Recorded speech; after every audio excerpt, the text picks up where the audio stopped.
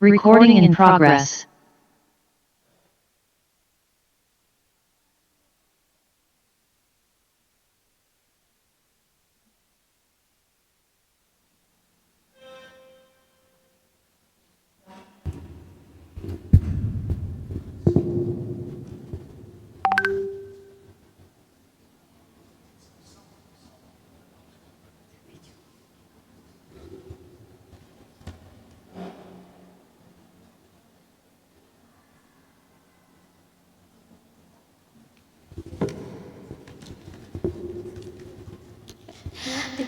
Assalamualaikum warahmatullahi wabarakatuh. A very good morning to everyone. Please be upon us all. Om Swastiastu, Namo Buddhaya, greetings of virtue. The Honorable Dean of Faculty Mathematics and Natural Science Universitas Negeri Yogyakarta, Profesor Dadan Rosana MSI, distinguished Vice Dean for Research Corporations, Information System and Business, Dr. Pujanto MPD, distinguished Vice Dean for Academic Affairs, Student Affairs and Alumni, Dr. Ali Mahmudi MPD, distinguished Head of the Graduates Program in Mathematics Education, Dr. Sri Andayani MCom, distinguished Head of the Undergraduate Program in Mathematics Education, Dr. Kuswari Hernawati MCom, distinguished Head of Master Program in Mathematics Education, Professor Agus Maman Abadi MSc, distinguished Chief Scientist of the Mathematics Center of Cognitive Research, Associate Professor Endah Retnawati PhD, distinguished keynote speaker from the Universitas of Sydney, Australia, Associate Professor Paul Chins PhD, distinguished keynote speaker from the Universitas of Leeds, United Kingdom, Associate Professor Oh Hao Chen, honorable guests, distinguished lectures, participants both on-site and online. Ladies and gentlemen, good morning and welcome to the Symposium on Learning and Instruction 2026. Allow us to introduce ourselves. My name is Nurizki Alifiani SPD and I am Nur Hasanah SSI. It is our pleasure to serve as your Master of Ceremony throughout today's Symposium.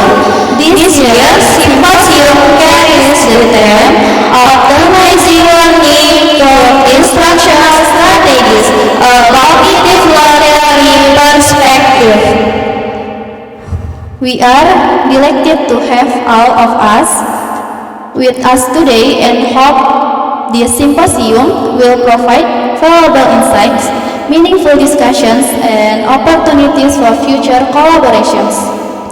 Before we officially begin today's program, let us take a moment to pray according to our respective belief, asking for God's blessings so that today's symposium may process smoothly, successfully, and very meaningful benefit to us all.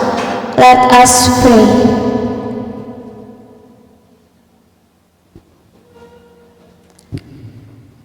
Amin. Thank you. May today's symposium be productive, inspiring, and beneficial for all participants. To officially commence the Symposium on Learning and Instruction 2026, we are honored to invite the Chief Scientist of the Indonesian Center for Cognitive Research, Associate Professor Endah Retnawati PhD, to deliver the welcoming remarks. Ladies and gentlemen, please welcome Professor Endah Retnawati PhD. The floor is yours.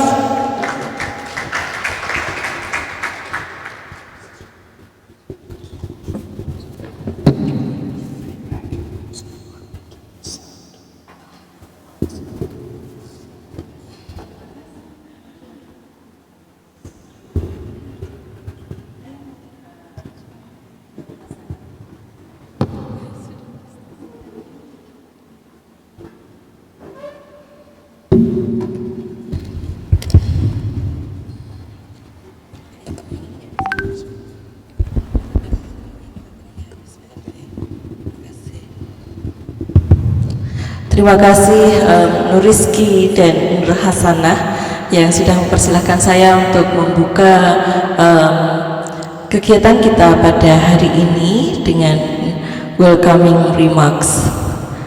Thank you for everybody who's already attending this meeting.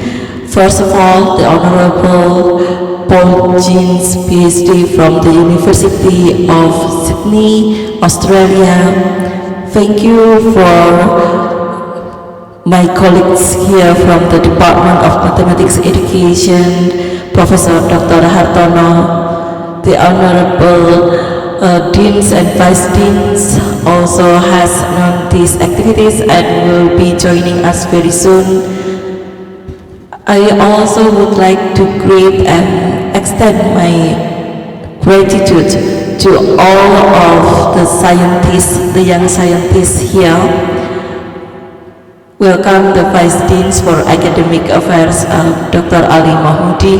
Thank you very much for attending and joining us today. I'd like to greet all of my students who are already in this room and students who are in the online meeting. Welcome to the Symposiums. This is our annual activities. This event was started like 5 years ago. It was a classical discussions about the final task or a project for my students. And then we find that these activities are very fruitful, productive, and helps from one to the others really matters. And definitely, well, all of us, the objective here, the aim here is to finish the final task in time. But then this symposium grows because of the students' initiative as well. So thank you very much for initiating this event becoming very, how do you say it? It looks so scientific activities or very academic. I really hope that you all will gain more benefits by attending these meetings. In particular today that we have speakers from Australia, and Dr. Ohauchen will be joining us in the afternoon because of the time difference. He is now in the UK. I believe that these meetings, these symposiums will inspire us, will motivate us to understand better the research that we are doing. And of course, for students who are still finishing the final task, hopefully you can finish very soon. Students who has not yet started the research, there will be ideas will be shared in this meeting. So make sure that you attend carefully or you attend in details. Don't sleep on, don't get swayed. So there are many more opportunities when you take the chances to ask questions or to share your thoughts. So at the end of the symposium, you will already get the ideas for your research. I think that's for the opening remarks. Again, thank you very much for Paul Jeans. You are already with us for something like a week now. And the Vice Deans for your support from before and for your continuous support.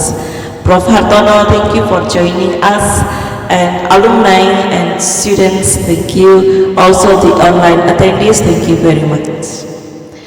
I think let's just get started. Let's start this way saying Bismillah together. Bismillahirrahmanirrahim. Okay, alright then I'll return this to you, but I need to say wassalamualaikum warahmatullahi wabarakatuh. Waalaikumsalam warahmatullahi wabarakatuh. Thank you Mrs. Enda for your warm welcoming remarks and according message. We sincerely appreciate your support and inspiring word as we begin today's symposium.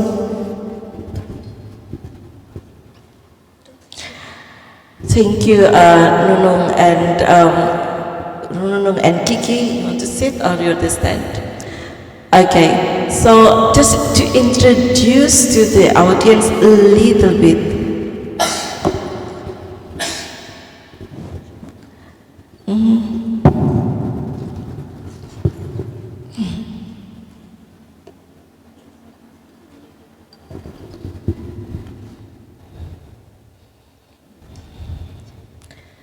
Okay, to introduce to you our speakers, our keynote speakers today, Associate Professor Paul Jeans from the University of Sydney.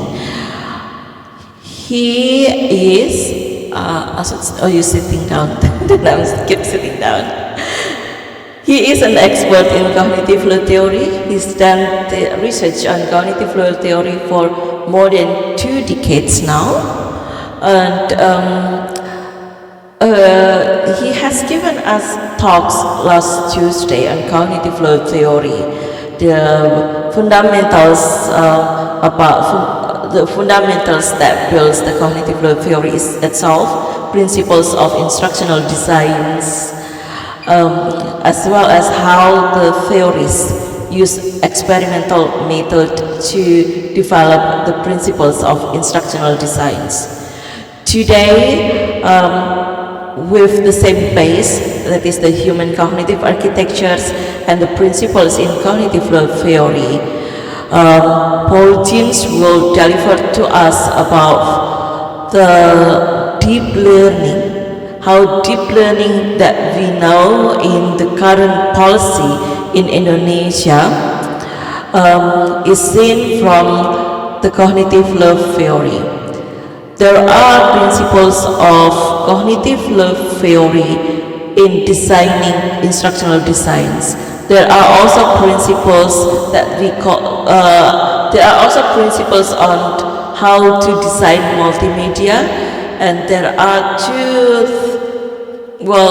it's like a cousins, like 2 parallel, 2 theories using the same base, but developed for 2 different kinds of media. One is called the cognitive flow theory, and the second one is called the multimedia cognitive flow theory. And he's going to talk more deeper in this area. I think you're also going to talk more about biologically and biological primary and secondary knowledge too. Thank you very much, Paul, for your insights and your availability to share with us about this. But before we start, we should do group photo first, as usual. And after the group photo, I'd like to invite the Vice Dean to say a few words for us. Cukup, okay, so cukup foto bersama. Okay, yeah, Nunung and Kiki, so is it okay? We do group photo together? Okay, alright. Mari Bapak Ibu.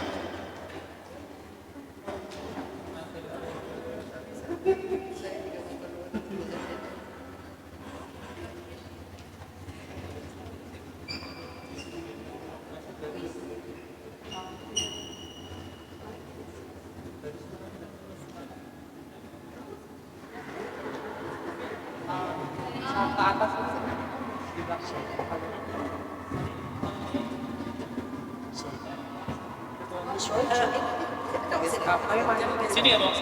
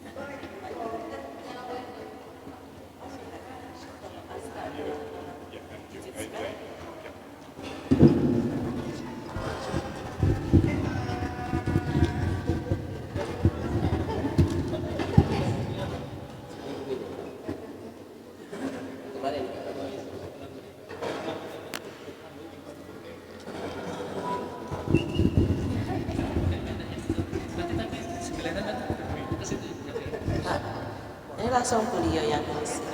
Ini beliau yang langsung yang isi materi satu jam.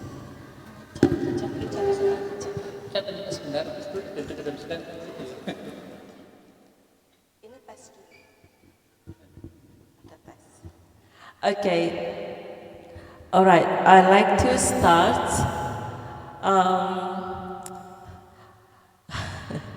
Okay, can we start now? Yes? Are you ready? Alright, before we start, we need to test your working memory capacity. Okay, you already overload. So, Paul Jeans will discuss deeper about the human cognitive architectures, our understanding on how students learned into deeper principles, through principles, and then we reflect on deep learning.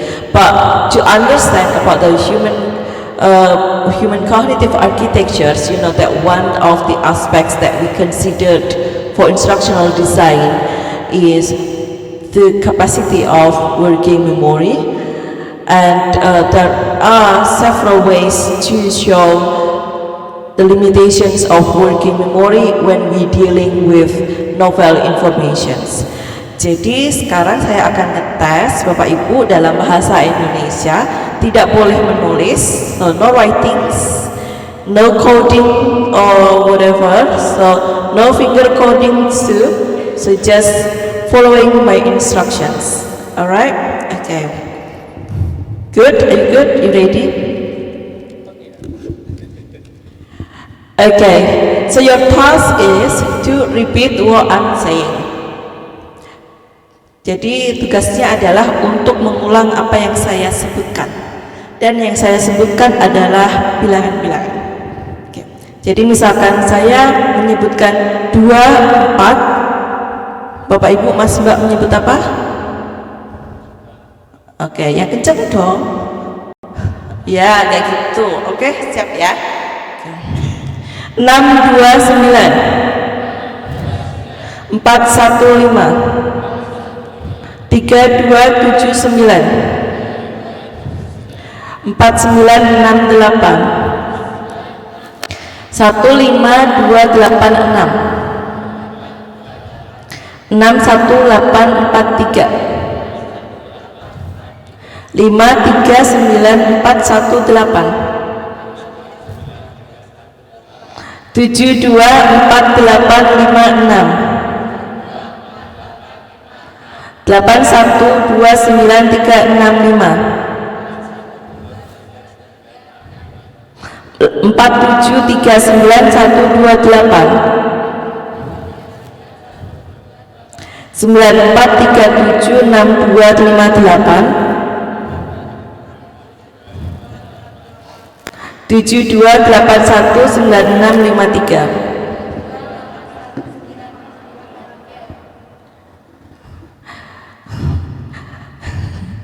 Lanjut ya.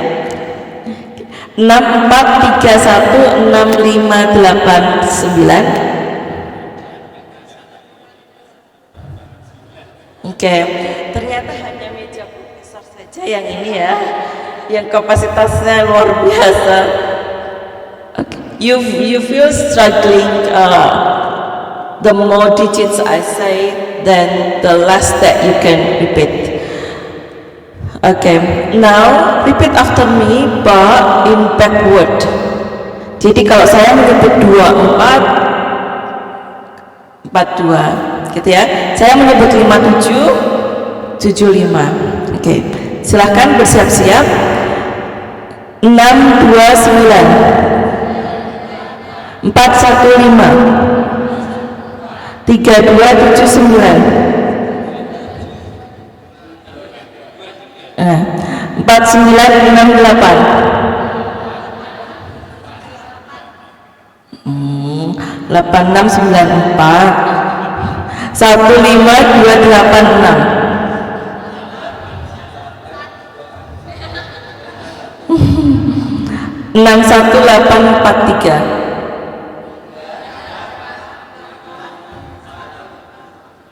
3 Gimana? Lagi 5394118. 8149 oke. 724856. It's getting harder, ya kan? Karena ada dua hal yang harus diproses, digitnya itu sendiri dan proses membaliknya. Ya, kita lanjutkan atau kita mau sorak-sorak juga di luar? Oke, satu lagi, ini yang akan saya sebutkan akan lebih panjang, jadi siap-siap dan disebutkan berbalik juga ya. Siap? 1, 2, 3, 4, 5, 6, 7, 8, 9, 10, 11, 12, 13, 14, 15, 16, 17, 18, 19, 20.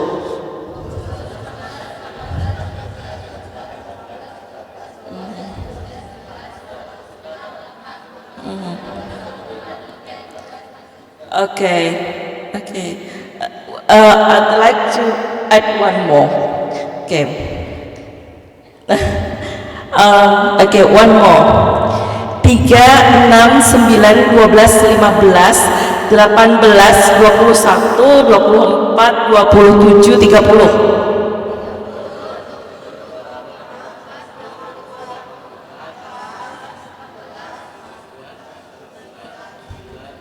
Okay. Good. Yeah, I trust you. So I add multiple tree from 3 to 30 and ask them to say backwards. And they're doing very well. Selamat. Jadi kalian sudah tahu ya bedanya. Meskipun sulit, tetapi itu sesuatu yang kita sudah familiar dan tugasnya itu juga prosesnya berat, kita tetap bisa memprosesnya. Tapi kalaupun mudah hanya sedikit, tetapi prosesnya ditambah tugasnya, itu akan menjadi sulit untuk diproses. Itu contoh mudah mengapa kadang-kadang kita bisa berpikir dengan lancar, kadang-kadang tidak. Itu salah satu penyebabnya bisa karena pengetahuan awal yang kita miliki dan kompleksitas dari apa yang diproses atau dipelajari. Dan itu menjadi salah satu dasar untuk pengembangan dalam cognitive load theory. Baik, okay, so back to you, Paul, and you use that. Okay, well, have fun. I don't think this one is working. Yeah, can you hear me up the back? Yeah. Okay, great. Could we have my PowerPoint slides up, please?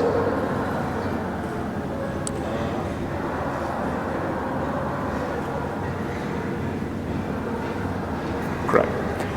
Thank you, everyone. And may I just say terima kasih once again for inviting me to your beautiful university and Yogyakarta and Indonesia. As many of you know, this is my first time in Indonesia. I am having an amazing time.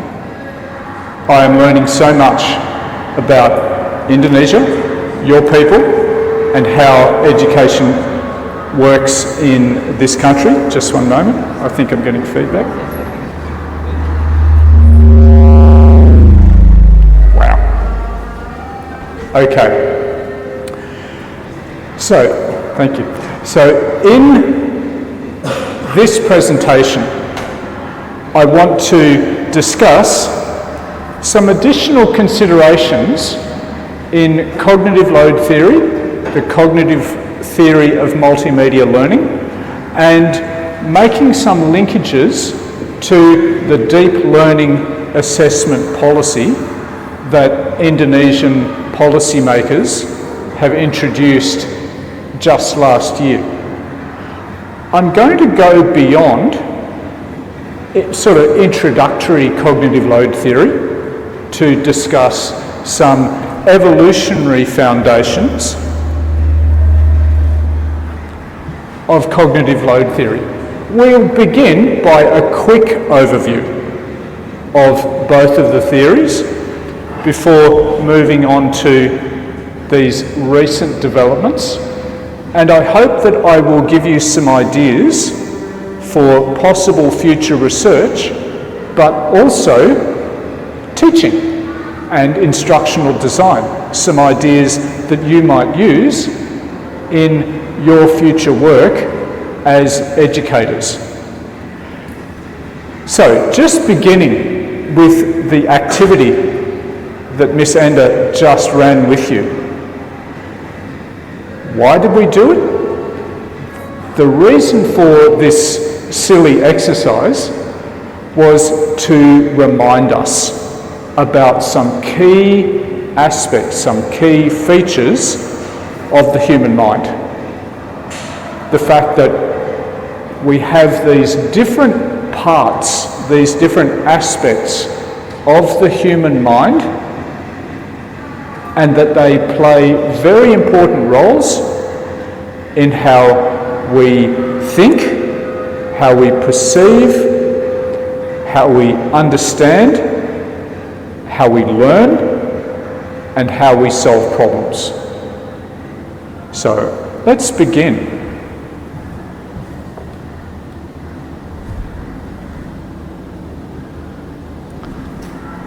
On screen here, we see a diagram, a simple model of the human mind. According to this model, there are two important aspects of the human mind. One of them is working memory. Working memory, we can basically think of it as our consciousness, what we are conscious of from moment to moment. Research going over a century, beginning with the digit span task, has established that we are very, very limited in the amount of information that we can hold in our conscious mind. A very famous article by George Miller in 1956 argued that there are some regularities, some features of human mind, and that we can reliably only hold in our mind about 7 plus or minus 2 chunks of information using a process called rehearsal. And we did that in the first activity. We rehearsed some numbers and spoke some numbers, and you tried to repeat those numbers back, and with more or less success. That process you were using was called rehearsal, just rehearsal. But we use our working memories for much more than just rehearsal. We use them for a wide range of additional, more complicated cognitive processes, such as these ones: comparing, contrasting, elaborating, searching, organising, and integrating, to use Richard Mayer's model. For these more complicated activities, these more complicated processes, our working memory is even more limited to about just 2 to 4 chunks of information. And when you were doing that second activity, where Miss Enda spoke the numbers and then you had to repeat them backwards, you were using your working memory in a more complicated way, a more challenging way. And did you notice it was a lot harder to remember things backwards? Yeah? Would you agree? Yes? Okay.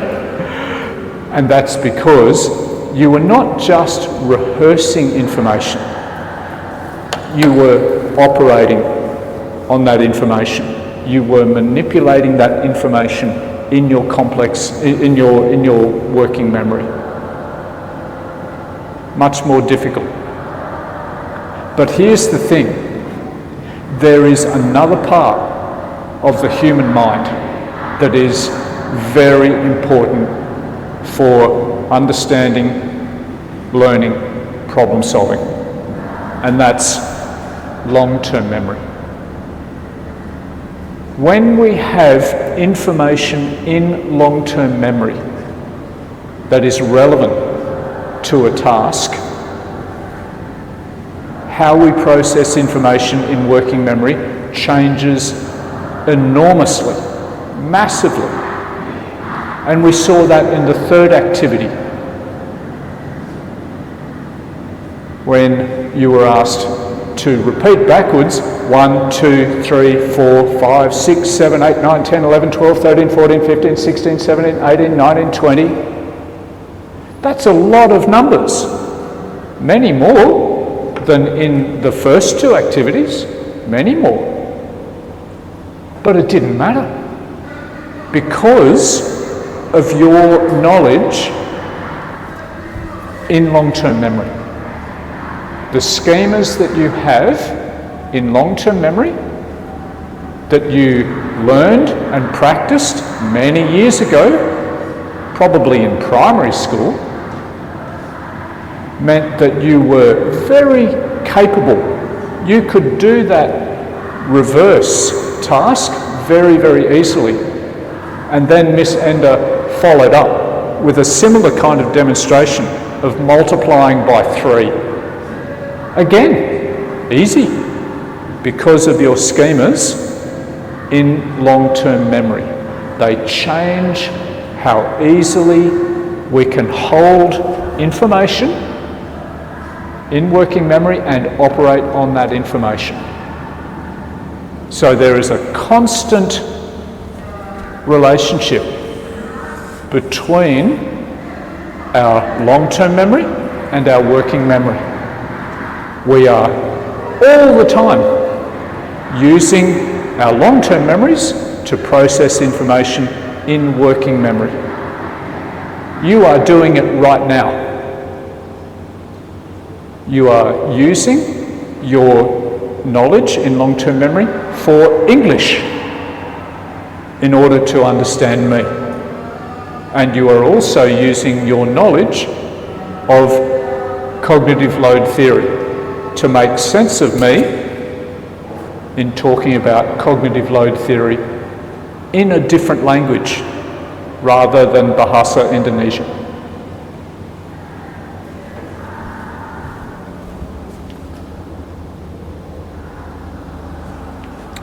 There are many educational implications that follow from this focus on the human mind. So here is a very, very big one. Working memory is a learning bottleneck. What is a bottleneck? This is a metaphor. What would metaphor be in Bahasa Indonesia? Okay. Yeah, okay. So, funny hobby.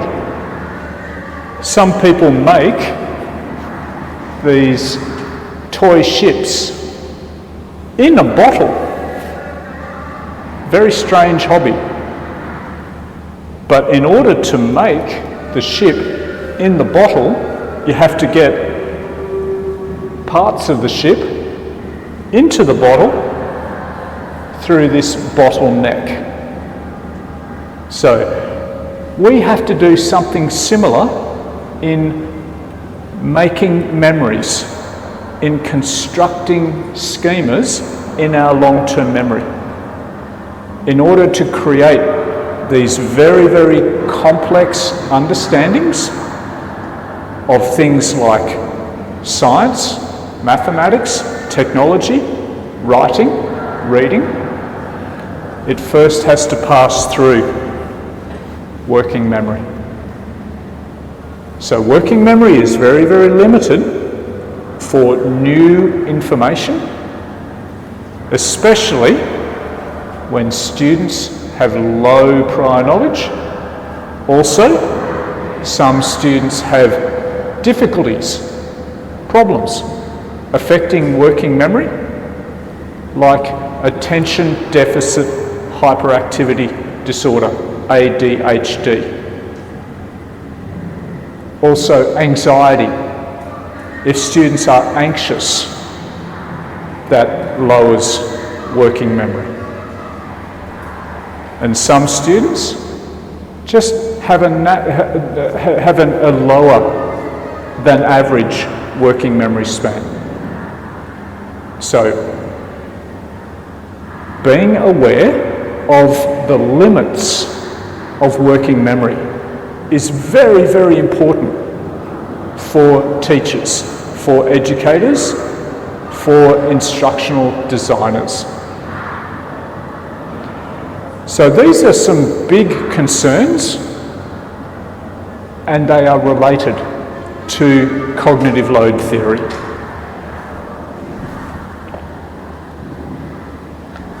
Just to quickly review, this word schema, what does it mean? Schema is a very, very old word, very old. Goes all the way back to ancient Greece, so thousands of years old. What does it mean? In Greek, it kind of means pattern. So, Enda, what would pattern be in Bahasa Indonesia, do you think? Okay. Pola? Okay. So, pattern. In a very real sense, people, human beings, are very, very good at recognising patterns. Once we have learned a pattern, we can recognise, we can think about patterns very, very effectively because of the schemas that we have. So, what are schemas? Here's my favourite definition. They are models of reality. Models of reality, models of ourselves, models of other people. And we use these models or patterns all the time. Like I said, we are using them right now. They affect how we perceive things, how we hold information in our working memories, how easily we learn new things, how easily we retrieve information and solve problems that we are faced with. Schemas provide us with a roadmap, a way of specifying how we might solve problems and understand the world. Here is a picture that I like to use to illustrate the idea of schemas. This comes from neuroscience. This picture is what is called a connectome. It is a model of the human brain. But I like to use it to illustrate schemas. It's complicated. There are many parts of this knowledge base, all connected. It is hierarchical. Some parts of the model are central. Things lead in to the model. Some parts of it are very, very small. So if we think of, to give you an example, imagine this network is me. Okay, this is Paul, my knowledge of me. Here is my sense of myself. and my family. Here are some things that I know very, very well. Here is my knowledge of psychology and educational psychology and research methods. Here is my knowledge of reading and parts of my world, my knowledge of Australia. Here is my knowledge of Indonesia. Very ignorant. I'm not very knowledgeable about Indonesia. I am a novice about Indonesia. I want to learn more, but if I'm being very honest, I do not know very much. But it is still connected to my knowledge of everything. So, this diagram, this image, I hope gives you some ideas about what are these things called schemas? Well, they are interconnected models of the world and ourselves that affect information processing and learning. Under this analysis, when we learn, we are basically constructing schemas. But there's another important process: automation. Automation happens when we practice, sometimes practice for a long time. Who here rides a scooter? Who rides a scooter? Hands up. Surely more of you than just... Really?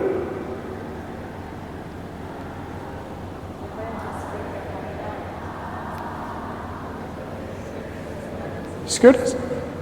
Riding around? Okay, I thought so. All right. So, think about when you were learning to ride a scooter. Very, very hard? Very, very even scary? Very difficult? Because so many things going on. Okay? Have to pay attention to how fast you're going, have to balance, have to operate the accelerator and the brake, have to pay attention to all of the other traffic so that you don't crash. Very, very difficult. Now, after you have practiced for many years, kind of easy? That's because of automation. The schemas that you had right at the start were not automated. But through practice, they become automated, and you can remember those schemas and you can use those schemas very, very easily. So, cognitive load theory basically says that to become an expert, we need to construct and automate a large number of schemas in a given domain, like science, technology, engineering, mathematics, reading, writing. Can I just pause at this point and ask if there are any questions that you would like to ask?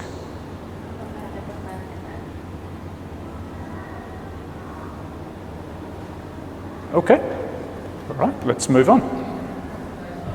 Oh, yeah.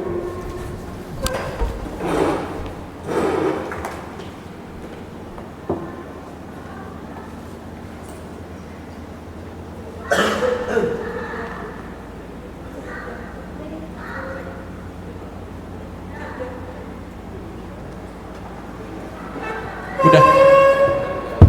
Cek, oke. I have a question. Check, okay. So I have a question.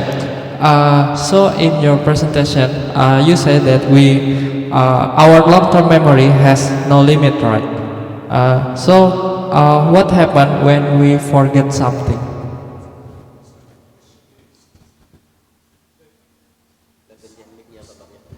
Researchers argue that there is no upper limit to how much to long-term memory, and you've pointed out something that doesn't seem to fit, because we forget things. So if we've learned things and there's no upper limit, then why would we forget?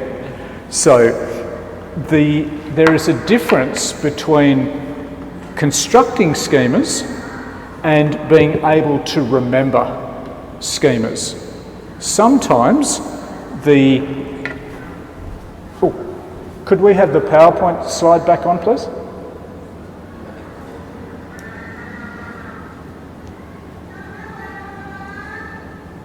Okay.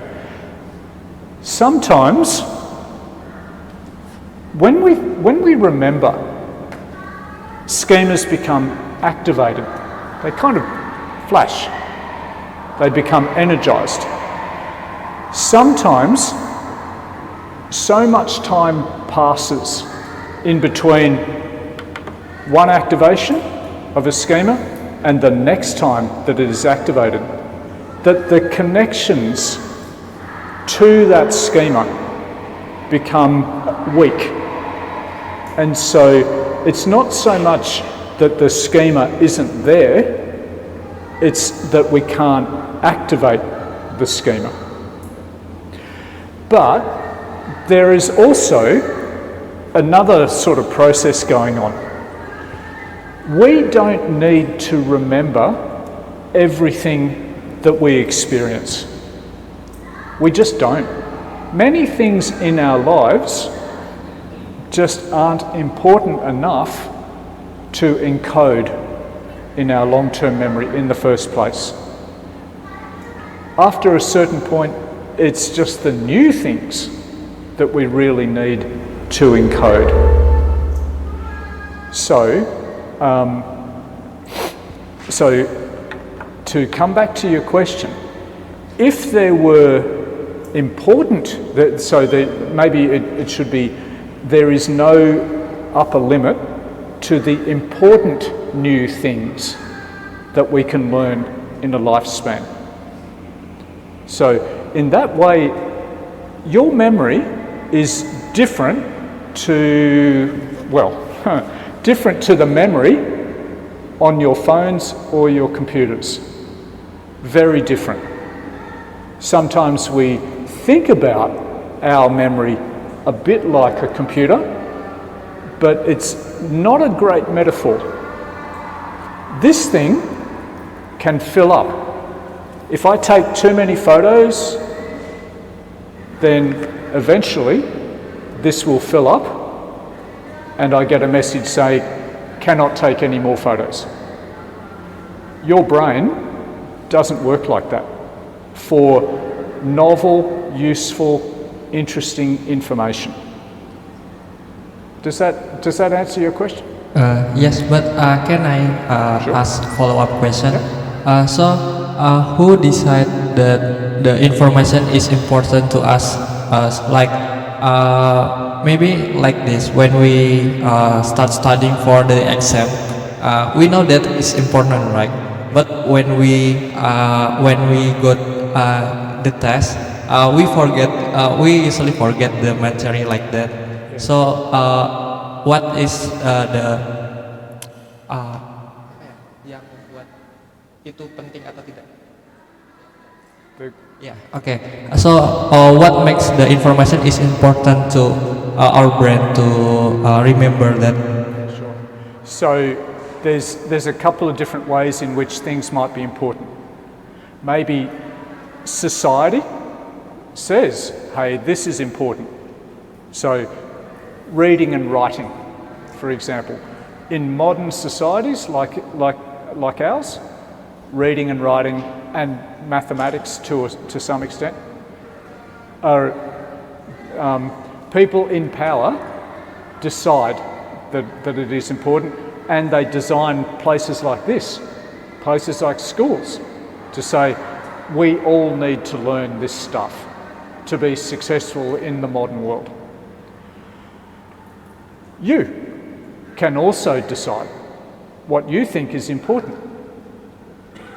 You might have an interest in something. Imagine you are interested in science fiction or anime.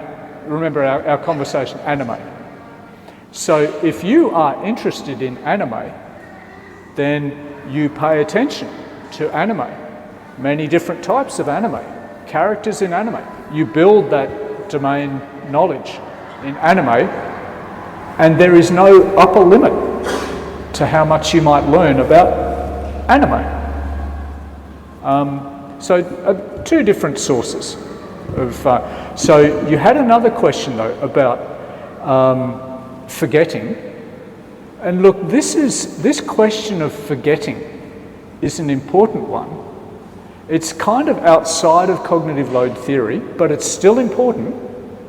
Of what is the practice schedule that you need to slow down forgetting? Give you an example. I studied high school mathematics in the 1980s, many decades ago. There is much of high school mathematics I can't remember because I have not practiced. But if I went back to school, I am confident I can relearn high school mathematics, and because those schemas are kind of hiding, I would relearn high school mathematics a bit more quickly than when I first learned it. I would activate and strengthen those schemas. So a question for curriculum design is, how often do we return to, here's something that has been learned, do we just never emphasise it again? If we want students to maintain that schema and be able to remember that schema, we need to design practice opportunities at certain intervals in the days, weeks, months following that initial learning. Again, that's a question that is outside of cognitive load theory, but it is still a very important question for learning and for teaching and for instructional design. So what I might do is find some more materials about that question, and I'll pass them on to Enda to pass back to the group. Okay? Thank you so much for the incredible answer. Okay.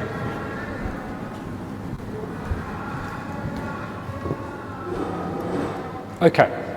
So everyone, just as a summary of what are the key ideas in cognitive load theory?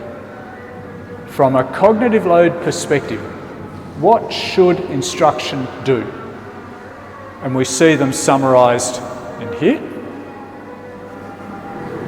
We should take account of what people already know, because what people already know affects working memory function. In other words, cognitive load. We should be aiming through instructional design to manage cognitive load. And there are different types of cognitive load. We'll talk more about those in a moment. And we should be aiming to support schema, construction and automation as educational priorities. Let's talk more about different types of cognitive load. Again, everyone, I'm hoping that you recognise these terms, that you have seen them before. When we talk about intrinsic cognitive load, we are talking about the inherent complexity of a learning task. given what people already know. For an expert, a seemingly complex task may actually be really, really simple.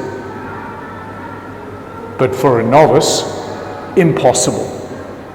So many interacting elements, so many schemas that are needed, but the student doesn't have them, or they're not sufficiently automated.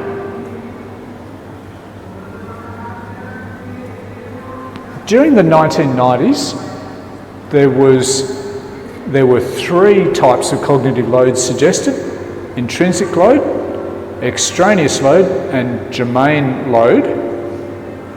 And around the 2010s, this idea of germane load, people started criticising the idea, pointing out problems in the theory. And so the suggestion that some of the leaders in cognitive load theory have made is that effectively germane load is not separate to intrinsic load. And so the name was changed from germane load to germane processing. What does it mean? The working memory resources devoted to dealing with intrinsic load rather than extraneous load.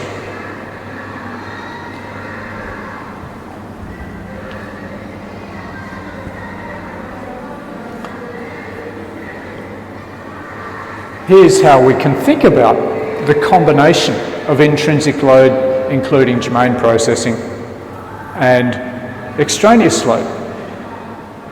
We have a certain amount of cognitive capacity, of working memory capacity. Under this analysis, if the combination of intrinsic load and extraneous load is beyond our working memory limits, then we have cognitive overload. When we are cognitively overloaded, it's very difficult to learn something new. There are not enough resources available to understand and construct and automate schemas. And so the job, the fundamental job of teachers is to manage cognitive load. So for instance, maybe a teacher looks at the lesson materials and makes some important decisions to reduce extraneous load. Maybe they look at the lesson materials and go, oh no, there's some split attention in these lesson materials. I should fix that. And they fix it, and the total cognitive load then becomes within the learner's working memory capacity based on what they already know. Still very high. The learner is having to think very hard, but they're not overloaded. So that's the basic job of teachers and instructional designers. Optimising working memory resources, optimising the lesson materials and lesson activities, and the learning environment to support learning. So just to point this out, we are all having to concentrate very hard because of extraneous cognitive load. It's beyond our control. I can't go out there and say, hey everyone, be quiet. Wouldn't work. So we have to think very hard. We have to concentrate very hard. But that noise is taking up some of our mental resources. It's part of the reason why teachers like relatively quiet, well-organised classrooms. We can understand classroom management through the lens of cognitive load. that the environment that we teach and learn in also matters for cognitive load. And can I just check? So 1.5 hours? Yes. 1.5 hours? Yeah, cool.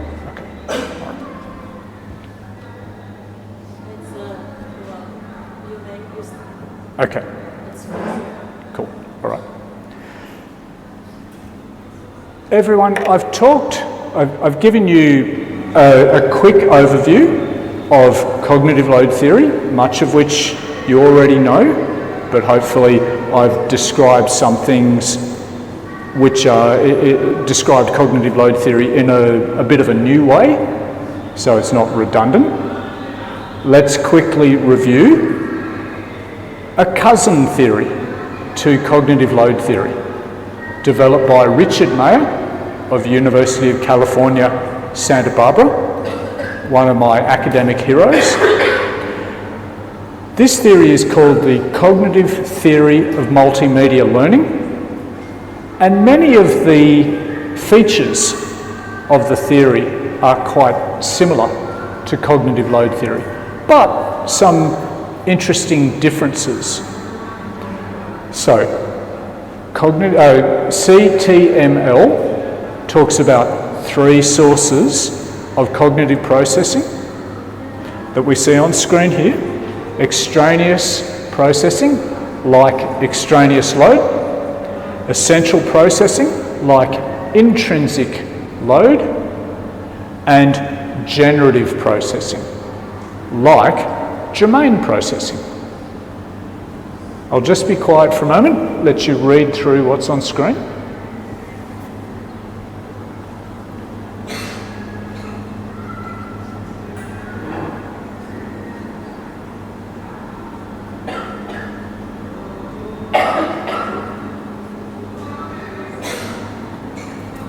So everyone, 2 things. I should have said this earlier.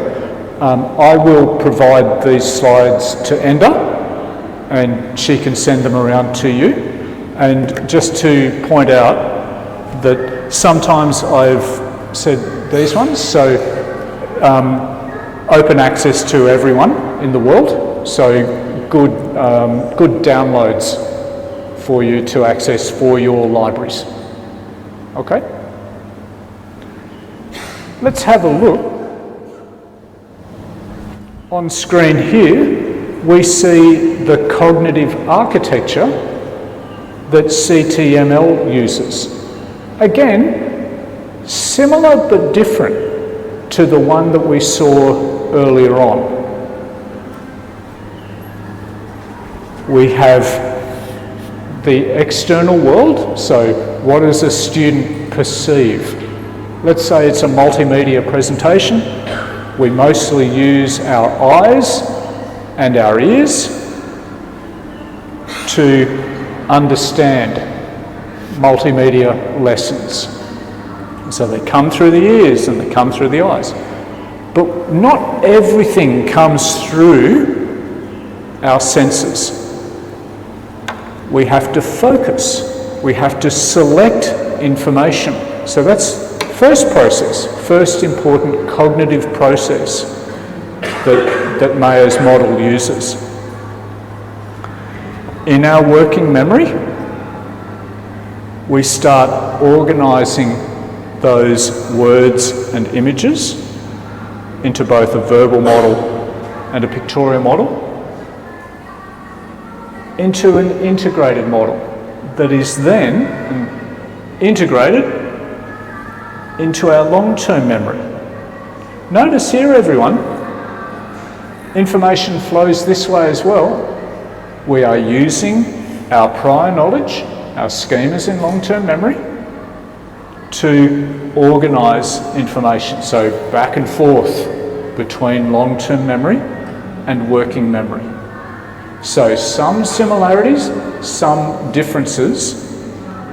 What I really like about Mayer's model is that it is very specific about the cognitive processes that are used. The SOI model of selecting, organising and integrating gives us a nice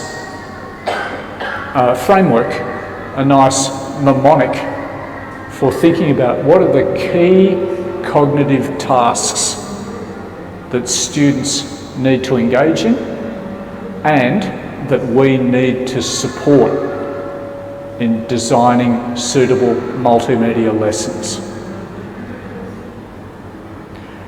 Multimedia can mean many, many things.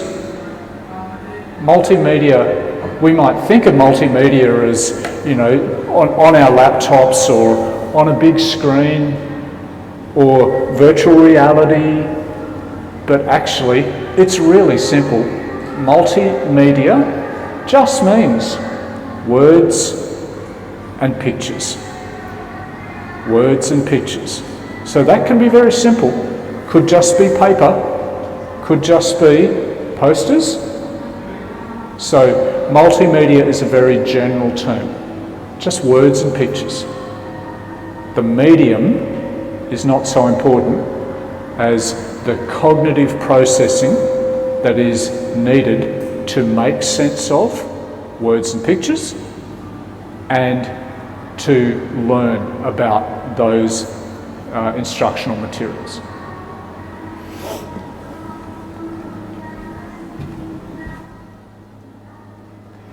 Everyone, just quickly, another framework that is kind of a cousin theory to cognitive load theory and CTML. Andrew Martin's load reduction instruction model. I'll be quiet for a moment and let you read through what's on screen.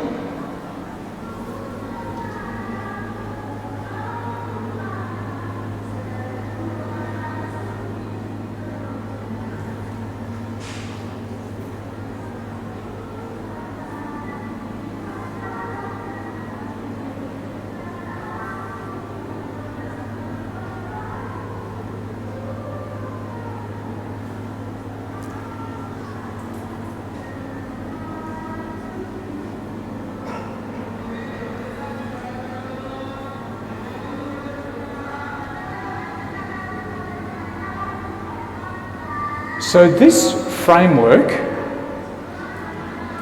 borrows many ideas from cognitive load theory, including cognitive load specifically, but it's sort of, I find it useful as a teacher because it helps me think about the journey that a novice takes from being a novice to an expert learner. Cognitive load theory talks somewhat about that journey, but I think this framework is more explicit for educators and worth learning about. On screen here we see the 5 parts of the model, and you notice that they operate in order, that there are different tasks and pedagogies for a teacher as they learn, as a student moves from being more novice to being more expert. The job of the teacher, right at the start of learning, is to manage intrinsic cognitive load, manage the difficulty that a student might face. There are a range of strategies that can be used to manage complexity and difficulty for novice learners, like pre-training, isolating elements, overlearning basic terminology, support and scaffolding is also important at this early stage. Can you guess what are some examples of support and scaffolding that cognitive load theory talks about? well done. Worked examples. So, worked examples are a really good support and scaffold for novice learners. And we can use ideas from cognitive load theory at this early stage. A nice example of scaffolding would be faded worked examples. That we start a sequence of worked examples with a full worked example and start removing support, removing steps in the worked example, then the next one, remove more steps, ultimately moving towards students being able to solve a whole problem by themselves. We need to give students practice and feedback, but also feed forward. What is feed forward? Feed forward is setting goals for a learner, what to aim for in the future in learning new things. And ultimately, we want our expert learners to be independent, to be capable of taking on learning tasks for themselves, making decisions about what should I learn next, what am I particularly interested in learning more about, and being creative. So, under this analysis, there is a role for independent and creative problem solving, but it needs to be based on students having developed a good, clear knowledge base. So we can have problem solving for learning and explicit instruction. They just need to be sequenced in a suitable way. That's the key argument of load reduction instruction, building on the expertise reversal effect.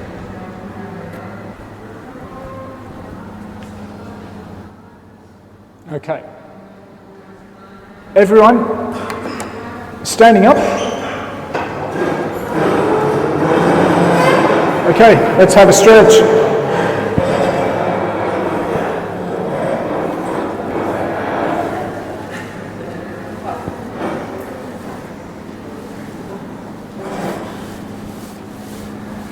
Okay.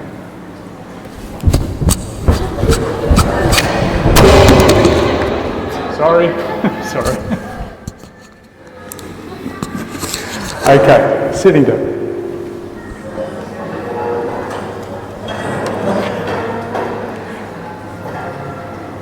So everyone, I've reviewed 3 different key frameworks: cognitive load theory, cognitive theory of multimedia learning, load reduction instruction. And now I want to talk about some more recent ideas in cognitive load theory as the basis for what are some of the key emerging ideas and emerging research in the theory. And again, these may give us some ideas for future research as well as ideas for teaching. So let's begin.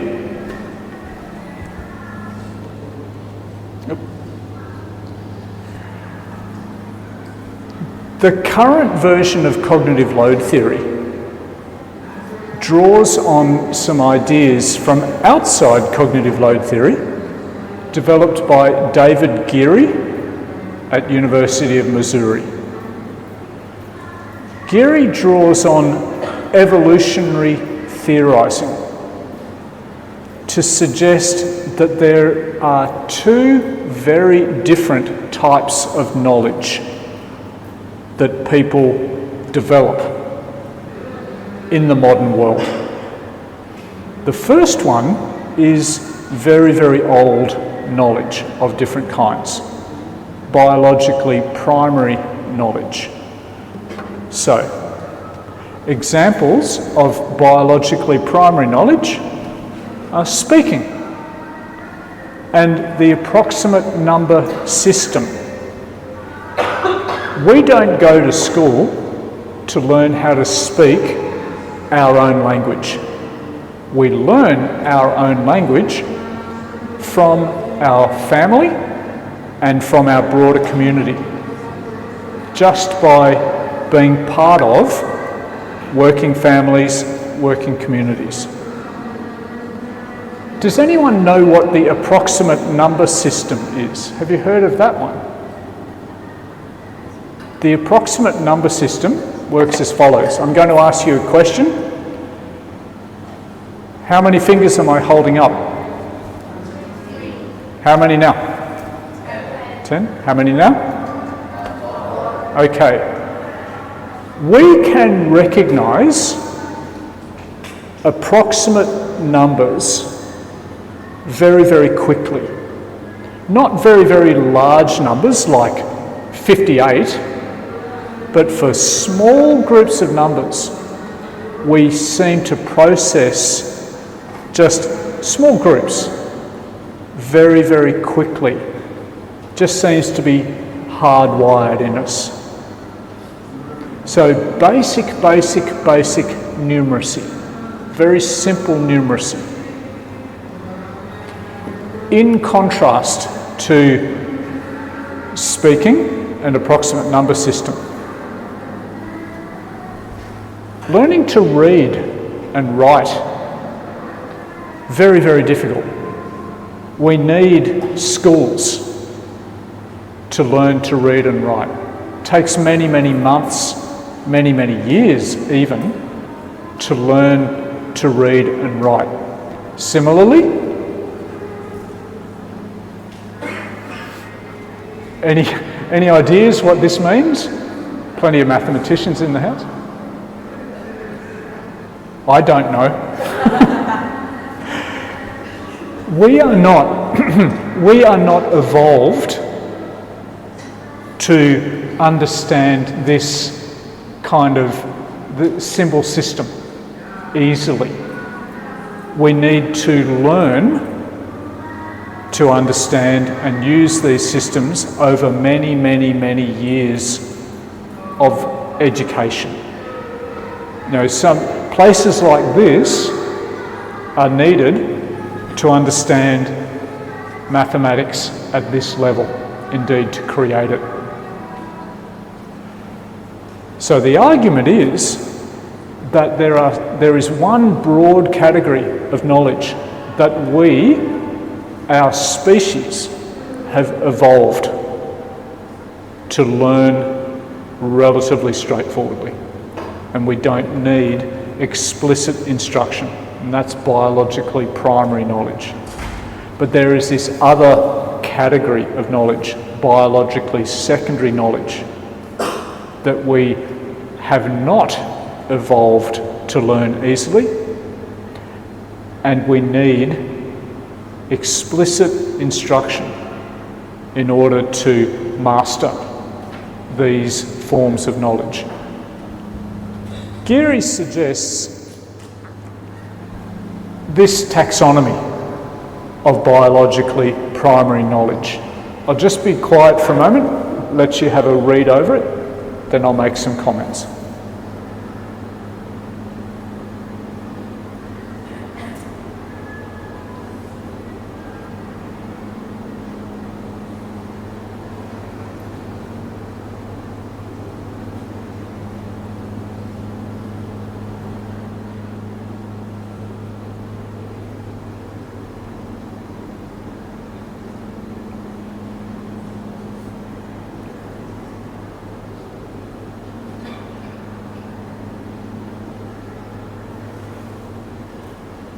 Okay, so Geary's argument is as follows, that all of these different forms of knowledge, of biologically primary knowledge, are useful to human beings because in some way or another they are useful for survival and reproduction.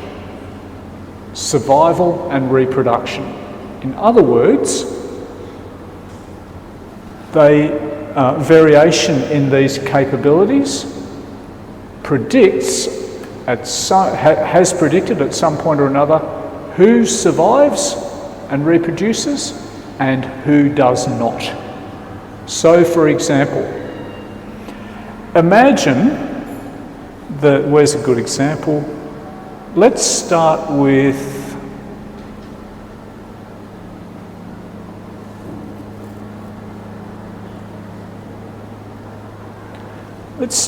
biology. Imagine 100,000 years ago, or even 200,000 years ago, people needed to eat. People needed to walk around and try and find things to eat. This plant is really, really good to eat. This plant, which kind of looks similar to this plant, poisonous. It will kill you. If you cannot distinguish between these two plants, you die because you eat the wrong plant and you die. You do not survive, you do not reproduce.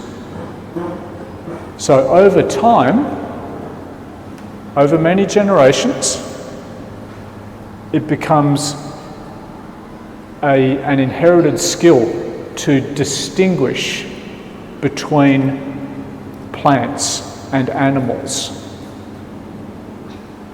because it has survival value and reproduction value. Other parts of biologically primary knowledge also have survival value. So for instance, being able to talk, being able to speak and learn another language is amazingly useful for us as a species. It really distinguishes us from virtually every other species. Why is language important? Because we can talk with other people, communicate with other people, organise with other people. Imagine that I am a hunter, okay, a hunter, and I say, we are hunting hunting a buffalo, and I say, Richie, Nindy, get over there, I'll come around here, and we'll get the buffalo together. We can coordinate our actions in order to get the buffalo and be able to eat and survive for another couple of weeks on one buffalo. So, one more example. So all of these different forms of knowledge we have evolved at different points in time, in deep time, to learn these different categories of knowledge because they help us survive. Some of these forms of knowledge probably came before Homo sapiens, that there may have been other earlier ancestors of people that had some of these capabilities, like facial expressions. Some of these predate language, probably. So these are all categories of information, of knowledge, that have survival and reproduction value. So why does this matter? Well, for the following reasons. These categories of knowledge are very different to biologically secondary knowledge. Biologically secondary knowledge, like reading, writing, many scientific tasks, many mathematical ideas. These have not emerged in deep time. They are very, very, very recent inventions by people. We have not evolved to learn them easily. Our genetic heritage does not encode how to write. Great if it did, but it doesn't. And so it's the job of educational institutions to help people develop, help people construct schemas for biologically secondary knowledge. On the next two screens, I've got a sort of a table laying out the differences between primary and secondary knowledge. So I'll just be quiet for a moment and let you read through these rather than speaking them out.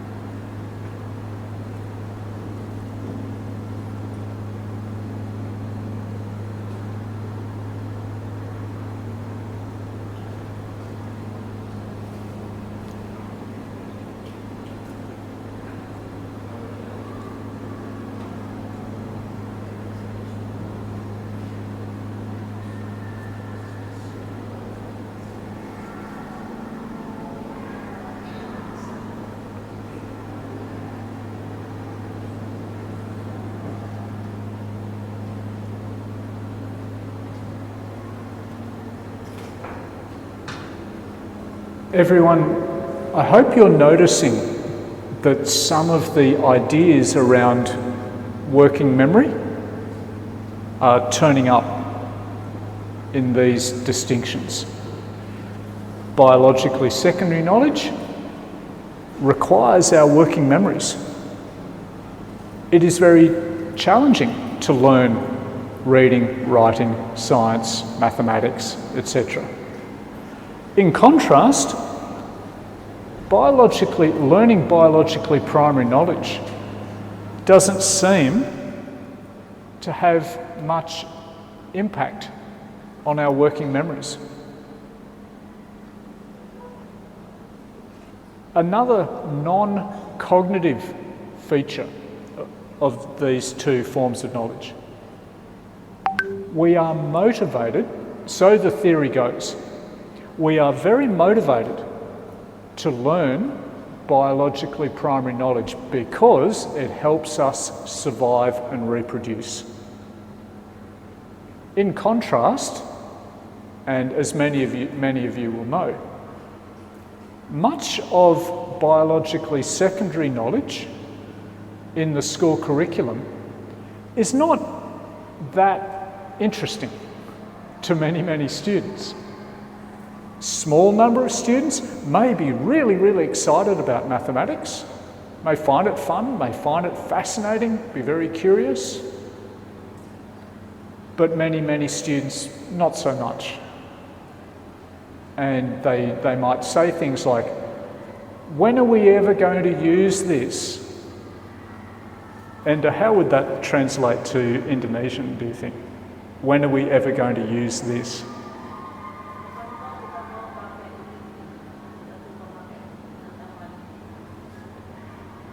Is that something that Indonesian students say, or are they too polite?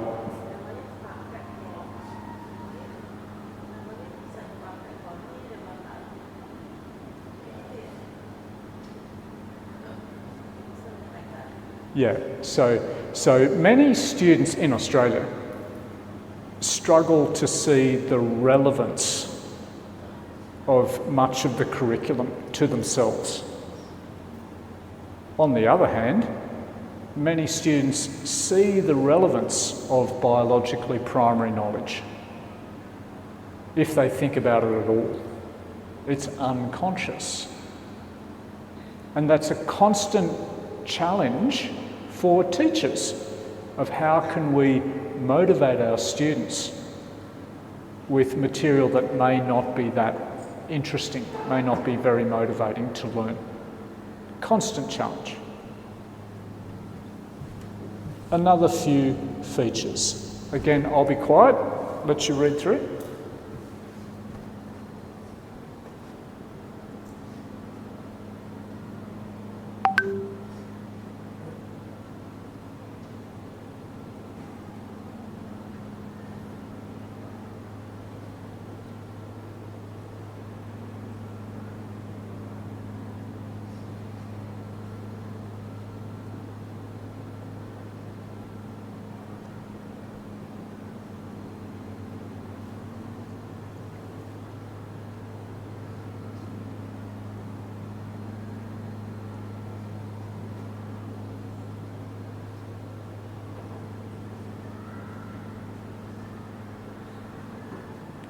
Okay, so I think what we see on screen are some ideas that I've already talked about, but we can see the distinction between biologically primary versus secondary and the implications for cognitive load theory.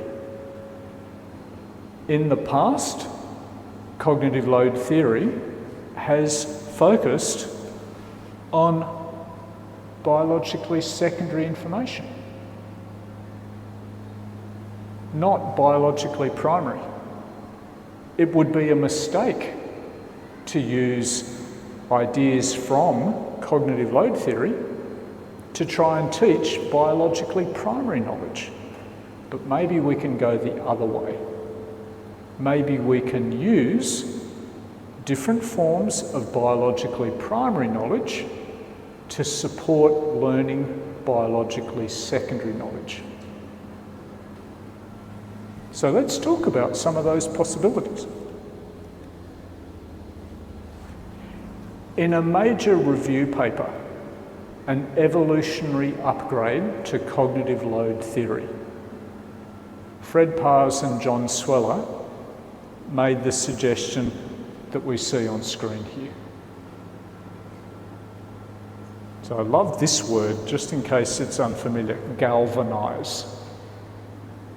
Galvanise basically means to make possible in a very strong way, to support, but it's stronger than support as a synonym. So we could say it may be possible to support. Sorry, no, it's not. To rephrase this, it may be possible to support learning secondary skills through primary skills. Just turning it around. Let's see some examples.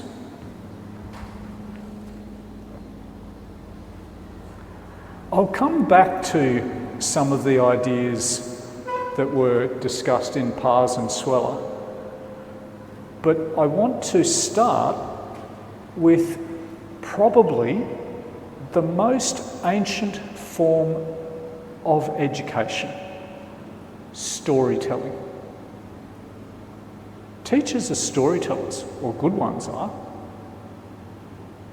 On screen here, we see a form of education from my country. Storylines, songlines, used by Australian Aboriginal people. This is a form of instruction that is tens of thousands of years old.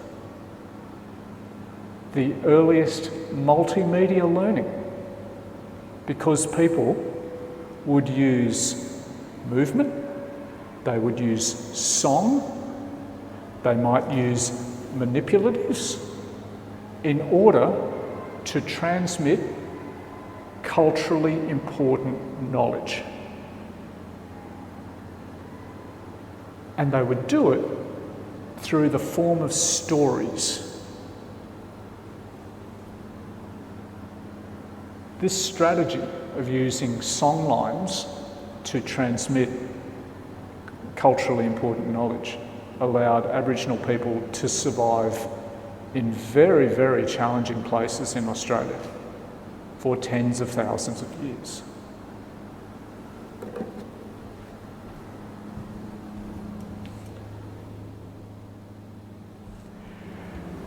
Modern cognitive psychology has a few things to say about narrative and storytelling. So some of the research has involved a form of schema called a script. A script is like it sounds, a form of knowledge that lays out events and people interacting with events over time. So it's different to a conceptual schema. It's more active and it lays out how people do the things that they do. So for example, we may have scripts for important activities in our culture, like going to a restaurant or coming to a conference.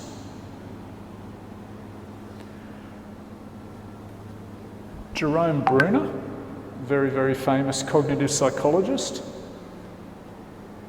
argued that there are two fundamentally different forms of human thought. The one that we often see in the modern world is logico-paradigmatic. It's very systematic, based on reasoning, often based on empirical research, the kind of thing that we do all the time in places like this. But that's a very recent form of human thinking. The much older form is this one, narrative, based on storytelling. Some people have argued that, you know the word Homo sapiens, wise man, wise person, another way of saying, rather than wisdom, another way of describing us as a species is the storytelling animal. It seems to be something that we do all the time. We tell stories. Whether those stories are accurate reflections of reality or not.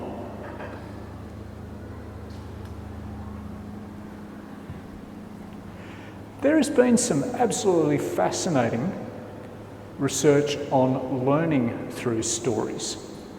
One of the earliest ones that I've been able to find took place in the context of learning lists of words. This was a very common form of educational research many decades ago. People wanted to learn about learning through focusing on lists, serial lists. And so in this study, there were two conditions.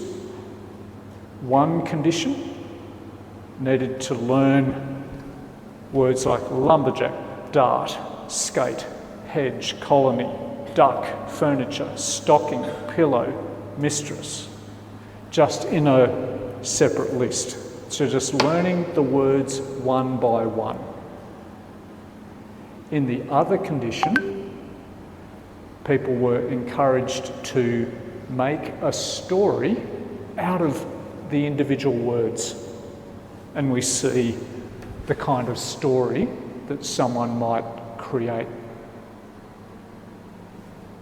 Massive, massive difference between those two conditions in how many words people were able to remember. Huge difference.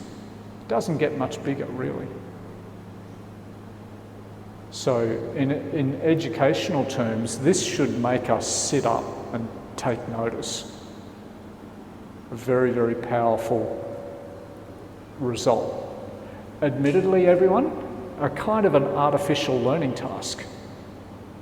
In curriculums, often we don't do this kind of learning.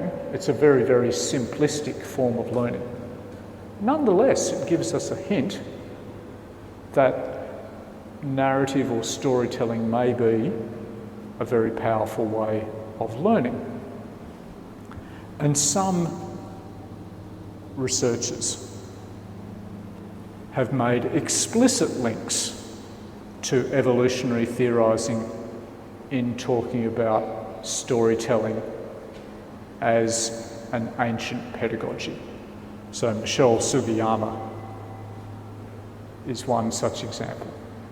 And we see here that she is very explicitly linking the use of storytelling by people to evolutionary theorising.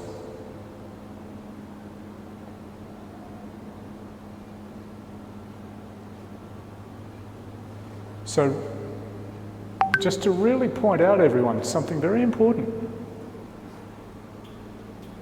Storytelling is ancient. Happened before places like this, happened before societies like this. We were almost, well, actually I'm not even going to say almost, we were using stories long before we became agrarian societies. So societies like Australian Aborigines provide us with clear evidence of the use and importance of storytelling for educational purposes. And you might be wondering, everyone, well, what even is a story? So just to clarify, here are some features of narrative. So what would it take for a lesson or a series of lessons to include storytelling elements? These are some suggestions from Avramedo and Osborne. So a relatively clear story would have things like a purpose, clear events, a clear structure, time, a sense of agency in the actors, a clear narrator, that might be you as the teacher, and a reader, the students. So we might be able to tell very complex stories, or maybe very, very simple stories by incorporating some of these elements in some form or another. So I just wanted to start with storytelling and narrative as probably the oldest pedagogy, the oldest form of instruction, which we can still use. And if you look carefully in classrooms today, you may find that very, very effective teachers are still using stories to teach in some form or another. And maybe lessons that are not so effective, maybe it's because a clear enough story is not being told. Something to think about. Okay, let's move on. One of my favourite Australians, and I wonder how many people in this room know this man, Terry Tao.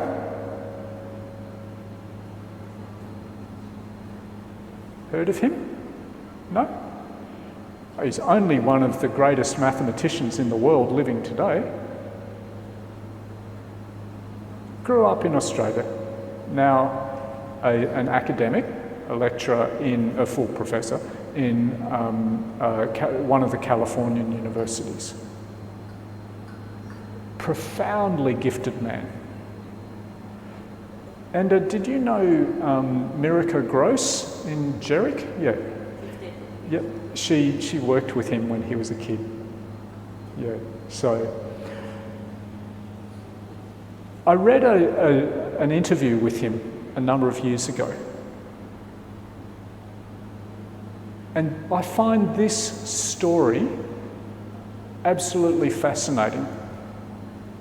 So here we have one of humanity's greatest minds for mathematics, and he is doing something like this.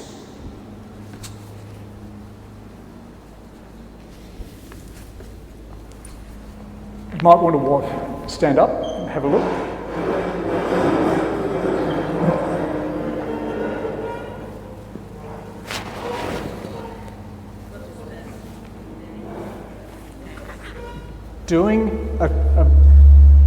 Doing a mathematical transformation using his body in order to help him understand. So the modern world, the modern world doesn't really encourage us to use our bodies consciously for understanding.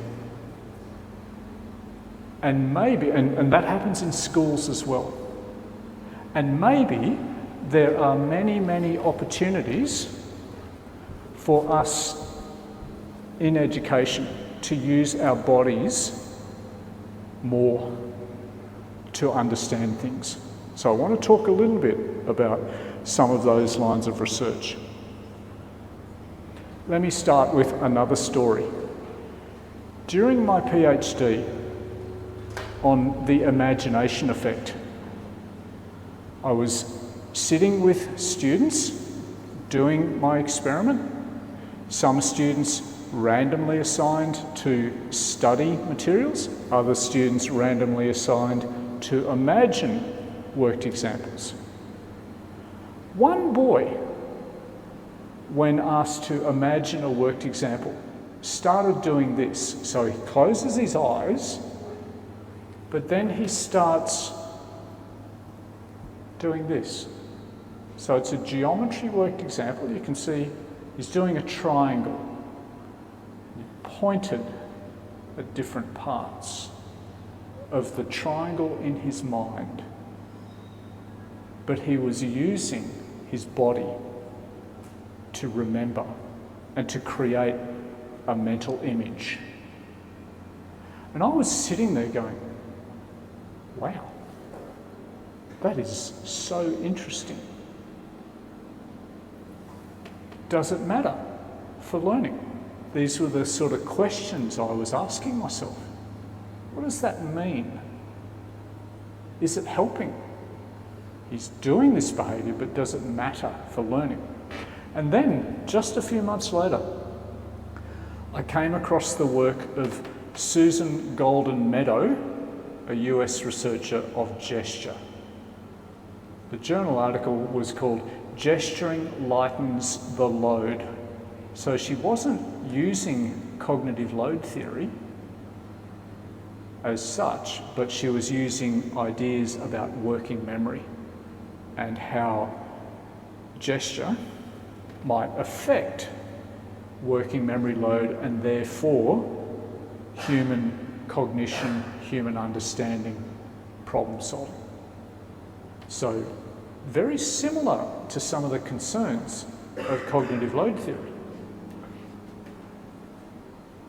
We see a number of different ways in which gesture may help with cognition. Gesture is commonly used in communication, very commonly used. And here's some homework for you, everyone. Next time you have a phone conversation, just notice for yourself, are you gesturing? Why are you gesturing if the person isn't there? That says something about the role of gesturing for your own thought processes.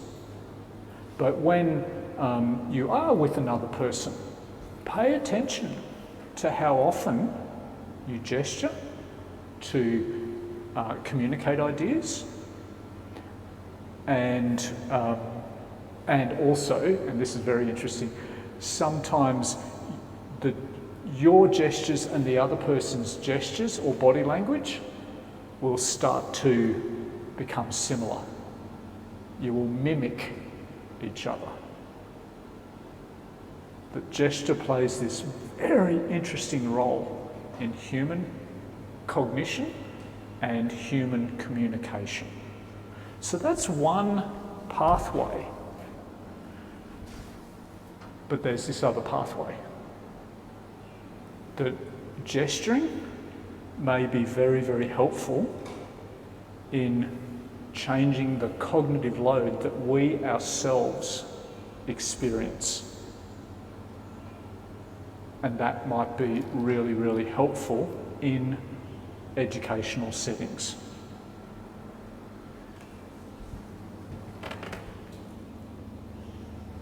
Here's an example, everyone, of a simple study investigating gesturing for learning. Here are the instructional materials, not multimedia, just words. And here are the instructions that students in the gesturing condition received. And so we could use similar instructions for multimedia learning. For me, this was a very interesting study, but my criticism of it is it's a little bit artificial, because why would you just study words for something complicated like this when surely you should have an image or an animation of the human heart? So it's not exactly educational research, it's more cognitive research, but it's, I think, heading in interesting directions for educational researchers. But honestly, I think we could adapt instructions like this very easily for research and for teaching. So explicit instructions to gesture to help people learn. There are many types of gestures. You've seen me make many of them. But the earliest one to emerge is pointing. Next time you see, anyone got any babies? I know you do. You have a baby? Yeah? How old is your baby? 10 months? Okay. So, starting to point? Not yet? Okay, so soon, probably soon. So, pointing emerges naturally in babies around 9 to 10 months old. No one teaches a baby they don't go to school to learn how to point. It is biologically primary. Plays a very, very important role in communication with caregivers. Hey everyone, remember when we went to the ballet? Those of you so we went to the ballet on Saturday night, I think it was, or Sunday? Yeah? So, and remember I was playing the gamelan and a little toddler came someone was, Hilda, maybe it was you, taking photos or taking a video, and I was looking at the video and this little toddler came over, played with me, wanted the hammer, banging away on the hammer, got a bit bored with banging away on the hammer, turned around and then pointed that they wanted to go over there. Off they toddled. And just a great example. Biologically primary knowledge. Before communication. What parents do with pointing is teach. they will say things like, they will look where the child is pointing, so a natural signal. They will look where they're pointing and say, oh, a bird, that's a robin. Isn't that a lovely robin? Let's listen to the robin. These are all little learning opportunities that play a role in language development. And interestingly, everyone, very simple line of research called print referencing, where we use biologically primary pointing to help students learn biologically secondary knowledge, in other words, writing, pointing to the words in a book or a screen. Educators in early childhood and primary education do this all the time. They use their fingers to direct attention. And teachers in other settings, all the way up to university, also do pointing to direct attention. And you've seen me use something like that, but this is the original form of that. And we can take this everywhere. Pointing happens in space, but our hands are also good for touching things, for manipulating things. And so one quite old use of the hands is to touch things with the index finger. Maria Montessori, very, very famous educator from Italy, developed a range of embodied learning materials, including what are called sandpaper letters. So a teacher works with a student traces out the sandpaper while the teacher says, that's a C. The C makes K, K. So again, multimedia learning. Eyes and ears and touch. Embodied learning. Creating a richer schema, a more memorable schema in long-term memory. Research on sandpaper letters has gone on for many decades, and my research on tracing is the most recent version of this line of research using cognitive load theory. Here we see an example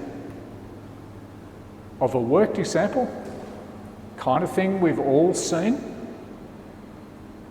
And if we think carefully about the nature of a worked example, we can create opportunities for students to trace. If we think carefully about what are the key elements within this worked example, what are the key learning outcomes? What are the key ideas, the key skills, the key processes that we want people to learn? And can they be traced? So, for example, here's the given angle. Trace it out. So, step 3, we have a rule here: when two lines cross, vertically opposite angles are equal.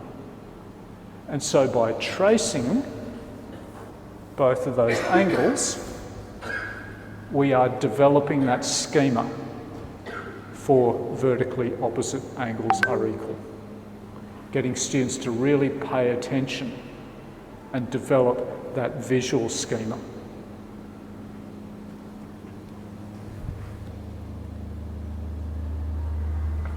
We can use various forms of tracing as well as touching through pointing in a couple of different experiments. we have used instructions like these ones. So it's not just it's not just tracing, it's also touching through pointing, depending on the nature of the lesson materials. So I use these instructions where there are, again, multimedia, but it may be more text plus diagrams, like how a star forms or how the heart works. So different to worked examples. So again, with some creativity, we can think about different ways that we can use our hands to help us learn.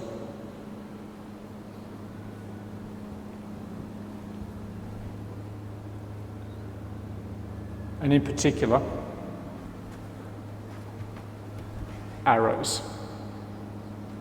I'm very, very interested in arrows because arrows help us develop a sense of process in many, many different settings. A sense of process, a sense of change. The first successful experiment that we did with arrows alone was learning the water cycle.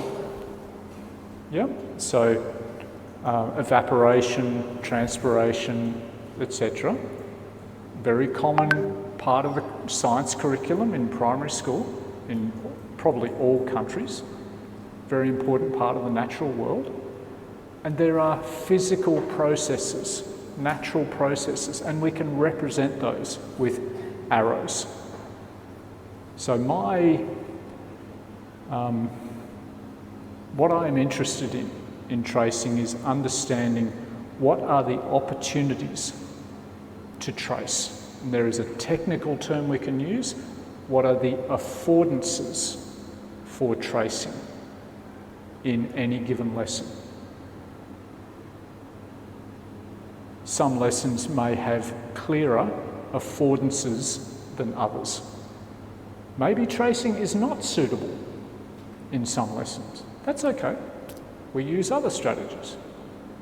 But there may be many lessons, particularly ones with clear visuals, like the water cycle, or like geometry, where there are very clear opportunities to trace. So, very ongoing line of research.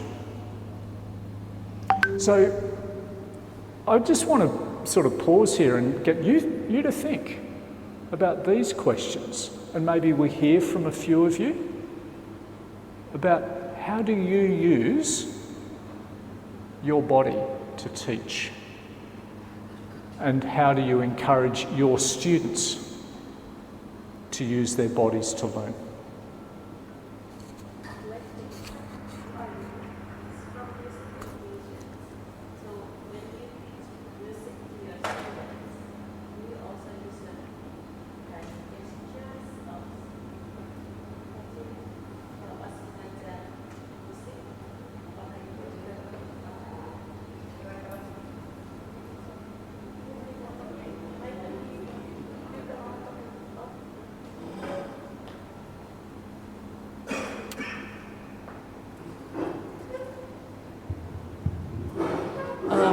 Jadi beliau bertanya apakah mungkin dari teman-teman Bapak Ibu yang hadir di sini pernah mempunyai pengalaman langsung menggunakan gerakan tangan, menunjuk, meraba, tracing ketika menjelaskan sesuatu pada orang lain. Saya gerakan tangan.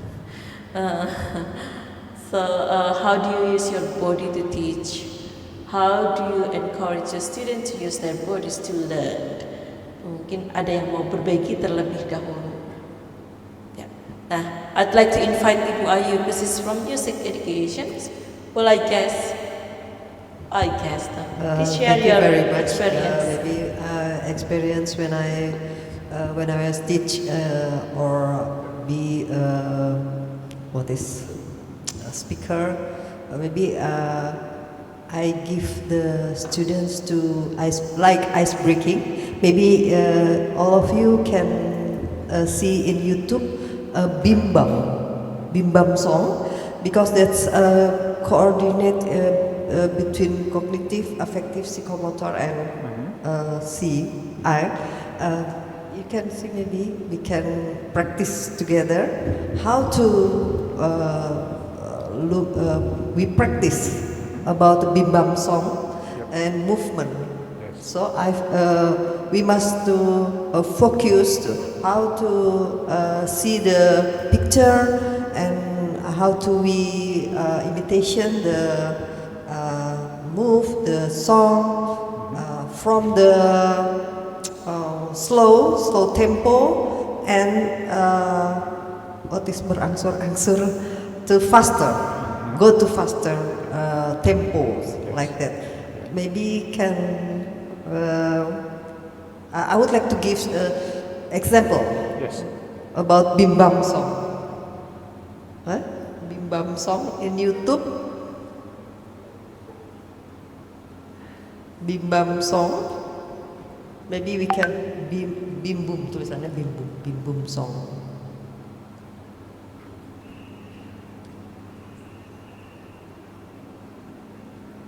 Bimbum song, bisa. Yeah, like that. Yes. Bisa dibesarkan.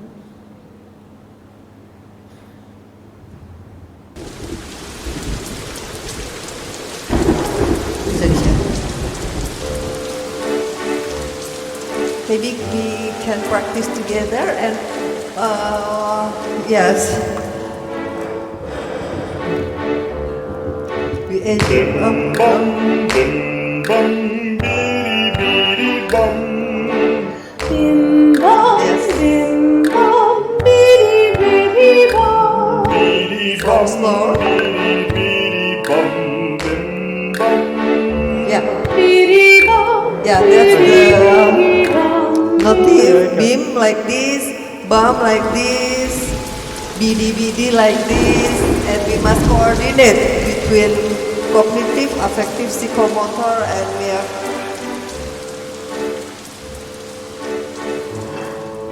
clapping. Bim Bum, bum bim, bum, bidi bum. Bim bom, bim bom, Bidi bum. bidi bum Bidi bum, bim bum. bidi bom, bidi bom, bim How to coordinate? bim Bum, bim bum, bidi bum. bim bom, bim bom, bidi bom. Bidi bum, bidi. Happy all of you. Bidi bom, bidi bom, bim bom. Bum, bidi bum. Bim bum, bidi bum, bidi bum, bidi bum, bim bum. Bidi bom, bidi bom, bim bom. Bim bum, bidi bum, bidi bum, bidi bum, bidi bum, bidi bum, bim bum. Bidi bom, bidi bom, bim bom. little faster, until faster, really faster. Bim bum bim bum bidi bidi bum bidi bum bidi bum bim bum. Bim bom, bim bom, bidi bom, bidi bom, bidi bom, bim bom. Big bum, bidi bidi bum, bidi bum, bidi bum, bim bum. Big bum, bidi bidi bum, bidi bum.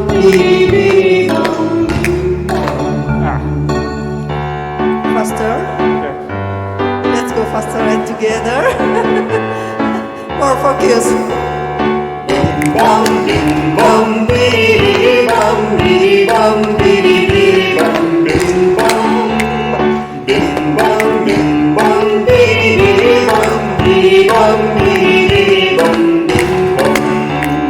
Bim, bum, bidi, bum, bidi, bum, bidi, bum, bim, bum. Bim, bum, bidi, bum, bidi, bum, bidi, bum, bim, bum. Really faster. All right. Really fast. Yeah. Bim, bum, bim, bum, bidi, bum, bidi, bum, bidi, bum, bim, bum. Bim, bum, bim, bum, bidi, bum, bidi, bum, bidi, bum, bim, bum. Bim, bum, bidi, bum, bidi, bum, bidi, bum, bim, bum. Bim, bum, bidi, bum, bidi, bum, bidi, bum, bim, bum. Okay, thank you very much. I always give this with audience for coordinate and focus. Yeah, so Thank you very much. nice point. I'm very interested, it's, again, kind of outside of cognitive load theory, but kind of associated, that there may be opportunities for pre-lesson brain breaks involving movement, including mirrored movement or mimicked movement for restoring working memory.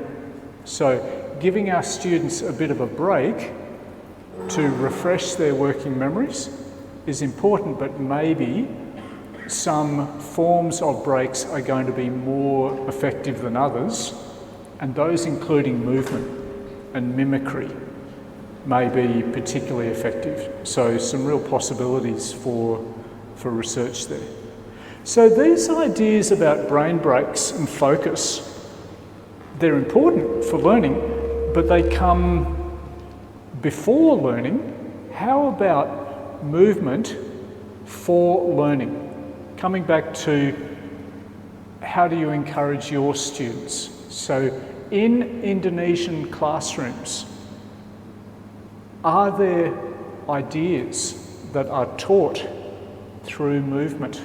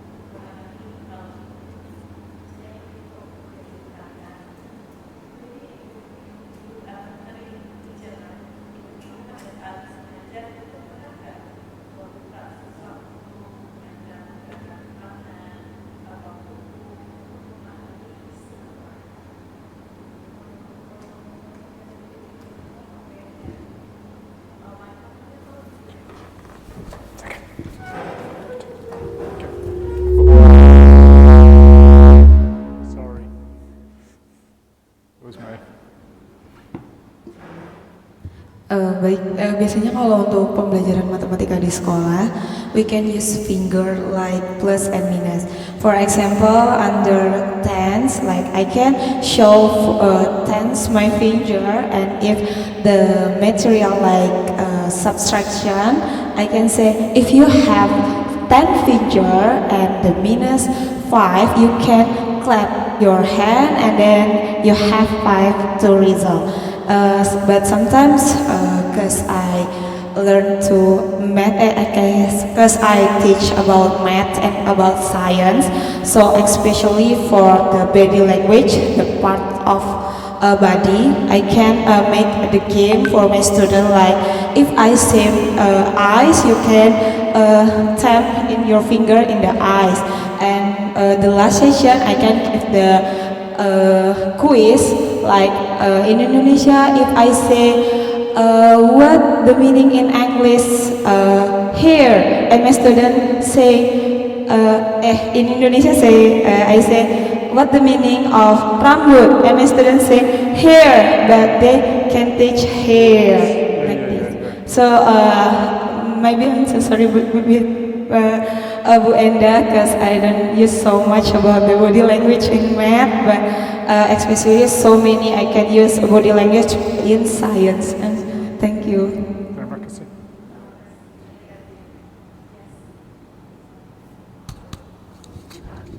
Thank you. Maybe in music education, especially in musical practice instrument, before the student practice, I always taught them for the sing with like percussion maybe. Please sing with mouth, ta ta ta ta ta ta ta ta ta ta ta, like that. And after that, they practice in instrument. And that's interesting in some cultures, particularly in India, with drumming, the types of drumming in India, the spoken rhythms are vital to learning how to a tabla, yeah.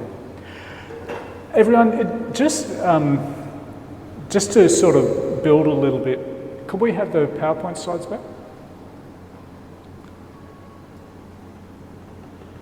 So just to build a bit more on these questions, one thing that I think is true in every culture is that embodied learning happens much more regularly, much more often in early childhood and maybe early primary school.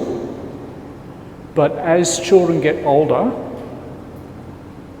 we seem to lose interest in using the body to learn. So up to places like universities, notice what we're all doing now. We're all sitting down, we're all very still, and we're not moving. And so I think that there are some cultural pressures in many countries against movement the older we get. And so the suggestions that I am making are kind of revolutionary, because I am encouraging us to think more about our bodies, not just our eyes and our ears, but more about our bodies for learning. So, some more for you to think about. Some fields like music education, inherently embodied. Most instruments, you can't. In fact, every instrument. I can't imagine a musical instrument that would not involve embodiment of some sort, and very social embodiment as well. Paying attention to other people's body language as part of a band, watching the conductor. So very ancient form of education that is inherently embodied. But can we use embodied ideas like gesture, whether that's gesture of the teacher, gesture of the student, and possibly mirroring gesture, mimicry, to assist learning? I think these are very open and interesting questions, or at least they are to me. We better, maybe 15 more minutes? Yep, okay. Okay. One more example, biologically primary knowledge, just quickly. This is research that my PhD student, Yining Su, is doing. So our idea, just one moment, if we go all the way back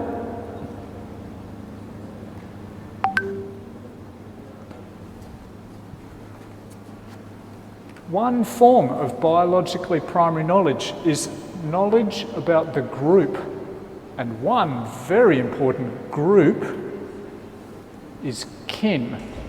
This is an English word for family, whether that's your immediate family or your more extended family. Knowing and tracking who is your family is very, very important from an evolutionary perspective. And so our interest was to think, well, can we use kinship stories in worked examples to assist learning? We are inspired by research by other cognitive load theory researchers, Florence Lespio and Andre Tricot, in this line of research. They investigated what happens to learning and interest and cognitive load when you include information about plants and animals into worked examples on logic, on syllogistic reasoning. So the idea here is, what happens when we change the cover story for a worked example? I'm just going to focus on Inning's second experiment. So 90 students, we drew on worked examples on the standard deviation, how to calculate the standard deviation. In the control conditions, students were, people in the worked examples were just referred to as a woman and a man, and in the experimental condition, changed to brother and sister. And we see some examples here. So in step one of the worked example, control condition, experimental condition. What did we find? Well, look, in terms of no difference between the groups on prior knowledge, no clear differences in motivation and cognitive load. Maybe the effect on germane load, a bit iffy. So germane load in the experimental, germane processing in the experimental conditions slightly higher. Bit of a marginal result. No clear differences on retention scores, but clear differences on similar and transfer problem solving. So some evidence that incorporating biologically primary knowledge into worked examples aids learning, or aids problem solving at least, but we don't have very clear evidence about the mechanisms, so cognitive load or motivation. So a new line of research in cognitive load theory. Everyone, just a few thoughts about the new assessment policy. I've translated the abstract of the assessment policy on screen here. Big changes, big challenges for Indonesian education, with very much a focus on higher order thinking skills, making learning meaningful. Cognitive load theory and cognitive theory of multimedia learning, and another theory, I would say, are important here. One of my other favourite one of my other favourite Australian researchers is John Biggs, who is very famous for a few things. One is the idea of how to think about curriculum. He introduced the idea of constructive alignment, a bit like backwards mapping. Is backwards mapping used much in Indonesia? Would you say? backwards mapping? Yeah. Yeah. Yeah. So backwards mapping, constructive alignment, sort of similar processes. So the essence of these ideas is having a clear sense of your learning outcomes and the assessment tasks needed to assess those learning outcomes and the teaching and learning activities. All three of those elements of curriculum need to work productively together. If you don't have suitable assessment tasks that actually assess deeper learning outcomes, then you probably won't assist students to develop those learning outcomes. So they need to be aligned. Begging the question of what sorts of learning outcomes can we assess? Some learning outcomes are important but relatively low level, relatively easy, not very cognitively demanding, don't require a great deal of prior knowledge. We usually want more, and the policy seems to want more. If we want to assess high-level learning outcomes, we need to use suitable verbs in our assessments. At this level of the solo taxonomy of learning outcomes, we are starting to assess more deep learning outcomes. These take very careful teaching and learning and assessment, but if these are the learning outcomes that we want, logical, interconnected understandings, then we need to make sure that our assessment tasks include these kinds of verbs. And last but not least, sometimes we want very, very high learning outcomes. Doing a PhD, for example, we are operating at this level. Doing a research project involves creation, hypothesis generation, testing, validation, prediction, theorising. And maybe for Indonesian students, we also want these kind of learning outcomes only at a suitable level for, say, high school or maybe primary, using suitable tasks, but we need to assess them appropriately. And so again, we need appropriate assessment tasks with appropriate verbs.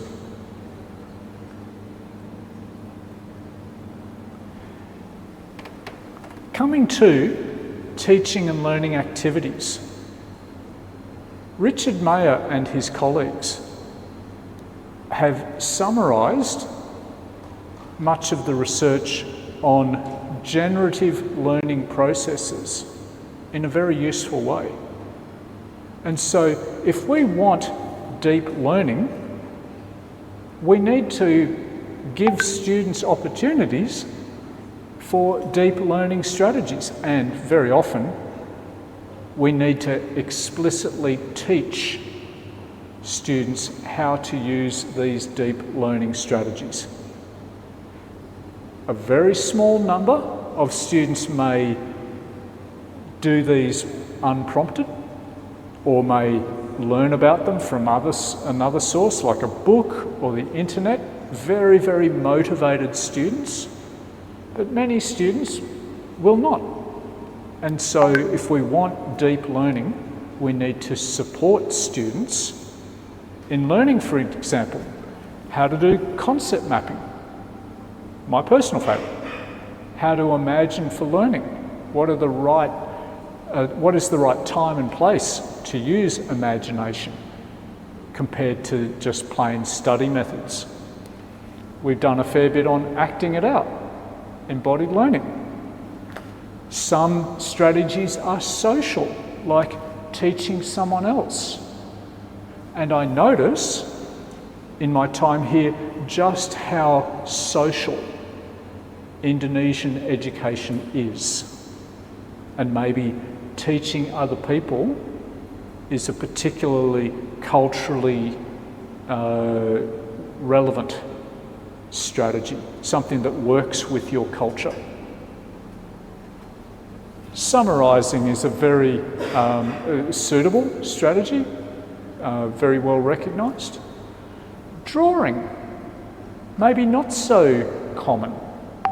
Who draws?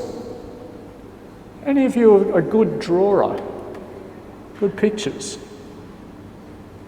There's the problem, isn't it?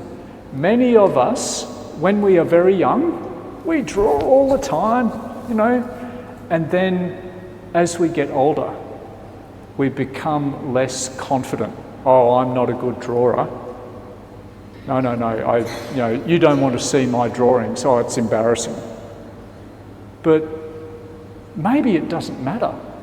Even bad drawings can help us organise our thinking, structure our understanding, build on prior knowledge. And so maybe we should be encouraging students to draw more often and not lose that capability for drawing to learn. So quite a lot actually of research on drawing to learn has happened through cognitive theory of multimedia learning. So just a summary, everyone, a very quick summary of many of the strategies that we know support deeper learning as measured by transfer, not just retention. So we need to explicitly plan for building in these activities, but also teaching students how to engage in these activities effectively. Everyone, as I said, I will pass on these slides to Miss Ender for all of you. And so I hope that my talk has given you some ideas for your research, but also for teaching in the future of Indonesian education. Terima kasih.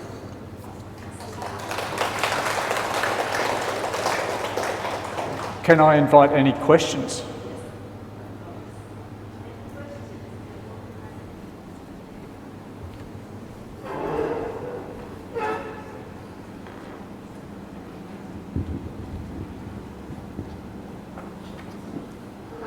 So, Paul, as far as I understand, based on your explanation, we can use our three sensory modalities like eyes, ears, and sense of touching by pointing to optimize the information processing.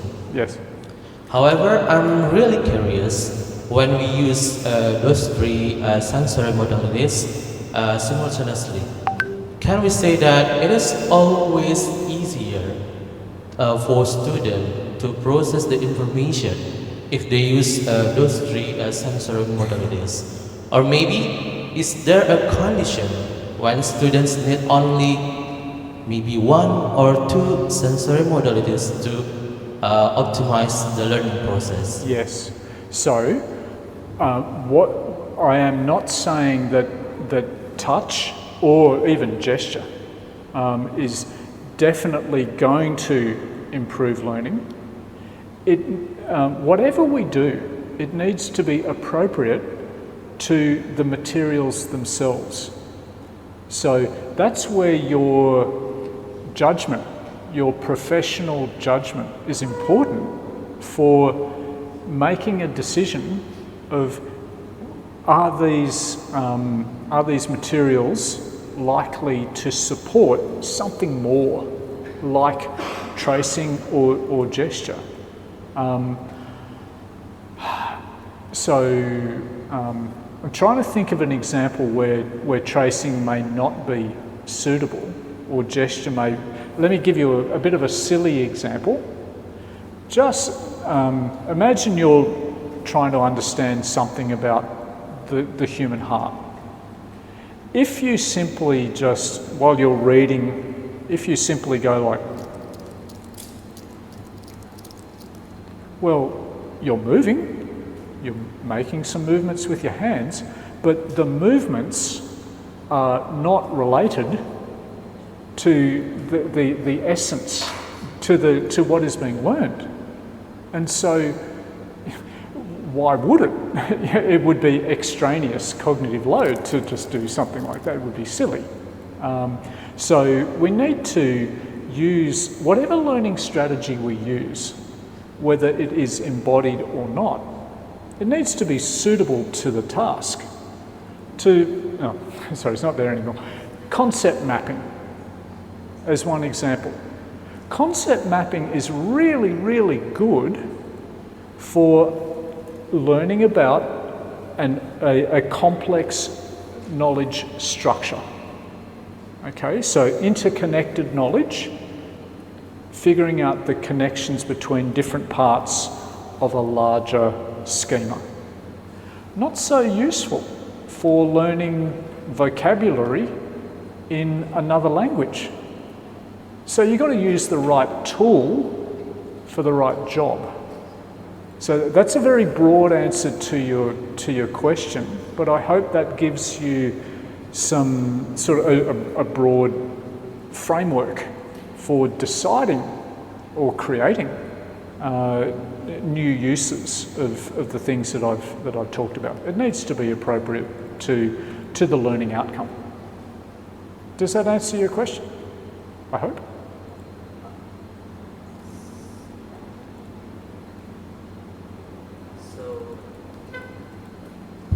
So it really depends on the material. I think that when we use a sensory modality, it could be an experienced cognitive load if it's not fit to the material. Correct. Okay. Yeah, so it could be a source of extraneous cognitive load if it is inappropriate. Yeah, so because it generates conscious processing that is unrelated to schema construction and automation, like the silly. So everyone, just as an example of this, not embodied, but I was asked this question the other day about playing music while studying. Very, very common around the world at many, many levels, primary, secondary, university. I used to think that just don't do it. Just don't do it. I am not so completely sure about that advice, that it shouldn't be done. And here's the problem.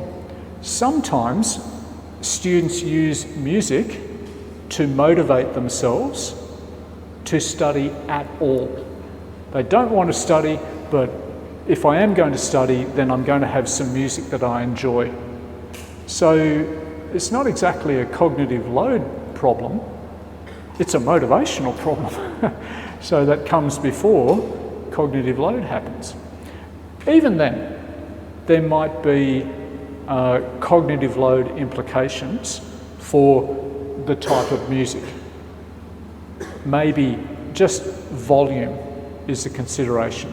If the music is very soft, very, very low volume, not so much of a problem as if the music is very loud, then, it interferes with cognitive processing. Some types of music may be more of a problem than others. Music with lyrics, with words, may capture our attention compared to music without words. So it's a bit complicated. And an example of where I can't give, distinct advice But with a little bit of thinking, and indeed looking up what the research literature says about when it may be harmful, when it may not be harmful, we can use our research skills to try and find answers. Other questions? Ada pertanyaan lanjutan? Maybe later. Sure. While doing the interactions. Yep. We actually have a snack for the coffee breaks. Okay. Alright? Am I right, Kiki? Yeah. Okay. All right. Thank you very much, Paul, for your wonderful presentations, enriching my students' knowledge on biologically primary knowledge, in particular for this morning. And we have some more ideas about practical implications in the classrooms and more for research ideas, definitely. Before we continue for the next presentations, we have a coffee break. All right, let's finish this session by giving applause to you. Thank you. You're very welcome. This was a pleasure. So, and look, thank you for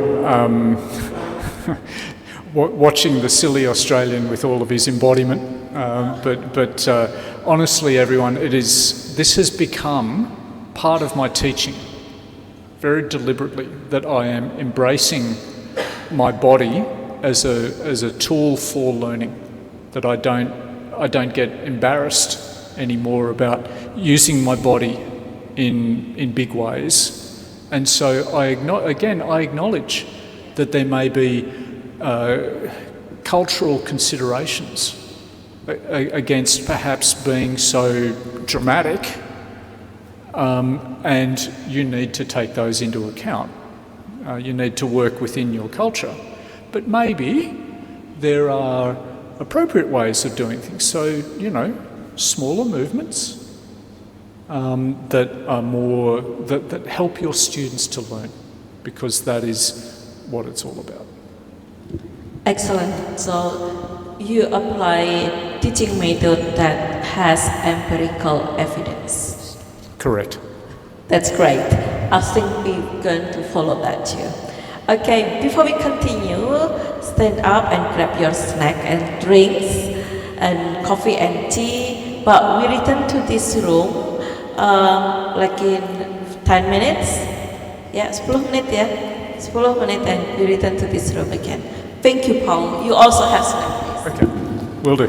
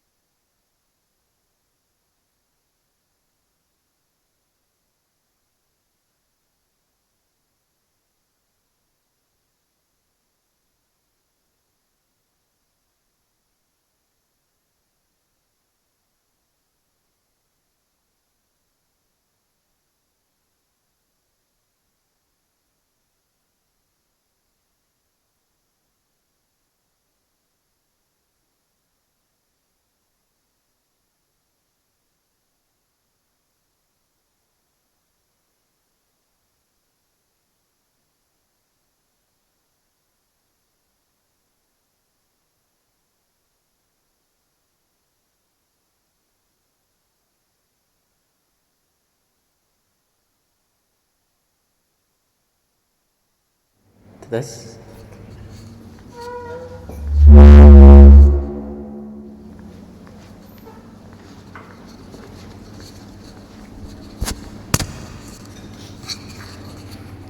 Ya jadi gallery works. Enggak. Tempelannya habis. Tapi pada nggak bilang. Saya cuma nanya, ditempel. Ditempel sekarang, tidak ditempel lagi. Nggak ditempel lagi. Tapi dari tadi ketika saya minta ditempel, saya juga bilang kalau nggak ditempel sekarang itu karena itunya habis. Oh iya. Oh iya. Oh iya.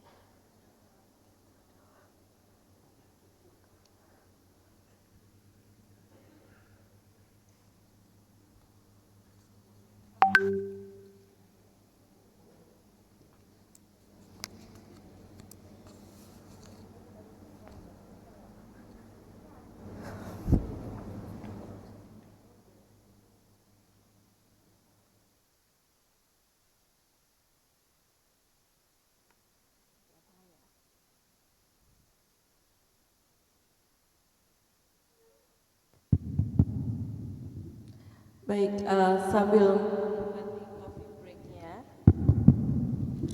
sambil menikmati coffee break, saya mau membuat pengumuman bahwa waktunya agak bergeser. Jadi saya akan presentasi singkat saja. Kemudian sebentar lagi kan adzan duhur, jadi kita duhur dan istirahat siang. Kemudian setelah kembali dari istirahat siang, nanti Bu Istiqomah, Pak Heru nggak datang, jadi nanti saya yang akan mempresentasikan hasil penelitiannya Pak Heru. Kemudian kelompok berikutnya kelompok motivasi dan kelompok self explanation yang akan presentasi. Gitu pergeseran waktunya. So we will have the plenary presentations later after the lunch break. Now I'd like to brainstorm with my students to find out new research ideas, hopefully. So I'd like to tell you what have we done in our research all along from in these 15 years. So in recent years, what we have done, and my students, and there are new students in this room who's trying to have research ideas for the final task as well. So that what will be in my presentations. Okay.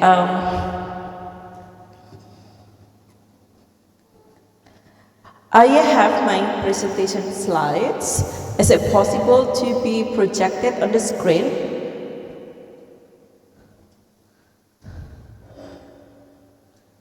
PPT saya apakah bisa dimasukkan di layar?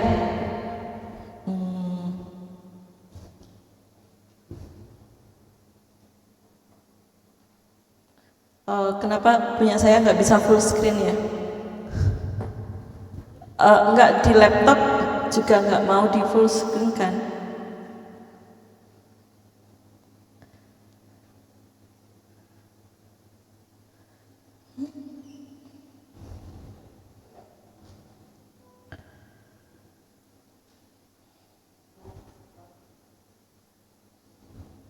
Like the slideshow,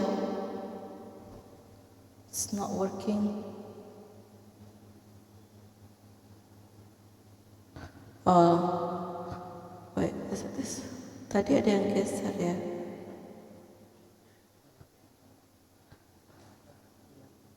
Tadi sudah klik ini. Oke, terima kasih. Terima kasih. Okay, so in these sessions, I would like to share more about the research roadmap in cognitive theory, especially in our group here, and we're mostly talking about mathematics, the benefits of the theory into better mathematics education. So our roadmap here mostly taking the issues in mathematics educations. I have several questions that you need to raise to understand why we do research in cognitive load theory, and I'd like you to discuss this in your groups. Actually, I have prepared like a poster, so I will ask you to walk around, but turn out that we're running out of sticky tape, so we cannot put it on the wall. Jadi sebetulnya saya sudah menyiapkan poster untuk ditempel di tembok, tapi ternyata nggak bisa ditempel karena sticky tape-nya habis untuk nempel itu. Jadi saya berubah metodenya sekarang menjadi diskusi kelompok di kelompok masing-masing. Okay. For the first questions is what makes learning difficult? Now, write down. You have the books, right? You are given the book. Okay. Write down. You not. Nindi belum dapat bukunya, tolong diberi. Write down in your book what makes learning difficult. Apa yang membuat belajar itu sulit? Okay, now discuss in your group, please. What makes learning difficult?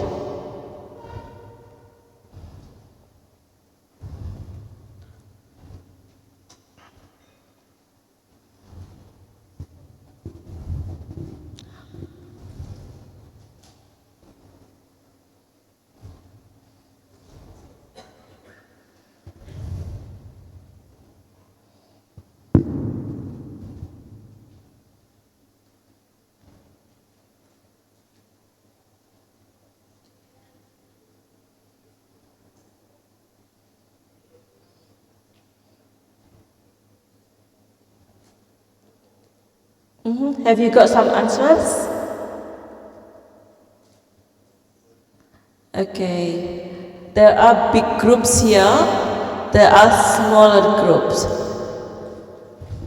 You can split in the big group one can split as to make your discussions run smoothly.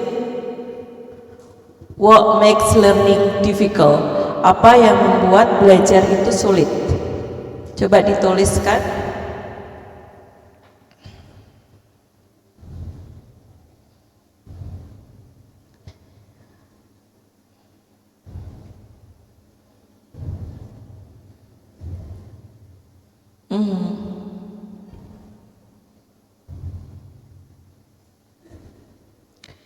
So pertama, you may discuss that with Noka, with the expert.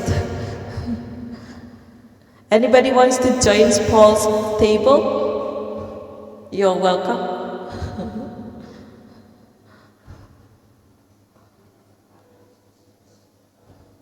Okay, Mas Guntur, saya bisa ada mikrofon di ini untuk diputar.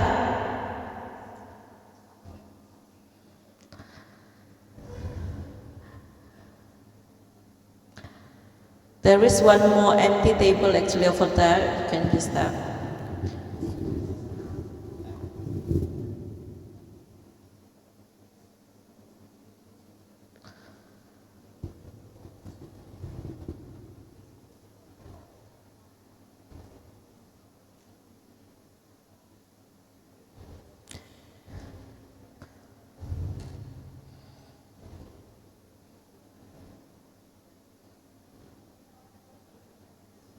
Okay, make sure every member put their answer. Okay, we're going to the second questions now. The second question is this one. How would you test whether the instruction increases cognitive load? Bagaimana Anda bisa menguji bahwa sebuah desain pembelajaran itu meningkatkan muatan kognitif? Jadi ada sebuah desain pembelajaran, bagaimana Anda tahu kalau itu bisa atau tidak bisa meningkatkan muatan kognitif? Okay, discuss in your group and write it down in your notebook. How would you test whether the instruction increases cognitive load?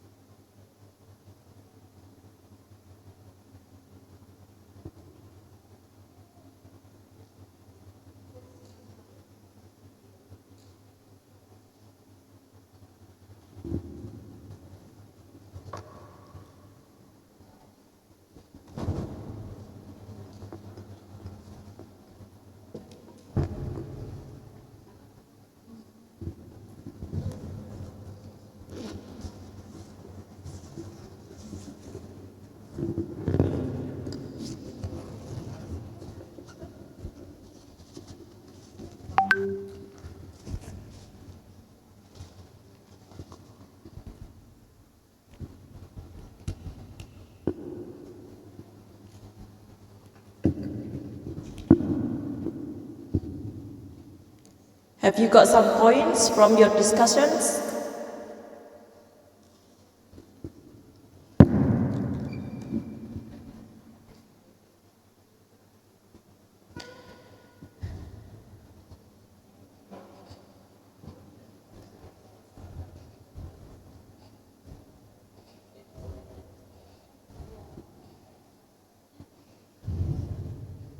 Jadi bagaimana saudara melakukan pengujian bahwa suatu desain itu sudah memuat muatan kognitif yang cukup atau malah meningkatkan muatan kognitif.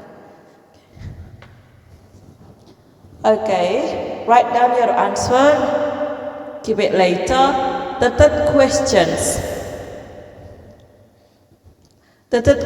is that how can we make a claim about something we cannot directly observe? Bagaimana kita dapat membuat klaim tentang sesuatu yang tidak dapat kita amati secara langsung? Sebagai contoh,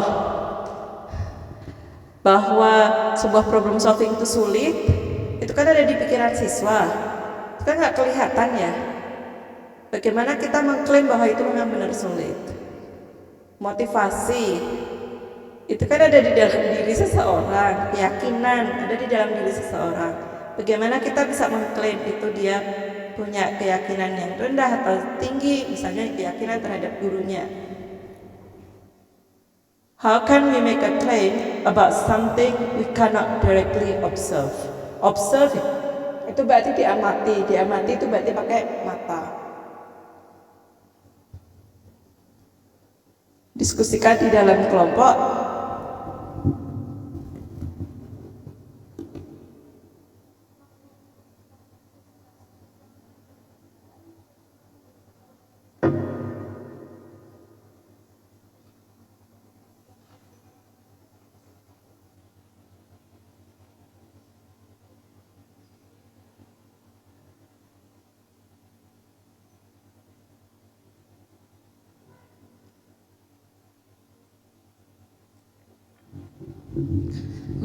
Diskusi berarti saling bertanya, saling menjawab, saling menjelaskan, saling mempengaruhi.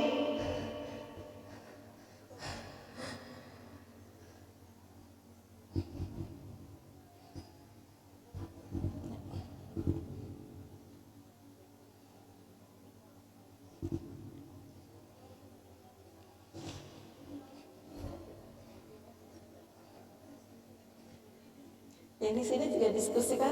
Oke, belajar bersama ya.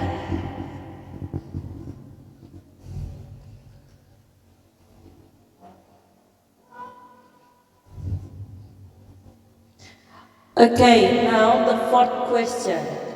How are validity? What are actually, not how are. My mistake. What are validity threats in quantitative research? Apa saja ancaman validitas dalam penelitian kuantitatif?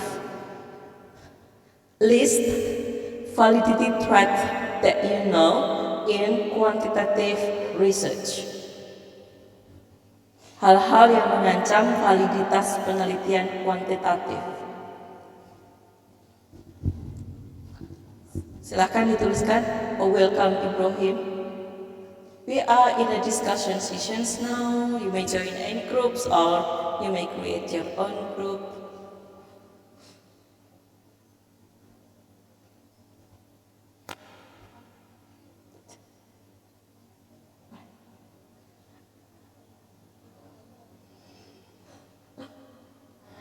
Apa saja ancaman?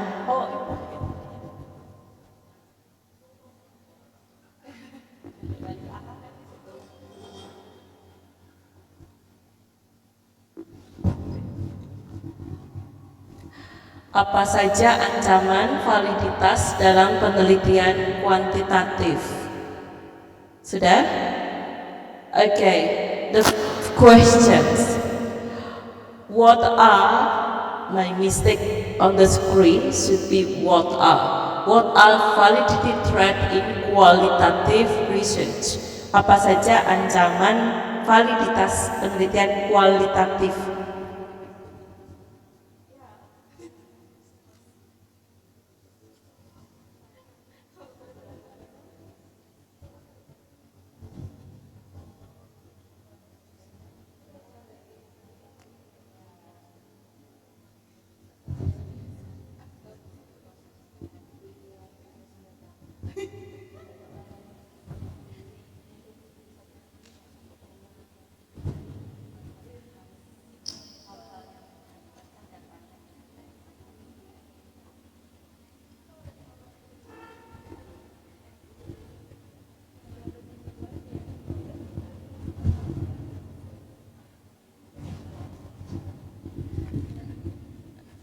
Okay. Big groups. I'll separate you to the table. Biar nggak besar. But yeah, we are known like working in a crowd. Kita suka bekerja rame-rame. Silahkan didiskusikan. Okay, these are 5 questions that I think you need to ask these questions over and over again when you're doing research and instructional design. So the first question was this one: what makes learning difficult? And our objective is that to create an instructional design to make learning easier. Secondly, how would you test whether instructional increases cognitive load? Cognitive load is one of the factors that we use as a tool to see whether our instructions helps cognitive process lighter, smoother, and not hinder learning.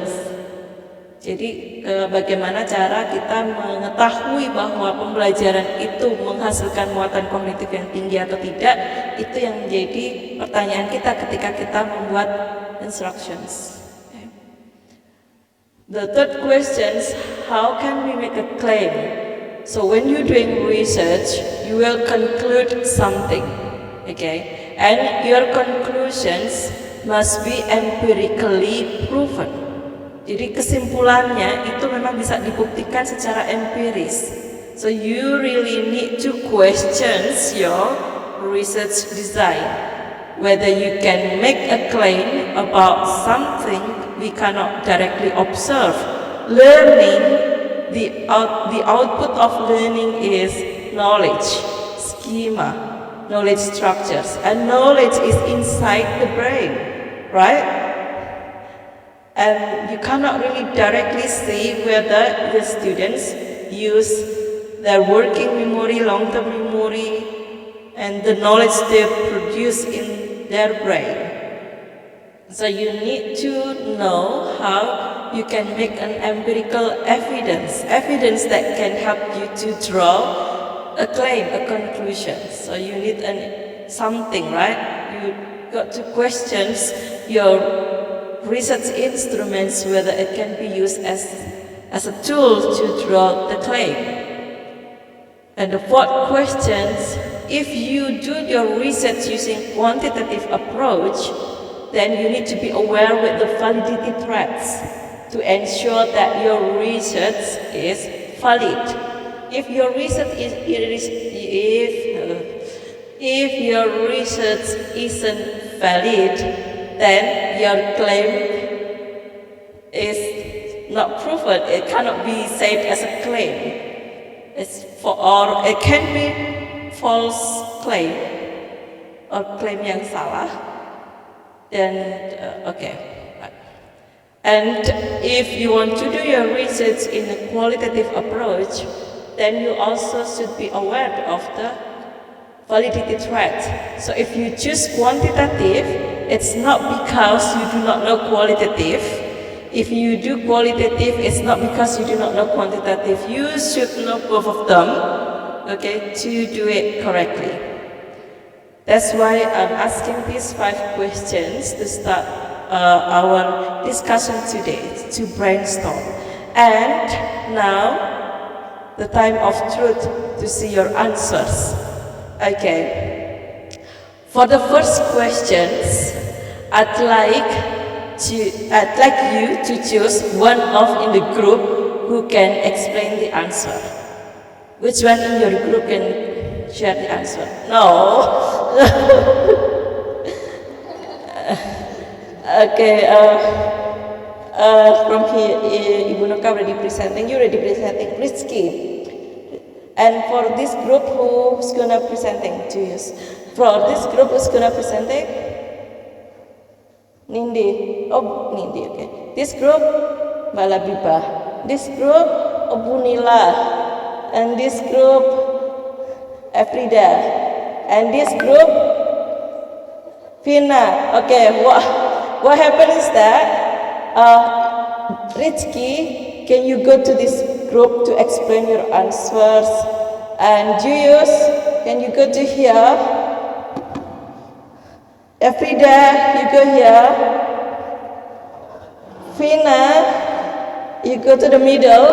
Balabiba. Fina, Fina sini. Mbak Labiba sini. Sini Ibu Nila sini. Ini Nindi, you go there. Okay. Now share your group's results to the other group.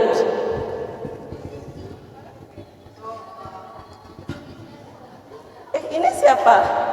Lah, ini siapa? Oh, Vina, sini.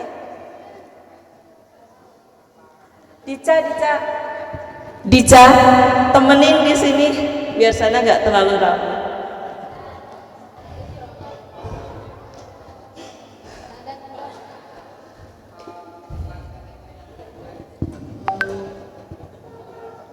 Silakan diskusikan hasil kelompok sebelumnya ke kelompok yang baru.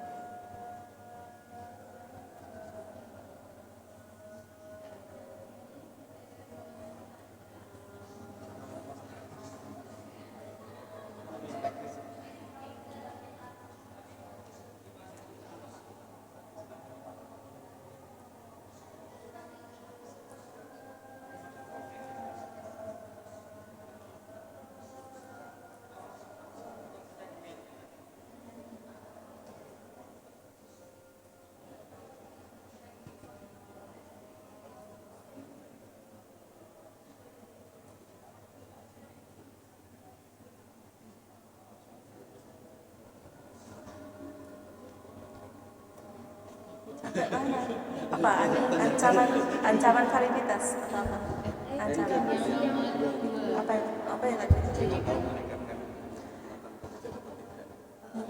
Ya berarti diuji dibandingkan dengan yang lain.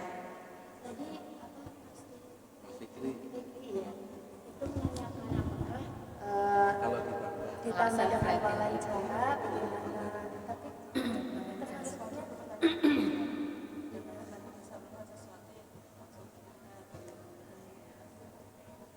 jadi nanti masuknya kayak itu berarti masuknya nanti kan mix ya Bu, masuknya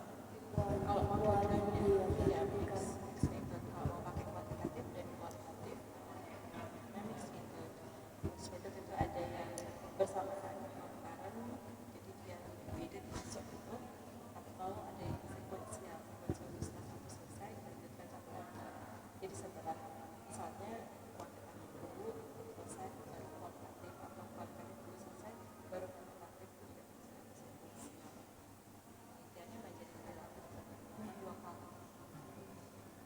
Tapi mungkin kan ya Bu, ya misalnya kita udah punya data kuantitatif gitu, kemudian nanti diikuti dengan kualitatif berdasarkan hasil dari kuantitatif itu bisa ya.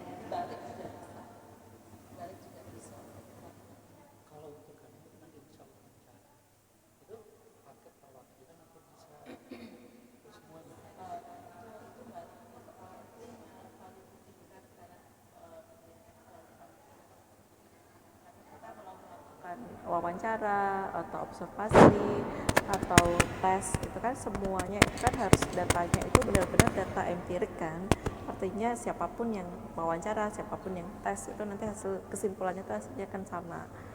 Nah, apa yang harus dilakukan supaya itu yang bisa kita peroleh, itu yang perlu dipikirkan. Mau perwakilan, nah masalahnya dengan perwakilan kan ada juga kan, setiap orang kan punya karakter berbeda-beda. How do you know itu perwakilan? Kalau kuantitatif kan jelas ada sampling, jelas ada perwakilan, ada tekniknya, jelas. Kalau kualitatif bagaimana untuk menghindari validity threat, ancaman validitasnya? Semuanya itu adalah argumentasi.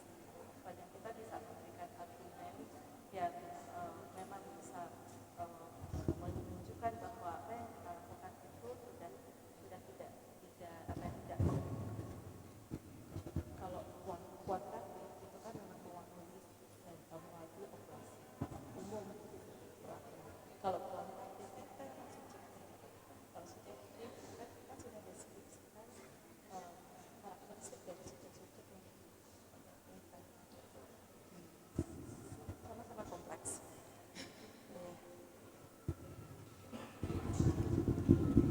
Okay, so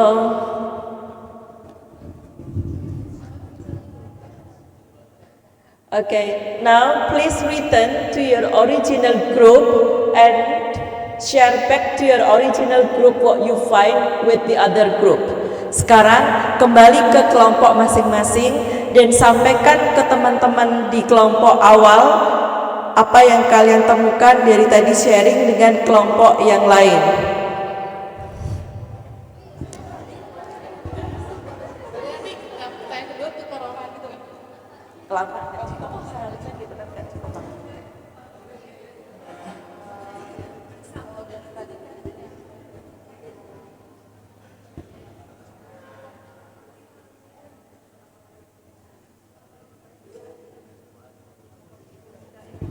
Okay, now share with your original group what you have found from the other group.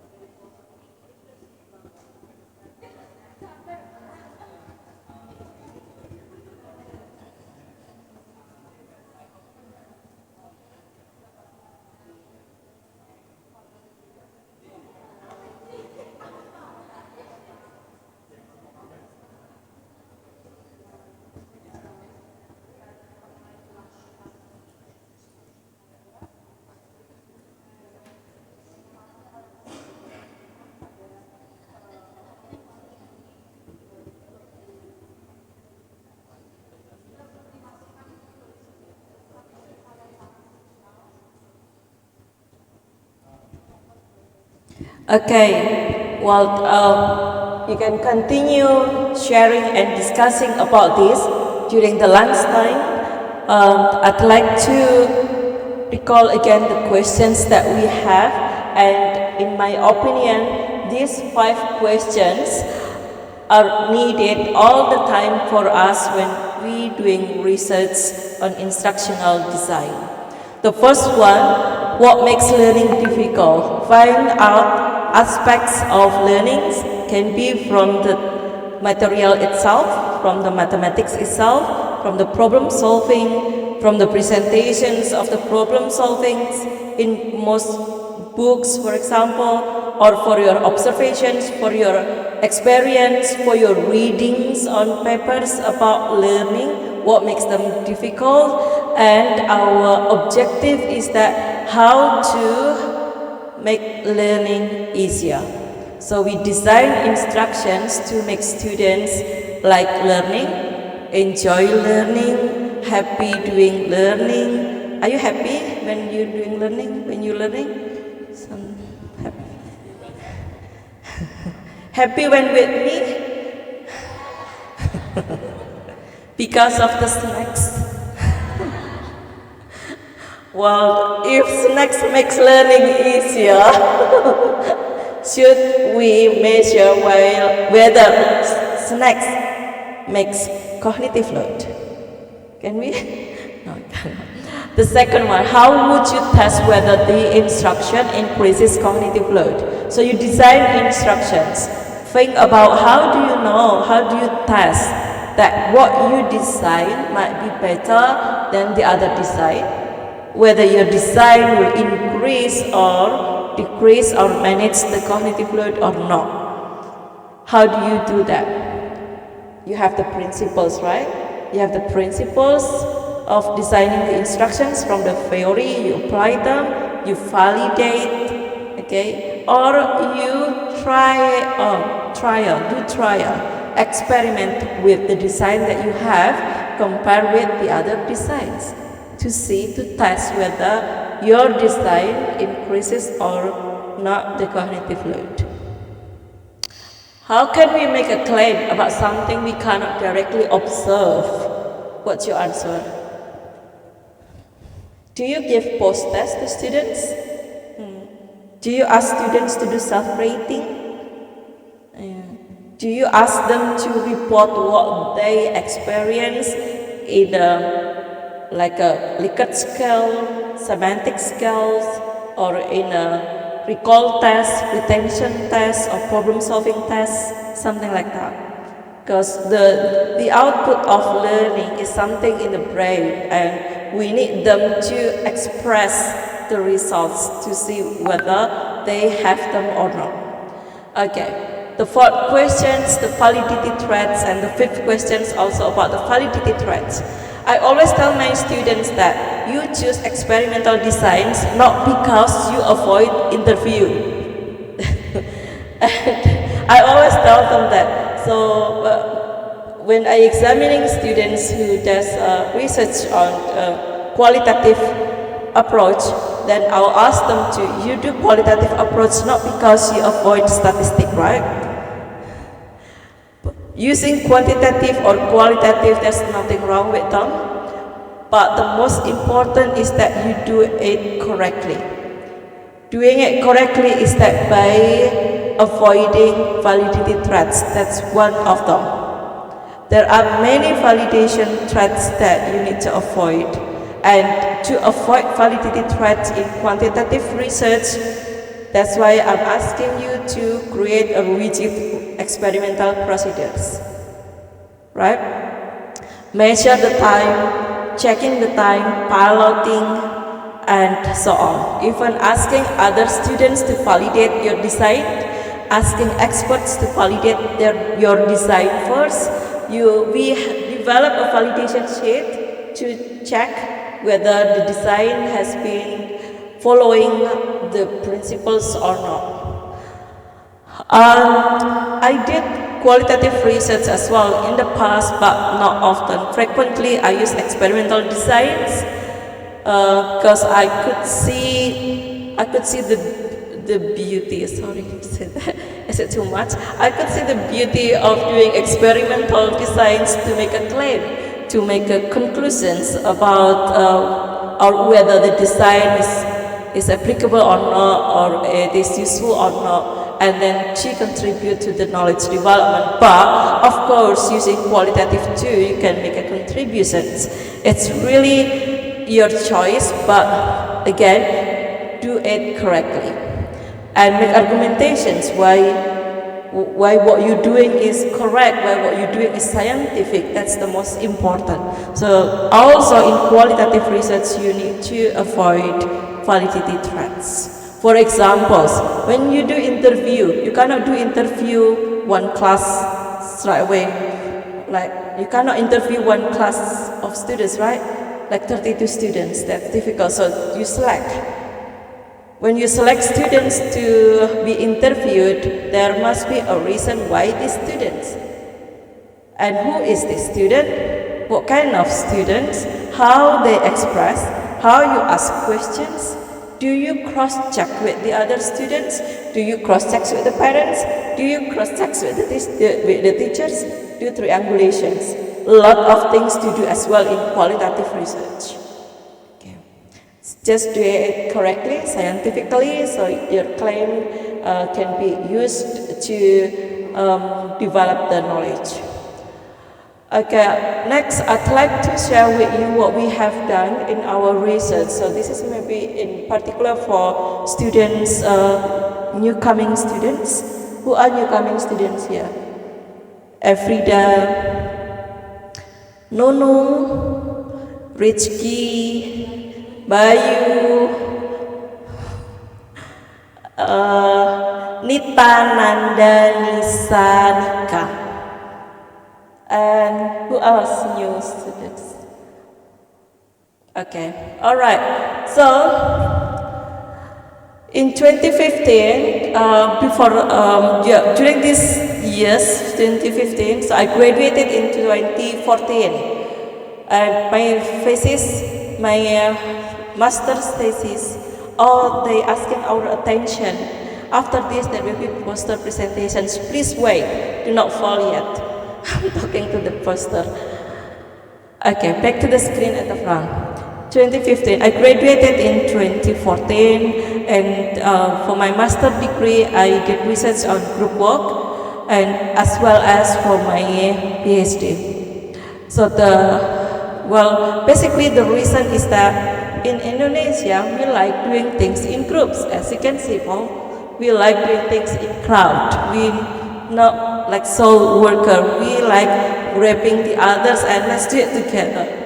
It's I don't know because it is rooted in our country philosophy as well. What we call gotong royong. So before my research, the cognitive theories tested the principles in individual learning. And then I tried the work examples in collaborative learning, as simple as that. Just try work example doing together. It didn't work. Work example is better to be studied individually. So when you're doing in groups, better not using work example, but using problem solving, but easier problem solving. Problem solving that the students already have some knowledge, so they can complete the problem solving together. And to increase the collaboration, so the transaction between group members, there should be a problem solving that is split or separated into among group members. For example, what I have done today is that I have 5 questions. And I'd like those 5 questions are not something new for you. So it can be considered easy problem solving. Okay, less complex for you, because we talk about why learning is difficult all the time, right? We talk about experimental procedures, validity, etc. So that's easy problem solving. So I ask you to discuss in a group, write it down, and then I ask one of you to share to the other groups. Okay, so one group may have answers about A, the other group may have answer about B. So when I'm asking one of you to share in the A to the B, B to the A, there is a forced discussions. Mau nggak mau akan berdiskusi, because you come from different discussion results. So that's one that makes collaboration works. When students with different background sit together and talk about one thing. That's my PhD research. So, but it has been published, so you can read them again. That was one of the examples how to apply in the classroom. If we have time, I would ask the second one, moving around again. So more discussions. And at the end, we will have a complete results, combining all the results of each group. Okay, so that's what we tested during the 2015, and then 2020, the researchers was Ibrahim, Pratama Wahyu, Marisa, me, and several others. We have done collaboration learning again, goal-free problems and errorless work examples. And then in 2025, we have been introduced that affections can be researched along with work example, and using prompts to stimulate affections, something that is cheap or affordable to do for teachers, easy to do too for teachers. So we learned about self-efficacy prompts, interleaving in the classrooms, and some students develop process and product-oriented work examples. And in now 2026 towards 2030, we do more on multimedia learning, still doing motivational effects, embodied cognitions. Paul, thank you very much for teaching us about tracing, embodied cognitions, and we still do collaborative learning too, especially when putting the prompts in a group. So there is a motivational group, whether it can help students to learn difficult problem solving. I do not know yet about 2035. This is just still far away in the next 10 years, but students coming and going, sometimes I feel like time goes fast. Now already 2026, so maybe this is coming soon. I'm thinking about hands-on activities in mathematics. Students or children now, they are native digitals. They are given so many access to digital things, using phones, tablets, computers. They play games online. They have virtual society too. I was wondering whether we can develop more hands-on activities using embodied cognitions to back to the nature of human. Is that how to say it, Paul? Back to the nature of human, like humans naturally interact with each other, and we naturally using our body to learn, our biologically primary knowledge, right? With the technology, there are multimedia, virtual society, asynchronous, collaborative learning, and those things.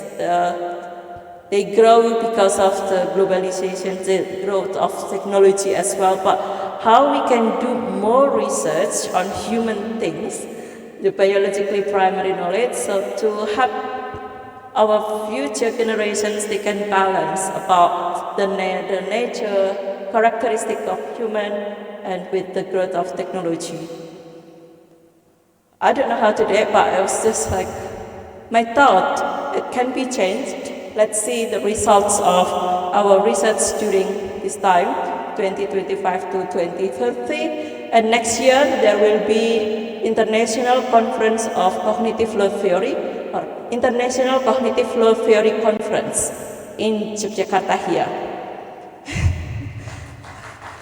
Yeah, so we will hear from Paul how we organize this. And we will have more experts coming that telling us their research results on instructional design or cognitive flow theory or some other areas.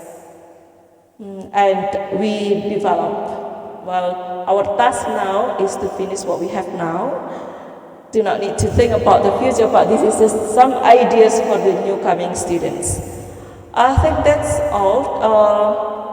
I've already explained this, how we start, where to start. Where to start is start from what you already know on cognitive load theory. Work example, start from work example. Read lots about work example, ask questions about the work example, and you'll find new research ideas. So that's how we develop our research. We asking what it is already in the theory. Jadi sudah ada di dalam teori, kita pertanyakan yang ada di teorinya itu, menghasilkan ide baru penelitian. Jadi ide baru penelitian itu bukan dari mana-mana, dari yang sudah ada. Yes, Paul.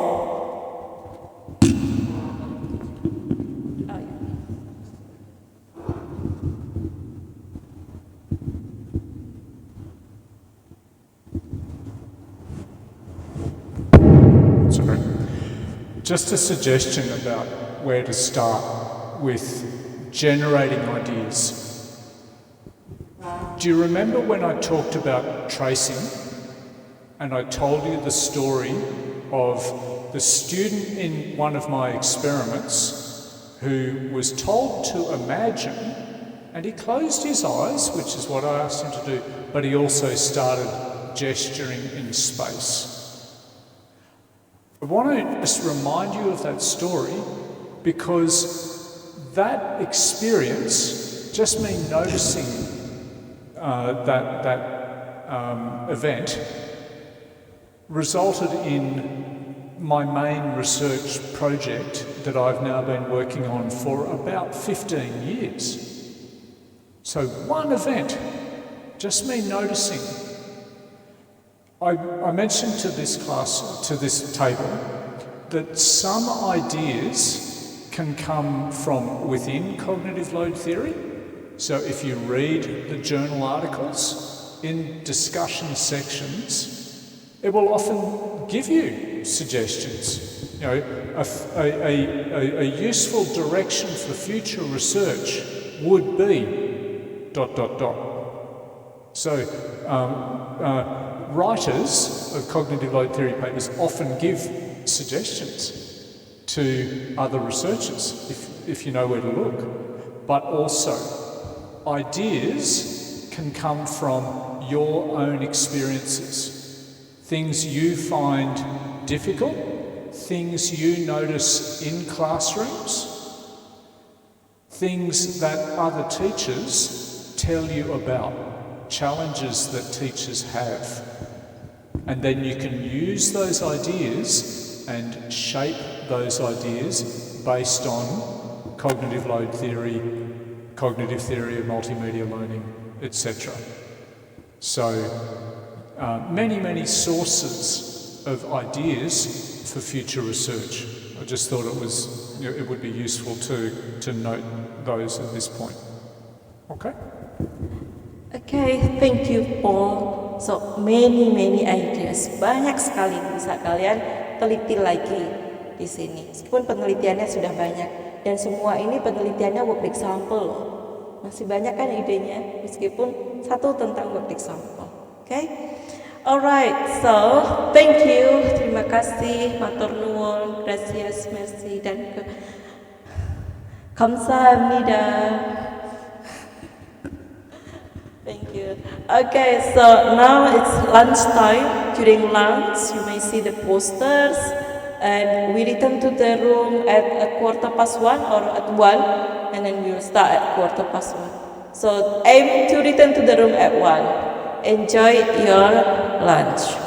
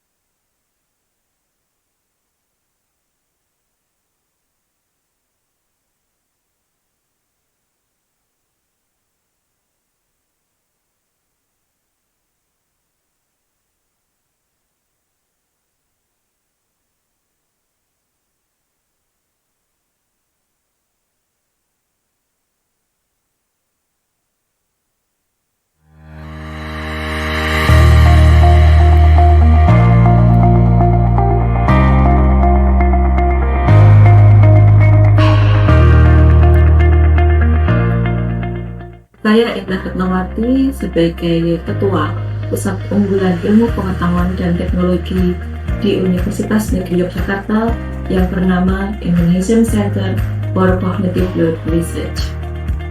PUI ini mempelajari, membahas, mengumpulkan, membangun jejaring penelitian-penelitian di bidang cognitive load theory yang mengembangkan desain-desain pembelajaran.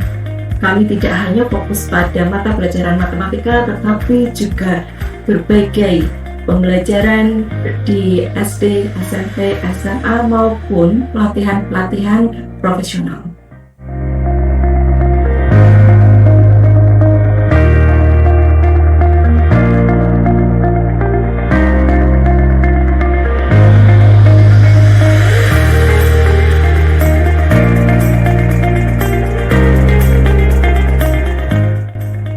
Perjalanan Indonesian Center for Cognitive Load Research atau yang lebih dikenal sebagai ICCLR tidak dimulai secara instan. Berawal dari sebuah komunitas mahasiswa dan peneliti muda yang memiliki ketertarikan serta semangat untuk mengkaji cognitive load theory secara lebih mendalam. ICCLR terus berkembang melalui dedikasi pada riset berkualitas, publikasi ilmiah, dan komitmen dalam menyebarluaskan ilmu pengetahuan. Seiring perjalanan tersebut, komunitas ini resmi bertransformasi dan dikukuhkan sebagai pusat unggulan ITEX perguruan tinggi atau PUIPT. Pencapaian ini menjadi tonggak baru bagi ICCLR sebagai pusat riset yang berfokus pada diseminasi ilmu pengetahuan dan inovasi transformatif di tingkat global. Visi kami adalah menjadi pusat unggulan yang berkelas dunia dalam penelitian dan implementasi cognitive load theory yang mempelopori inovasi transformatif dalam pengembangan desain pembelajaran pada berbagai lingkungan pendidikan dan profesional. Misi kami antara lain untuk memajukan ilmu pengetahuan cognitive load theory, mengembangkan dan memvalidasi desain-desain pembelajaran berbasis bukti ilmiah, mendorong kolaborasi nasional dan internasional, sehingga menjembatani penelitian dan praktik-praktik pendidikan secara langsung. Kami juga bermisi untuk mendukung kebijakan pendidikan berbasis bukti empirik. ICCLR berkomitmen menghadirkan inovasi pembelajaran berbasis cognitive load theory. Untuk mewujudkan keunggulan akademik tersebut, kami secara konsisten menyelenggarakan berbagai program ilmiah yang saling terintegrasi. Salah satu program utamanya adalah Read, Review, Research, yaitu forum diskusi ilmiah mingguan yang mengkaji artikel jurnal internasional bereputasi serta perkembangan terbaru dalam cognitive load theory. Sebagai ruang diseminasi dan pertukaran gagasan ilmiah, kami juga menyelenggarakan Symposium on Learning and Instruction.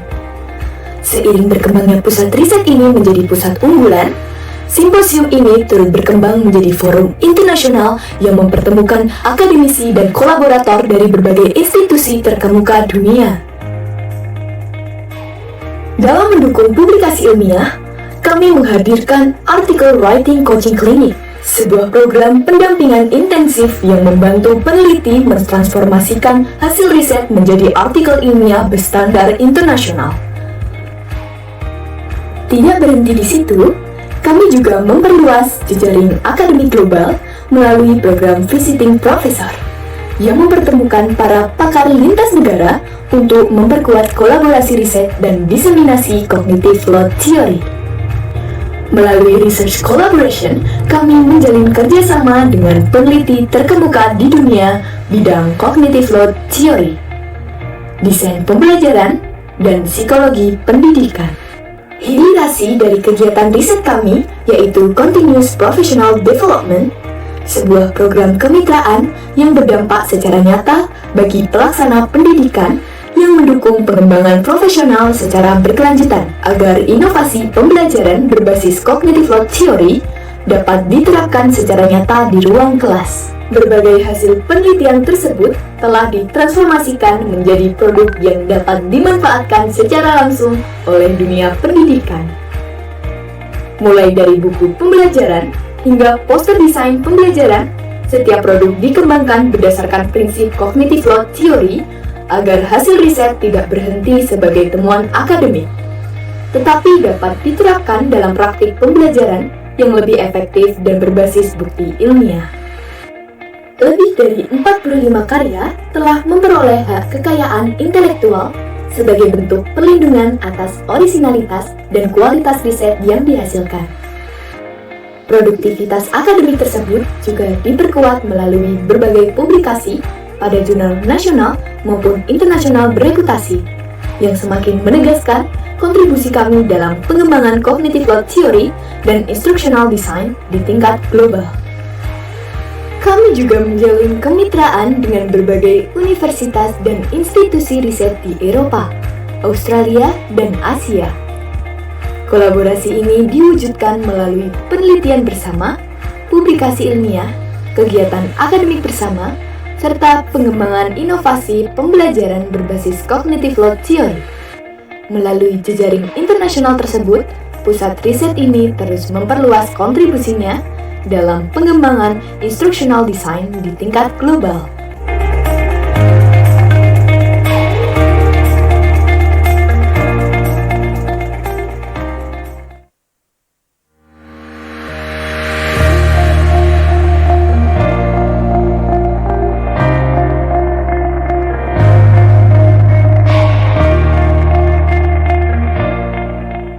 Saya Indah Retnowati sebagai Ketua Pusat Unggulan Ilmu Pengetahuan dan Teknologi di Universitas Negeri Yogyakarta yang bernama Indonesian Center for Cognitive Load Research. POI ini mempelajari, membahas, mengumpulkan, membangun jejaring penelitian-penelitian di bidang cognitive load theory yang mengembangkan desain-desain pembelajaran. Kami tidak hanya fokus pada mata pelajaran matematika, tetapi juga berbagai pembelajaran di SD, SMP, SMA maupun pelatihan-pelatihan profesional.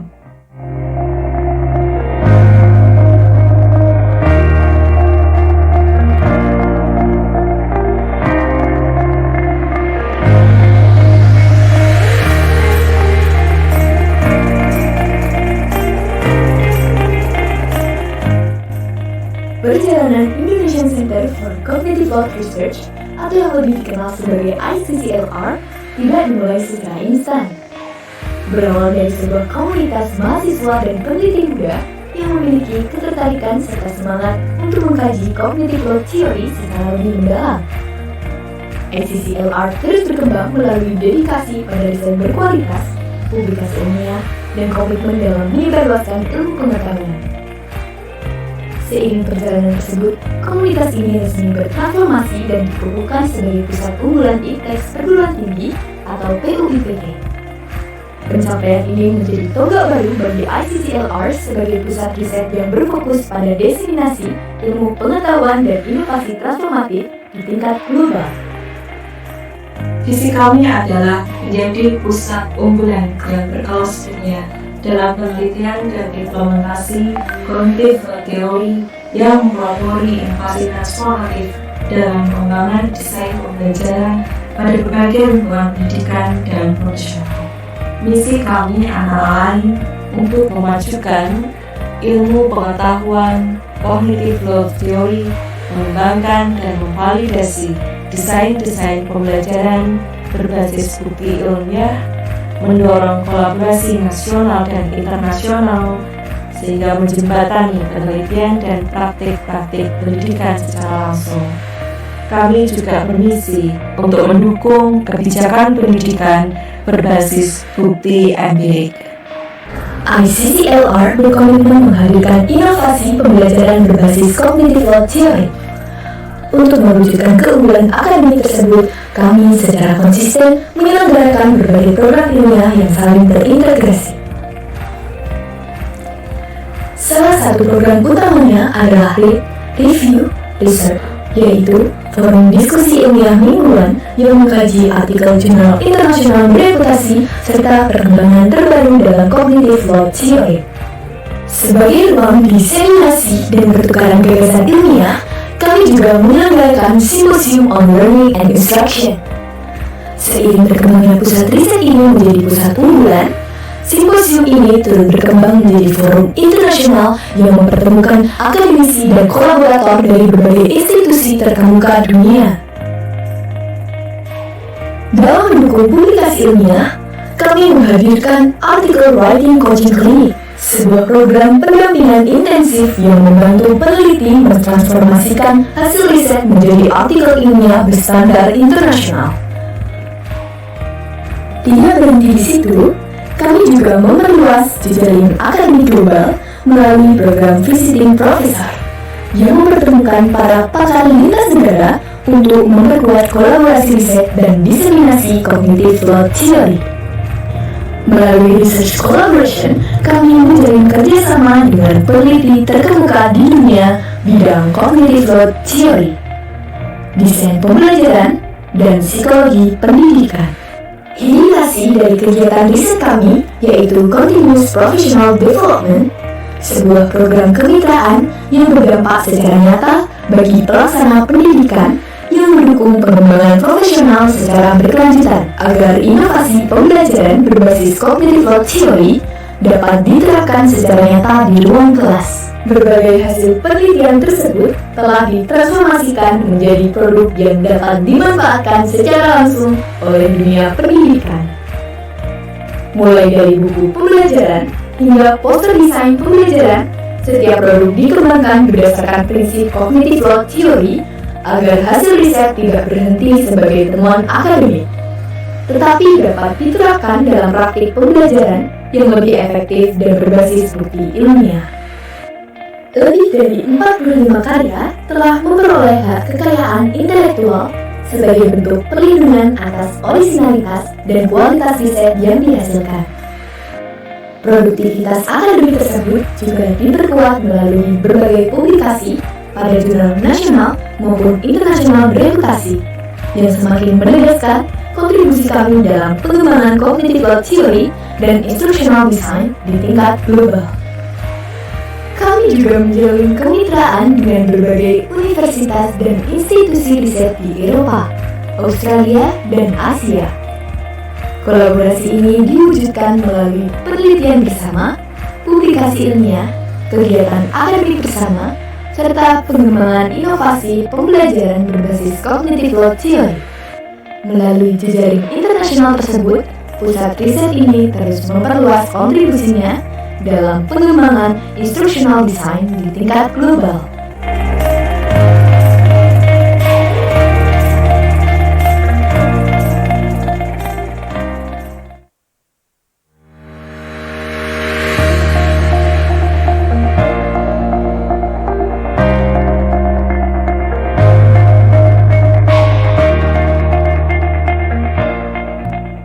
Saya Edna Ketnawati sebagai Ketua Pusat Unggulan Ilmu Pengetahuan dan Teknologi di Universitas Negeri Yogyakarta yang bernama Indonesian Center for Cognitive Load Research. PUI ini mempelajari, membahas, mengumpulkan, membangun jejaring penelitian-penelitian di bidang cognitive load theory yang mengembangkan desain-desain pembelajaran. Kami tidak hanya fokus pada mata pelajaran matematika, tetapi juga berbagai pembelajaran di SD, SMP, SMA maupun pelatihan-pelatihan profesional.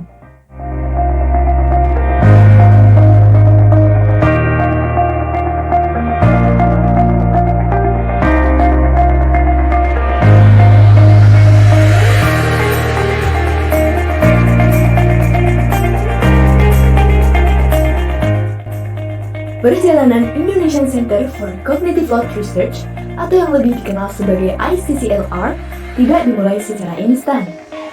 Berawal dari sebuah komunitas mahasiswa dan peneliti muda yang memiliki ketertarikan serta semangat untuk mengkaji cognitive load theory secara lebih mendalam.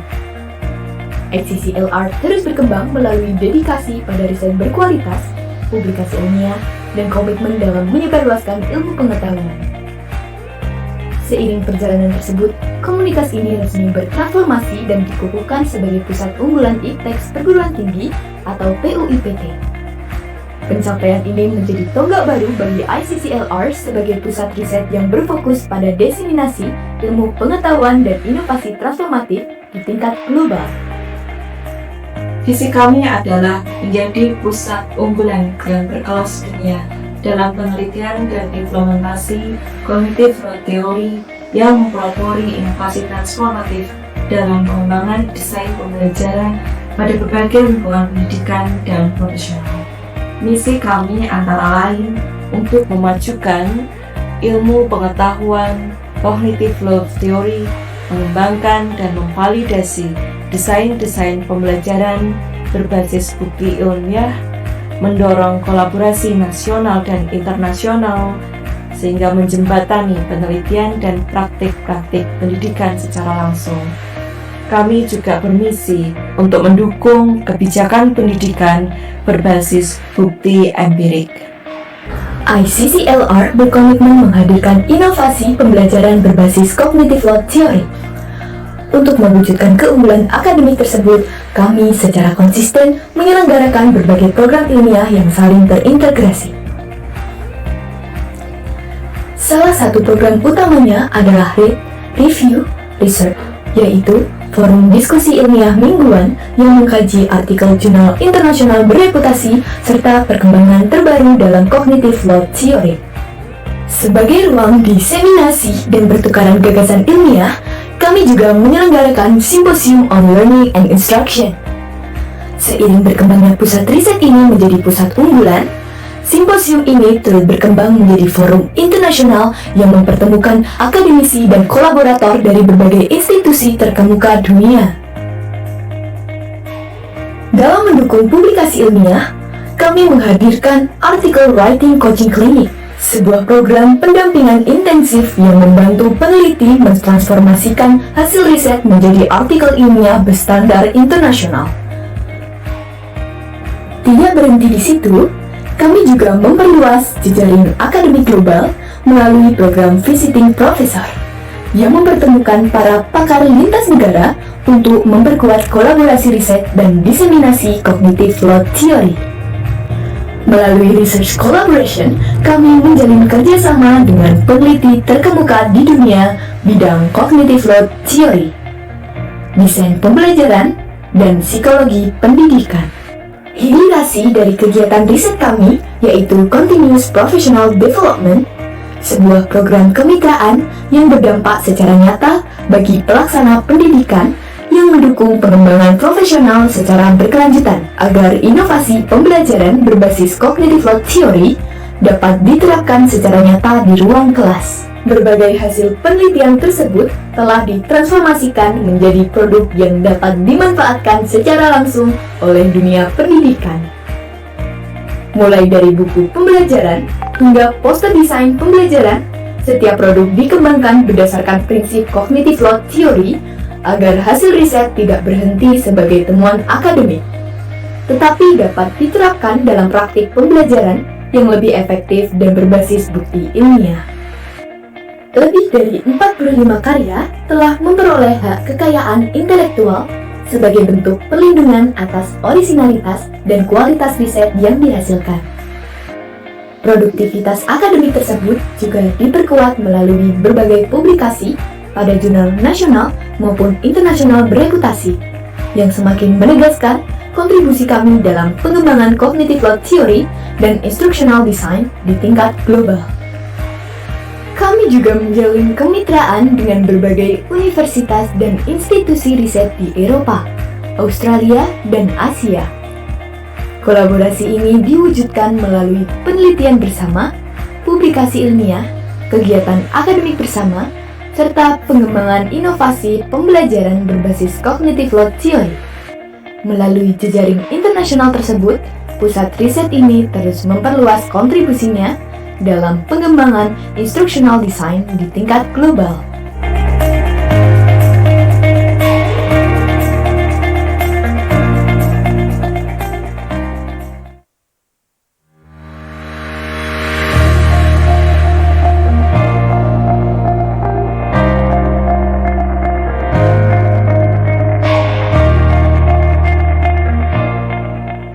Saya Indah Retnowati sebagai Ketua Pusat Unggulan Ilmu Pengetahuan dan Teknologi di Universitas Negeri Yogyakarta yang bernama Indonesian Center for Cognitive Load Research. PUI ini mempelajari, membahas, mengumpulkan, membangun jejaring penelitian-penelitian di bidang cognitive load theory yang mengembangkan desain-desain pembelajaran. Kami tidak hanya fokus pada mata pelajaran matematika, tetapi juga berbagai pembelajaran di SD, SMP, SMA maupun pelatihan-pelatihan profesional.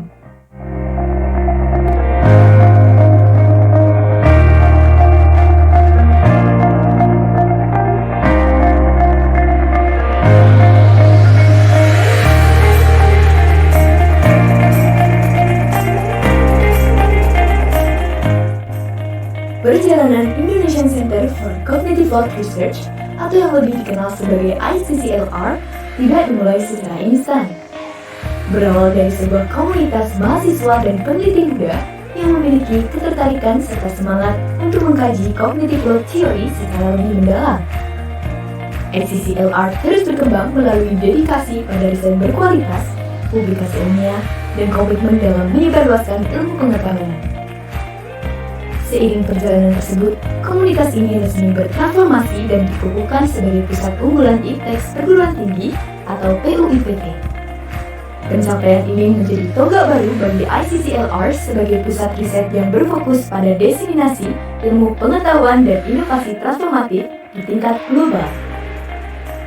Visi kami adalah menjadi pusat unggulan yang berkelas dunia dalam penelitian dan implementasi cognitive load theory yang mempelopori inovasi transformatif dalam pengembangan desain pembelajaran pada berbagai lingkungan pendidikan dan profesional. Misi kami antara lain untuk memajukan ilmu pengetahuan cognitive load theory, mengembangkan dan memvalidasi desain-desain pembelajaran berbasis bukti ilmiah, mendorong kolaborasi nasional dan internasional sehingga menjembatani penelitian dan praktik-praktik pendidikan secara langsung. Kami juga bermisi untuk mendukung kebijakan pendidikan berbasis bukti empirik. ICCLR berkomitmen menghadirkan inovasi pembelajaran berbasis cognitive load theory. Untuk mewujudkan keunggulan akademik tersebut, kami secara konsisten menyelenggarakan berbagai program ilmiah yang saling terintegrasi. Salah satu program utamanya adalah Read, Review, Research, yaitu forum diskusi ilmiah mingguan yang mengkaji artikel jurnal internasional bereputasi serta perkembangan terbaru dalam cognitive load theory. Sebagai ruang diseminasi dan pertukaran gagasan ilmiah, kami juga menyelenggarakan Symposium on Learning and Instruction. Seiring berkembangnya pusat riset ini menjadi pusat unggulan, Symposium ini turut berkembang menjadi forum internasional yang mempertemukan akademisi dan kolaborator dari berbagai institusi terkemuka dunia. Dalam mendukung publikasi ilmiah, kami menghadirkan Article Writing Coaching Clinic, sebuah program pendampingan intensif yang membantu peneliti mentransformasikan hasil riset menjadi artikel ilmiah berstandar internasional. Tidak berhenti di situ, kami juga memperluas jejaring akademik global melalui program Visiting Professor yang mempertemukan para pakar lintas negara untuk memperkuat kolaborasi riset dan diseminasi cognitive load theory. Melalui research collaboration, kami menjalin kerjasama dengan peneliti terkemuka di dunia bidang cognitive load theory, desain pembelajaran, dan psikologi pendidikan. Hilisasi dari kegiatan riset kami yaitu Continuous Professional Development, sebuah program kemitraan yang berdampak secara nyata bagi pelaksana pendidikan yang mendukung pengembangan profesional secara berkelanjutan agar inovasi pembelajaran berbasis cognitive load theory dapat diterapkan secara nyata di ruang kelas. Berbagai hasil penelitian tersebut telah ditransformasikan menjadi produk yang dapat dimanfaatkan secara langsung oleh dunia pendidikan. Mulai dari buku pembelajaran hingga poster desain pembelajaran, setiap produk dikembangkan berdasarkan prinsip cognitive load theory agar hasil riset tidak berhenti sebagai temuan akademik, tetapi dapat diterapkan dalam praktik pembelajaran yang lebih efektif dan berbasis bukti ilmiah. Lebih dari 45 karya telah memperoleh hak kekayaan intelektual sebagai bentuk perlindungan atas orisinalitas dan kualitas riset yang dihasilkan. Produktivitas akademik tersebut juga diperkuat melalui berbagai publikasi pada jurnal nasional maupun internasional bereputasi yang semakin menegaskan kontribusi kami dalam pengembangan cognitive load theory dan instructional design di tingkat global. Kami juga menjalin kemitraan dengan berbagai universitas dan institusi riset di Eropa, Australia, dan Asia. Kolaborasi ini diwujudkan melalui penelitian bersama, publikasi ilmiah, kegiatan akademik bersama, serta pengembangan inovasi pembelajaran berbasis cognitive load theory. Melalui jejaring internasional tersebut, pusat riset ini terus memperluas kontribusinya dalam pengembangan instructional design di tingkat global.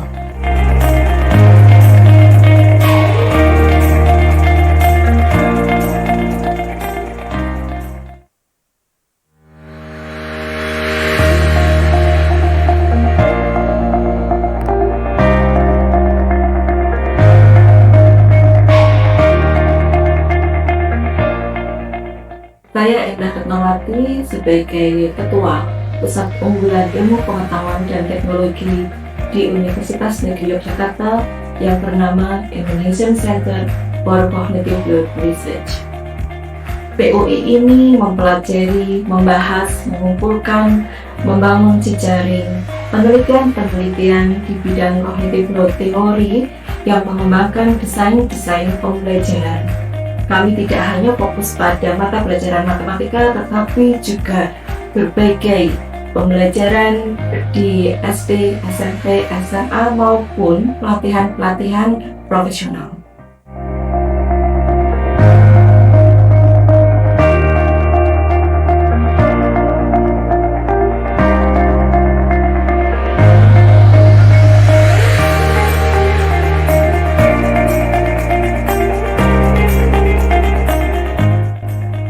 Perjalanan Indonesian Center for Cognitive Load Research atau yang lebih dikenal sebagai ICCLR tidak dimulai secara instan. Berawal dari sebuah komunitas mahasiswa dan peneliti muda yang memiliki ketertarikan serta semangat untuk mengkaji cognitive load theory secara lebih mendalam.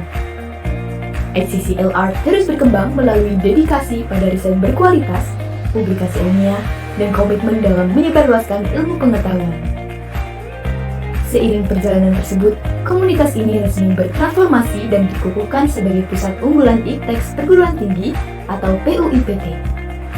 Pencapaian ini menjadi tonggak baru bagi ICCLR sebagai pusat riset yang berfokus pada diseminasi ilmu pengetahuan dan inovasi transformatif di tingkat global.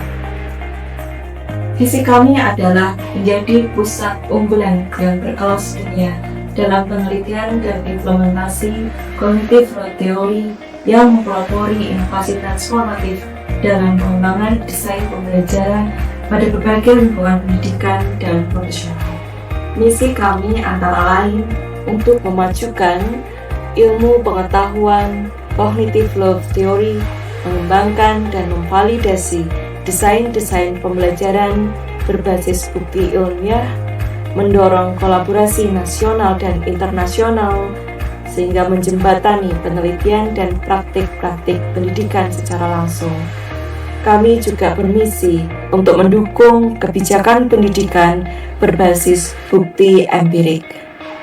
ICCLR berkomitmen menghadirkan inovasi pembelajaran berbasis cognitive load theory. Untuk mewujudkan keunggulan akademik tersebut, kami secara konsisten menyelenggarakan berbagai program ilmiah yang saling terintegrasi. Salah satu program utamanya adalah READ, Review, Research, yaitu forum diskusi ilmiah mingguan yang mengkaji artikel jurnal internasional bereputasi serta perkembangan terbaru dalam cognitive load theory. Sebagai ruang diseminasi dan pertukaran gagasan ilmiah, kami juga menyelenggarakan Symposium on Learning and Instruction. Seiring berkembangnya pusat riset ini menjadi pusat unggulan, Simposium ini turut berkembang menjadi forum internasional yang mempertemukan akademisi dan kolaborator dari berbagai institusi terkemuka dunia. Dalam mendukung publikasi ilmiah, kami menghadirkan Article Writing Coaching Clinic, sebuah program pendampingan intensif yang membantu peneliti mentransformasikan hasil riset menjadi artikel ilmiah berstandar internasional. Tidak berhenti di situ, kami juga memperluas jejaring akademik global melalui program Visiting Professor yang mempertemukan para pakar lintas negara untuk memperkuat kolaborasi riset dan diseminasi cognitive load theory. Melalui research collaboration, kami menjalin kerjasama dengan peneliti terkemuka di dunia bidang cognitive load theory, desain pembelajaran, dan psikologi pendidikan. Hilisasi dari kegiatan riset kami yaitu Continuous Professional Development, sebuah program kemitraan yang berdampak secara nyata bagi pelaksana pendidikan yang mendukung pengembangan profesional secara berkelanjutan agar inovasi pembelajaran berbasis cognitive load theory dapat diterapkan secara nyata di ruang kelas. Berbagai hasil penelitian tersebut telah ditransformasikan menjadi produk yang dapat dimanfaatkan secara langsung oleh dunia pendidikan. Mulai dari buku pembelajaran hingga poster desain pembelajaran, setiap produk dikembangkan berdasarkan prinsip cognitive load theory agar hasil riset tidak berhenti sebagai temuan akademik, tetapi dapat diterapkan dalam praktik pembelajaran yang lebih efektif dan berbasis bukti ilmiah. Lebih dari 45 karya telah memperoleh hak kekayaan intelektual sebagai bentuk perlindungan atas orisinalitas dan kualitas riset yang dihasilkan.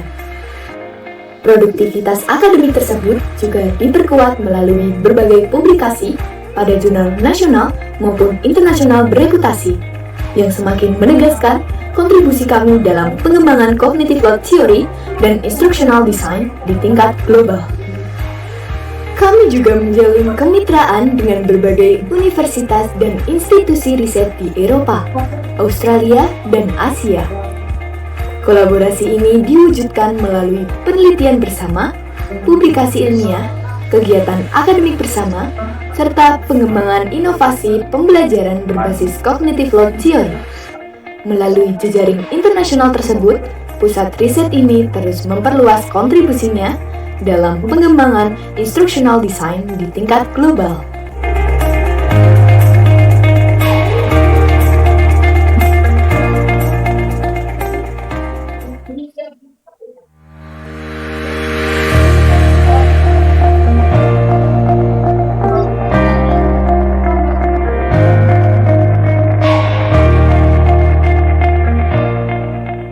Saya Enda Retnawati sebagai Ketua Pusat Unggulan Ilmu Pengetahuan dan Teknologi di Universitas Negeri Yogyakarta yang bernama Indonesian Center for Cognitive Load Research.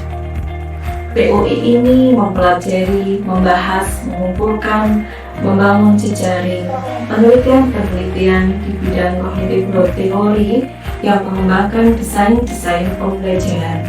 Kami tidak hanya fokus pada mata pelajaran matematika, tetapi juga berbagai pembelajaran di SD, SMP, SMA maupun pelatihan-pelatihan profesional.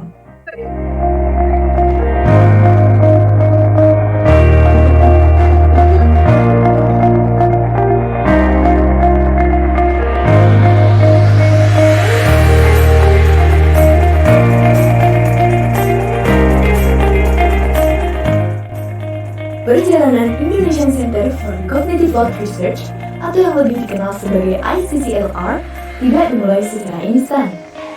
Berawal dari sebuah komunitas mahasiswa dan peneliti muda yang memiliki ketertarikan serta semangat untuk mengkaji cognitive load theory secara lebih mendalam. ICCLR terus berkembang melalui dedikasi pada riset berkualitas, publikasi ilmiah, dan komitmen dalam menyebarluaskan ilmu pengetahuan. Seiring perjalanan tersebut, komunitas ini resmi bertransformasi dan dikukuhkan sebagai pusat unggulan IPTEX perguruan tinggi atau PUIPT. Pencapaian ini menjadi tonggak baru bagi ICCLR sebagai pusat riset yang berfokus pada diseminasi ilmu pengetahuan dan inovasi transformatif di tingkat global. Visi kami adalah menjadi pusat unggulan yang berkelas dunia dalam penelitian dan implementasi cognitive load theory yang mempelopori inovasi transformatif dalam pengembangan desain pembelajaran pada berbagai lingkungan pendidikan dan profesional. Misi kami antara lain untuk memajukan ilmu pengetahuan cognitive load theory, mengembangkan dan memvalidasi desain-desain pembelajaran berbasis bukti ilmiah, mendorong kolaborasi nasional dan internasional, sehingga menjembatani penelitian dan praktik-praktik pendidikan secara langsung. Kami juga bermisi untuk mendukung kebijakan pendidikan berbasis bukti empirik. ICCLR berkomitmen menghadirkan inovasi pembelajaran berbasis cognitive load theory. Untuk mewujudkan keunggulan akademik tersebut, kami secara konsisten menyelenggarakan berbagai program ilmiah yang saling terintegrasi. Salah satu program utamanya adalah Review Research, yaitu forum diskusi ilmiah mingguan yang mengkaji artikel jurnal internasional bereputasi serta perkembangan terbaru dalam cognitive load theory. Sebagai ruang diseminasi dan pertukaran gagasan ilmiah, kami juga menyelenggarakan Symposium on Learning and Instruction. Seiring berkembangnya pusat riset ini menjadi pusat unggulan, Simposium ini turut berkembang menjadi forum internasional yang mempertemukan akademisi dan kolaborator dari berbagai institusi terkemuka dunia. Dalam mendukung publikasi ilmiah, kami menghadirkan Article Writing Coaching Clinic, sebuah program pendampingan intensif yang membantu peneliti mentransformasikan hasil riset menjadi artikel ilmiah berstandar internasional. Tidak berhenti di situ, kami juga memperluas jejaring akademik global melalui program Visiting Professor yang mempertemukan para pakar lintas negara untuk memperkuat kolaborasi riset dan diseminasi cognitive load theory.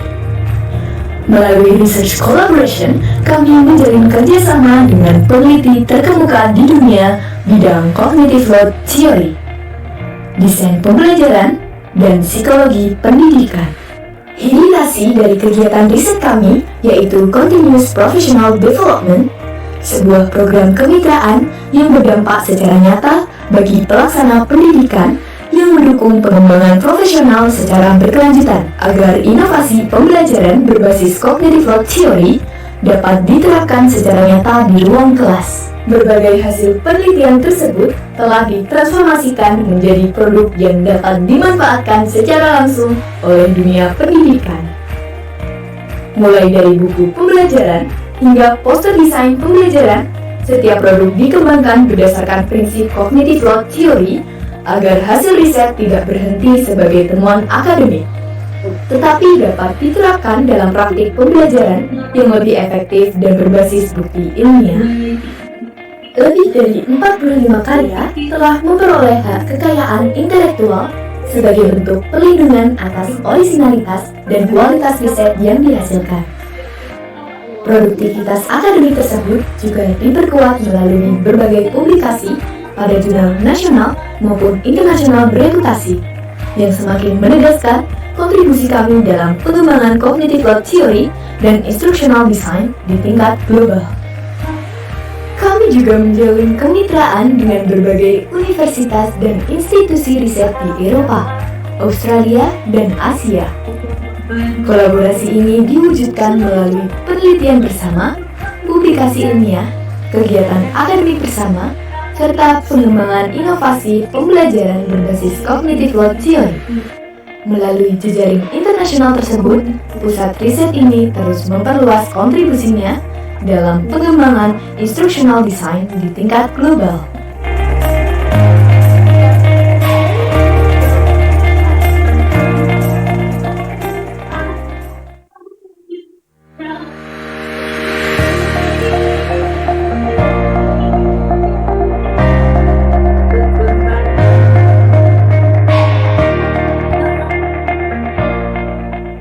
Saya Indah Ketnowati sebagai Ketua Pusat Unggulan Ilmu Pengetahuan dan Teknologi di Universitas Negeri Yogyakarta yang bernama Indonesian Center for Cognitive Load Research.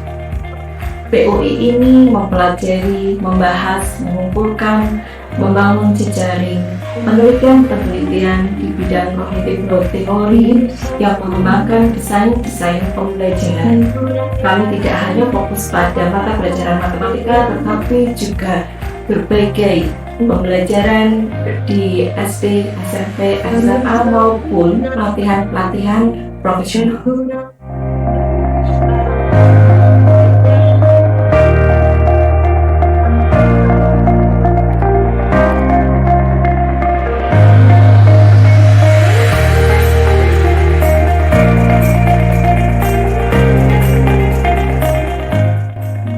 Perjalanan Indonesian Center for Cognitive Load Research atau yang lebih dikenal sebagai ICCLR tidak dimulai secara instan.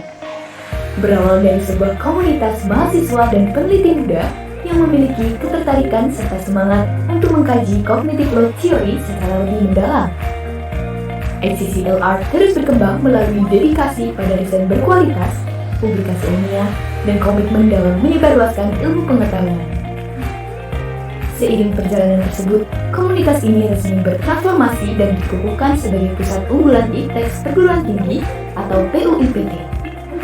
Pencapaian ini menjadi tonggak baru bagi ICCLR sebagai pusat riset yang berfokus pada diseminasi ilmu pengetahuan dan inovasi transformatif di tingkat global. Visi kami adalah menjadi pusat unggulan yang berkelas dunia dalam penelitian dan implementasi cognitive theory yang mempelopori inovasi transformatif dalam pengembangan desain pembelajaran pada berbagai lingkungan pendidikan dan profesional. Misi kami antara lain untuk memajukan ilmu pengetahuan cognitive load theory, mengembangkan dan memvalidasi desain-desain pembelajaran berbasis bukti ilmiah, mendorong kolaborasi nasional dan internasional, sehingga menjembatani penelitian dan praktik-praktik pendidikan secara langsung. Kami juga bermisi untuk mendukung kebijakan pendidikan berbasis bukti empirik. ICCLR berkomitmen menghadirkan inovasi pembelajaran berbasis cognitive load theory. Untuk mewujudkan keunggulan akademik tersebut, kami secara konsisten menyelenggarakan berbagai program ilmiah yang saling berintegrasi. Salah satu program utamanya adalah Read, Review, Research, yaitu forum diskusi ilmiah mingguan yang mengkaji artikel jurnal internasional bereputasi serta perkembangan terbaru dalam cognitive load theory. Sebagai ruang diseminasi dan pertukaran gagasan ilmiah, kami juga menyelenggarakan Symposium on Learning and Instruction. Seiring berkembangnya pusat riset ini menjadi pusat unggulan, Symposium ini turut berkembang menjadi forum internasional yang mempertemukan akademisi dan kolaborator dari berbagai institusi terkemuka dunia. Dalam mendukung publikasi ilmiah, kami menghadirkan Article Writing Coaching Clinic, sebuah program pendampingan intensif yang membantu peneliti mentransformasikan hasil riset menjadi artikel ilmiah berstandar internasional. Tidak berhenti di situ, kami juga memperluas jejaring akademik global melalui program Visiting Professor yang mempertemukan para pakar lintas negara untuk memperkuat kolaborasi riset dan diseminasi cognitive load theory. Melalui research collaboration, kami menjalin kerjasama dengan peneliti terkemuka di dunia bidang cognitive load theory, desain pembelajaran, dan psikologi pendidikan.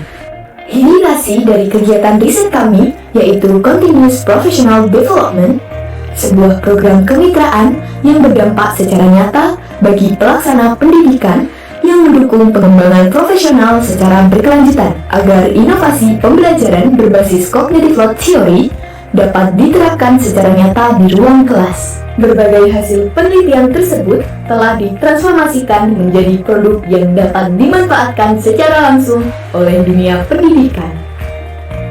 Mulai dari buku pembelajaran hingga poster desain pembelajaran, Setiap produk dikembangkan berdasarkan prinsip cognitive load theory agar hasil riset tidak berhenti sebagai temuan akademik, tetapi dapat diterapkan dalam praktik pembelajaran yang lebih efektif dan berbasis bukti ilmiah. Lebih dari 45 karya telah memperoleh hak kekayaan intelektual sebagai bentuk perlindungan atas orisinalitas dan kualitas riset yang dihasilkan. Produktivitas akademik tersebut juga diperkuat melalui berbagai publikasi pada jurnal nasional maupun internasional bereputasi yang semakin menegaskan kontribusi kami dalam pengembangan cognitive load theory dan instructional design di tingkat global. Kami juga menjalin kemitraan dengan berbagai universitas dan institusi riset di Eropa, Australia, dan Asia. Kolaborasi ini diwujudkan melalui penelitian bersama, publikasi ilmiah, kegiatan akademik bersama, serta pengembangan inovasi pembelajaran berbasis cognitive load theory. Melalui jejaring internasional tersebut, pusat riset ini terus memperluas kontribusinya dalam pengembangan instructional design di tingkat global.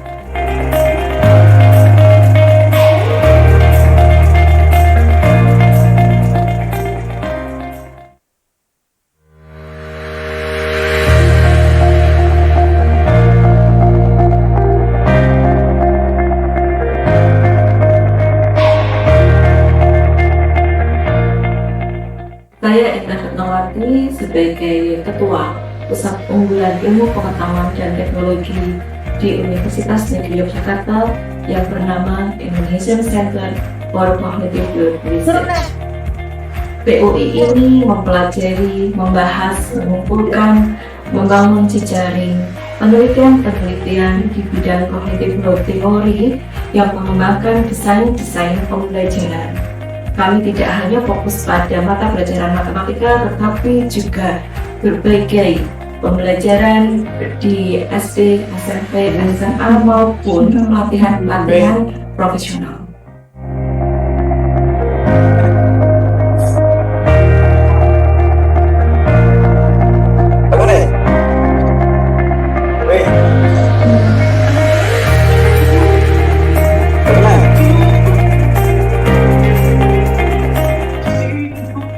Perjalanan Indonesian Center for Cognitive Load Research atau yang lebih dikenal sebagai ICCLR tidak dimulai secara instan. Berawal dari sebuah komunitas mahasiswa dan peneliti muda yang memiliki ketertarikan serta semangat untuk mengkaji cognitive load theory secara lebih mendalam. ICCLR terus berkembang melalui dedikasi pada riset berkualitas, publikasi ilmiah, dan komitmen dalam menyebarluaskan ilmu pengetahuan. Seiring perjalanan tersebut, komunitas ini resmi bertransformasi dan dikukuhkan sebagai pusat unggulan ITEX perguruan tinggi atau PUIPT. Pencapaian ini menjadi tonggak baru bagi ICCLR sebagai pusat riset yang berfokus pada diseminasi ilmu pengetahuan dan inovasi transformatif di tingkat global. Visi kami adalah menjadi pusat unggulan berkelas dunia dalam penelitian dan implementasi cognitive load theory yang mempelopori inovasi transformatif dalam pengembangan desain pembelajaran pada berbagai lingkungan pendidikan dan profesional. Misi kami antara lain untuk memajukan ilmu pengetahuan cognitive load theory, mengembangkan dan memvalidasi desain-desain pembelajaran berbasis bukti ilmiah, mendorong kolaborasi nasional dan internasional, sehingga menjembatani penelitian dan praktik-praktik pendidikan secara langsung. Kami juga bermisi untuk mendukung kebijakan pendidikan berbasis bukti empirik. ICCLR berkomitmen menghadirkan inovasi pembelajaran berbasis cognitive load theory. Untuk mewujudkan keunggulan akademik tersebut, kami secara konsisten menyelenggarakan berbagai program ilmiah yang saling terintegrasi. Salah satu program utamanya adalah READ, Review, Research, yaitu forum diskusi ilmiah mingguan yang mengkaji artikel jurnal internasional bereputasi serta perkembangan terbaru dalam cognitive load theory. Sebagai ruang diseminasi dan pertukaran gagasan ilmiah, kami juga menyelenggarakan Symposium on Learning and Instruction. Seiring berkembangnya pusat riset ini menjadi pusat unggulan, Symposium ini turut berkembang menjadi forum internasional yang mempertemukan akademisi dan kolaborator dari berbagai institusi terkemuka dunia. Dalam mendukung publikasi ilmiah, kami menghadirkan Article Writing Coaching Clinic, sebuah program pendampingan intensif yang membantu peneliti mentransformasikan hasil riset menjadi artikel ilmiah berstandar internasional. Tidak berhenti di situ, kami juga memperluas jejaring akademik global melalui program Visiting Professor yang mempertemukan para pakar lintas negara untuk memperkuat kolaborasi riset dan diseminasi cognitive load theory. Melalui research collaboration, kami menjalin kerjasama dengan peneliti terkemuka di dunia bidang cognitive load theory, desain pembelajaran, dan psikologi pendidikan. Hidirasi dari kegiatan riset kami yaitu Continuous Professional Development, sebuah program kemitraan yang berdampak secara nyata bagi pelaksana pendidikan yang mendukung pengembangan profesional secara berkelanjutan agar inovasi pembelajaran berbasis cognitive load theory dapat diterapkan secara nyata di ruang kelas. Berbagai hasil penelitian tersebut telah ditransformasikan menjadi produk yang dapat dimanfaatkan secara langsung oleh dunia pendidikan. Mulai dari buku pembelajaran hingga poster desain pembelajaran, setiap produk dikembangkan berdasarkan prinsip cognitive load theory agar hasil riset tidak berhenti sebagai temuan akademik, tetapi dapat diterapkan dalam praktik pembelajaran yang lebih efektif dan berbasis ilmiah. Sebelum acara kita mulai, Lebih dari 45 di atas meja sekiranya ada telah sampah, memperoleh hak bekas botol kekayaan air minum intelektual bisa dibuang sebagai dahulu bentuk perlindungan di tempat atas sampah di depan originalitas biar dan lebih kualitas rapi riset sebelum yang kita masuk ke dihasilkan. sesi selanjutnya. Silakan, Produktivitas jika ada akademik sampah di atas tersebut meja akan diperkuat masing-masing melalui berbagai bisa dibuang publikasi dahulu di luar pada jurnal nasional sehingga nanti maupun saat sesi internasional selanjutnya bereputasi dimulai sudah lebih yang rapi. semakin Terima menegaskan kasih. kontribusi kami dalam pengembangan cognitive load theory dan instructional design di tingkat global. Kami juga menjalin kemitraan dengan berbagai universitas dan institusi riset di Eropa, Australia, dan Asia. Kolaborasi ini diwujudkan melalui penelitian bersama, publikasi ilmiah, kegiatan akademik bersama, serta pengembangan inovasi pembelajaran berbasis cognitive load theory. Melalui jejaring internasional tersebut, pusat riset ini terus memperluas kontribusinya dalam pengembangan instructional design di tingkat global.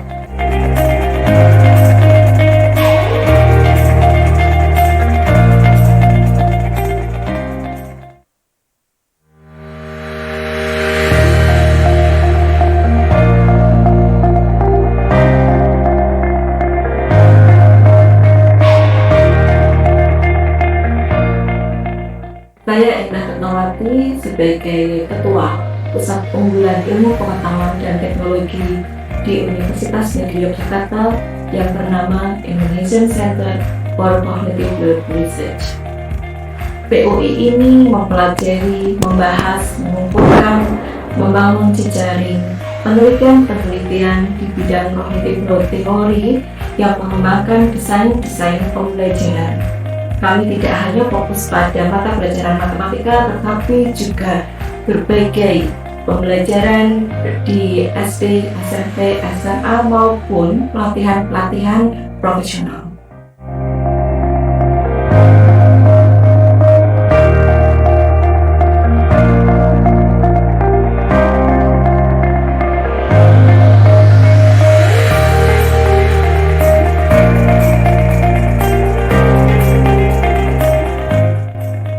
Perjalanan Indonesian Center for Cognitive Load Research atau yang lebih dikenal sebagai ICCLR tidak dimulai secara instan. Berawal dari sebuah komunitas mahasiswa dan peneliti muda yang memiliki ketertarikan serta semangat untuk mengkaji cognitive load theory secara lebih mendalam. ICCLR terus berkembang melalui dedikasi pada riset berkualitas, publikasi ilmiah, dan komitmen dalam menyebarluaskan ilmu pengetahuan. Seiring perjalanan tersebut, komunitas ini resmi bertransformasi dan dikukuhkan sebagai pusat unggulan ITEX perguruan tinggi atau PUIPT. Pencapaian ini menjadi tonggak baru bagi ICCLR sebagai pusat riset yang berfokus pada diseminasi ilmu pengetahuan dan inovasi transformatif di tingkat global. Visi kami adalah menjadi pusat unggulan yang berkelas dunia dalam penelitian dan implementasi cognitive theory yang mempelopori inovasi transformatif dalam pengembangan desain pembelajaran pada berbagai lingkungan pendidikan dan profesional. Misi kami antara lain untuk memajukan ilmu pengetahuan cognitive load theory, mengembangkan dan memvalidasi desain-desain pembelajaran berbasis bukti ilmiah, mendorong kolaborasi nasional dan internasional, sehingga menjembatani penelitian dan praktik-praktik pendidikan secara langsung. Kami juga bermisi untuk mendukung kebijakan pendidikan berbasis bukti empirik. ICCLR berkomitmen menghadirkan inovasi pembelajaran berbasis cognitive load theory. Untuk mewujudkan keunggulan akademik tersebut, kami secara konsisten menyelenggarakan berbagai program ilmiah yang saling terintegrasi. Salah satu program utamanya adalah Review Research, yaitu forum diskusi ilmiah mingguan yang mengkaji artikel jurnal internasional bereputasi serta perkembangan terbaru dalam cognitive load theory. Sebagai ruang diseminasi dan pertukaran gagasan ilmiah, kami juga menyelenggarakan Symposium on Learning and Instruction. Seiring berkembangnya pusat riset ini menjadi pusat unggulan, Simposium ini turut berkembang menjadi forum internasional yang mempertemukan akademisi dan kolaborator dari berbagai institusi terkemuka dunia. Dalam mendukung publikasi ilmiah, kami menghadirkan Article Writing Coaching Clinic, sebuah program pendampingan intensif yang membantu peneliti mentransformasikan hasil riset menjadi artikel ilmiah berstandar internasional. Welcome back to the Symposium on Learning and Tidak berhenti di Instruction situ, kami juga 2026. memperluas jejaring akademik global melalui program Visiting Professor yang mempertemukan para pakar lintas negara untuk memperkuat kolaborasi riset dan diseminasi cognitive load theory. Before we move on, let's take a moment to recharge our energy by recalling the official slogan of our symposium. When we say Symposium on Learning and Instruction, please respond with think less, learn more, achieve success. Are you ready? Berdiri deh. Okay. Stand up. Repeat again. When we say When we say Symposium on Learning and Instruction, please respond with think less, learn more, achieve success. Okay, are you ready? Okay. Symposium on Learning and Instruction. Think less, learn more, achieve success. Yay! Thank you for your enthusiasm. Let's carry the positive energy into the next sessions. We are now ready to continue with plenary panel session 1, 2, and 3, where we will hear more inspiring research presentations and engaging academic discussions. To continue leading the plenary panel session, we are pleased to invite our moderator, Ms. Novita Murti Lareta, SPD. Ms. Novita, the floor is yours.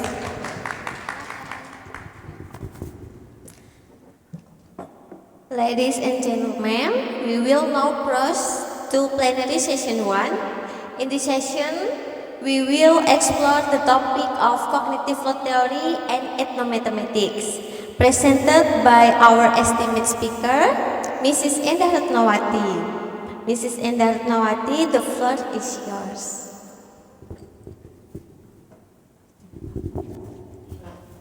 Thank you, Novita. I'm actually presenting my dissertation student's work, Bapak Heru Sukojo. He's not feeling well today, so he's not attending our meeting today. And his dissertation is on ethnomathematics.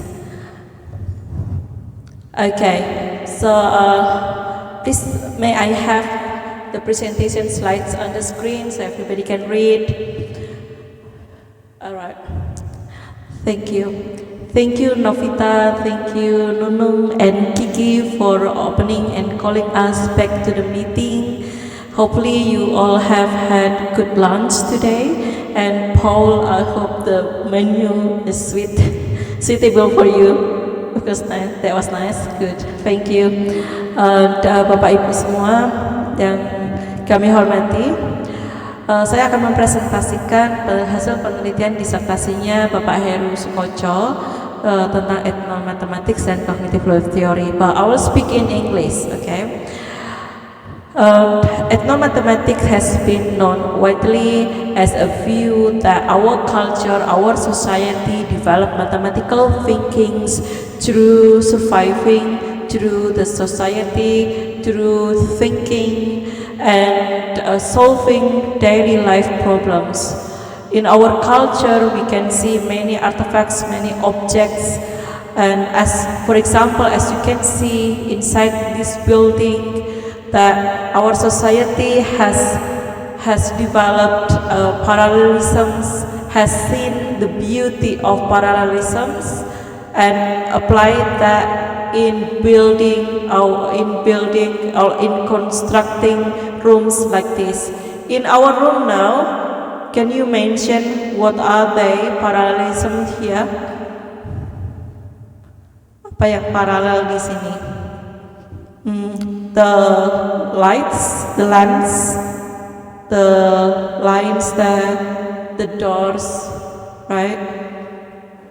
Okay, parallelisms lined can be seen anywhere. Shapes, we like to put the shapes in the same pattern, the same size, as well as in your clothes. Batik has pattern. That patterns are seen as a result of mathematical thinking. So that's the view of ethnomathematicians. So Pak Heru Sukoco came to me a few years ago asking whether is it possible to study ethnomathematics from the perspective of cognitive load theory. And after so much discussions that actually in ethnomathematics, in a very narrow topic in ethnomathematics, they speak about concreteness.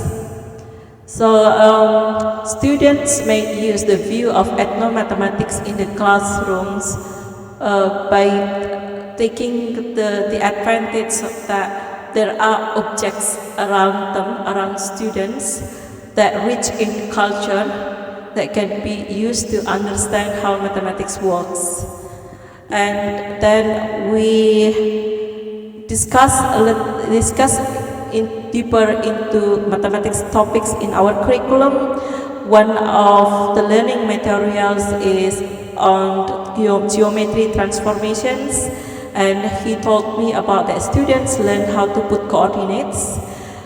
To understand that this is a reflection results, this is a translation results, and so forth. And I said to him at that time that it looks easy things to do. It's not like a problem-solving task. What do you think it is? A problem-solving task that use ethnomathematics for a specific year is the concreteness of the learning materials that should be studied, whether it is increasing or lowering cognitive load. And he says, what if the material is about proving? So proof, membuktikan. It means it is an open question. And then he developed worked examples using batik pattern. In your batik patterns, do you see in your batik, do you see there is a pattern? Patterns.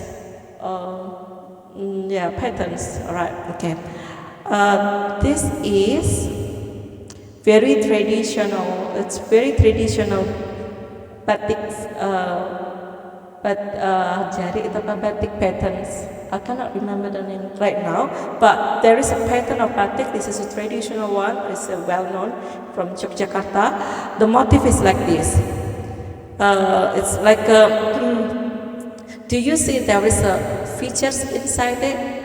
Like should point it for you. This one, do you see this feature? Can you see it? Right. In this batik.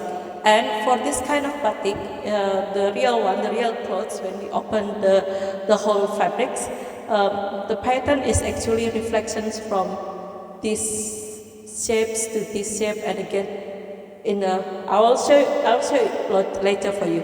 Kalian ngerti nggak maksud saya? Kalau di kain beneran itu bentuknya itu ada kayak gitu banyak, ya kan? Dan banyaknya itu urutannya itu bolak-balik, gambarnya gini, balik ini, balik ini, balik ini. Okay. And that is actually a reflection results. And the process of making it also using the reflection concept. And then he used this to develop a work example on about how asking the students to describe or to tell whether is this a reflection results of this. The question is like that. So in the work example, there are 4 steps. Step 1, step 2, step 3, step 4, and then the final answer is that this shape is a reflection of this because the distance between the point here towards in accord with this axis is the same. Here to here is the same. So the answer expected after learning the work example is that student can tell that this pattern is a reflection of this because the distance is the same when it is seen from this axis. So students study work example like this and then learn problem solving themselves, the other one. And he has several patterns. Okay, shown to students in the form of work example, but what they learn is that how to prove that this shape is the reflection of this. So that's the first figures. The second figures, so to know, to claim that whether work examples in using ethnomathematics object is effective or not, he compared that with ceramic shapes, keramik, motif keramik. Motif keramiknya kayak gini. Okay. 4 steps the same way, and he compared that with, dan dibandingkan dengan bentuk matematika the mathematics, symbolic mathematics that often seen in the books, dibandingkan dengan bentuk matematika yang sering terlihat di buku-buku, langsung seperti ini, in geometrical figures. So he compared these 3. What he's looking for is that whether using the batik can actually help students to understand the reflection better rather than using the abstract one, the faded concreteness, what he says about the symbolic mathematics. That's his question. So, in the first experiment, he has 3 groups. In total, 93 students randomized into 3 groups, and the results, there was no significant effects on transfer. So the results, there was no differences between the 3 groups. And then, after discussions, and he also looked at the literature, he tried a different way to find out whether ethnomathematics figures can help students learn by sequencing concrete and abstract and concrete, compare using ethnomathematics or contextual in 2x2 design. He also didn't find any significant difference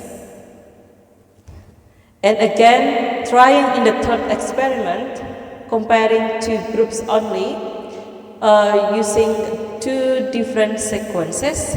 The first sequence is ethnomathematics, contextual, abstract. The reason is that probably students need step by step from the real material, the concrete one, the batik one, to ceramics, to mathematics figures. He compares that with when students learn the mathematics coordinate things, the symbolic one, and then contextual, and then ethnomathematics. Comparing the sequences, and still there was no significant difference. After learning about there is no significant difference across the three experiments, then he tried to look at whether the intrinsic cognitive load in the learning material was actually high. And after carefully looking at again the batik itself has very rich patterns. When students studying the reflection on the one batik motif to the other one, they not only looking at the big shapes, but also looking at the small shapes, increasing the intrinsic cognitive load. Whether when even the material was shown in symbolic mathematics, some might say it is an abstract mathematics. That representation is also useful for students because it is simplifying the object. And anyway, the final task is to describe mathematical proof based on the reflection or the transformations concept.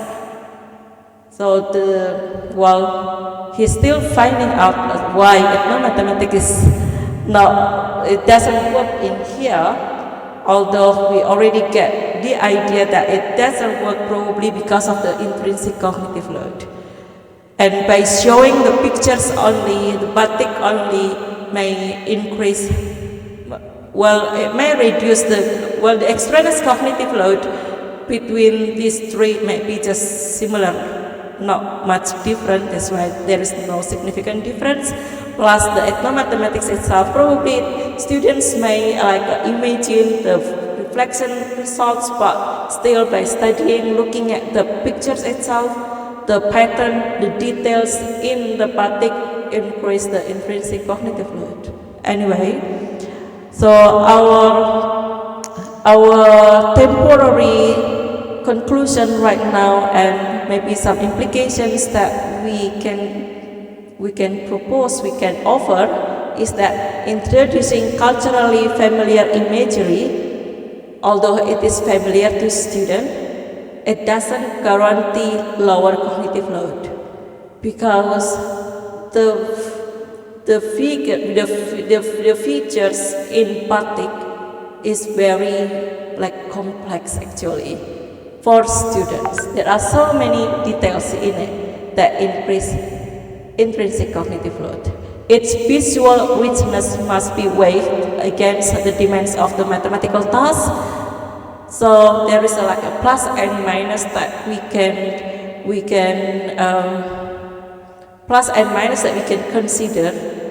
Do you want to introduce more the culture through learning mathematics, or it is more on the mathematics task that the study want to acquire, want to achieve?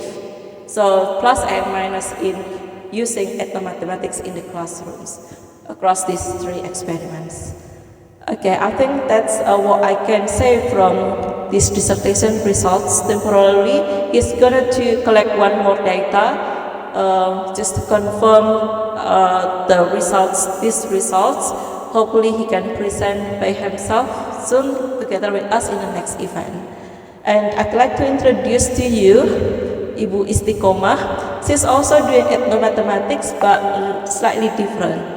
In here, work example in visualizations. She's doing ethnomathematics with examples but in activity. Right, okay. Thank you. Novita, can I pass this to her? Thank you. Thank you for listening.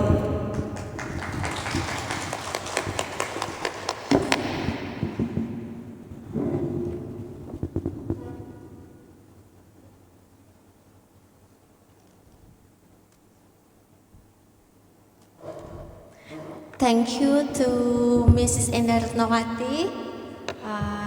Now we will proceed directly to our second presentation in plenary session 1 by Mrs. Istiqomah.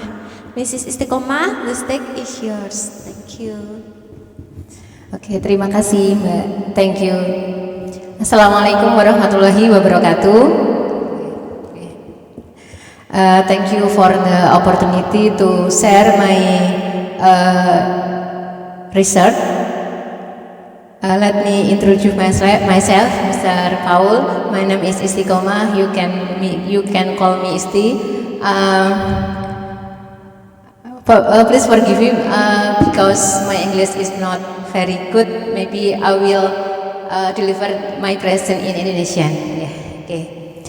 Baik, teman-teman semuanya, Bapak Ibu.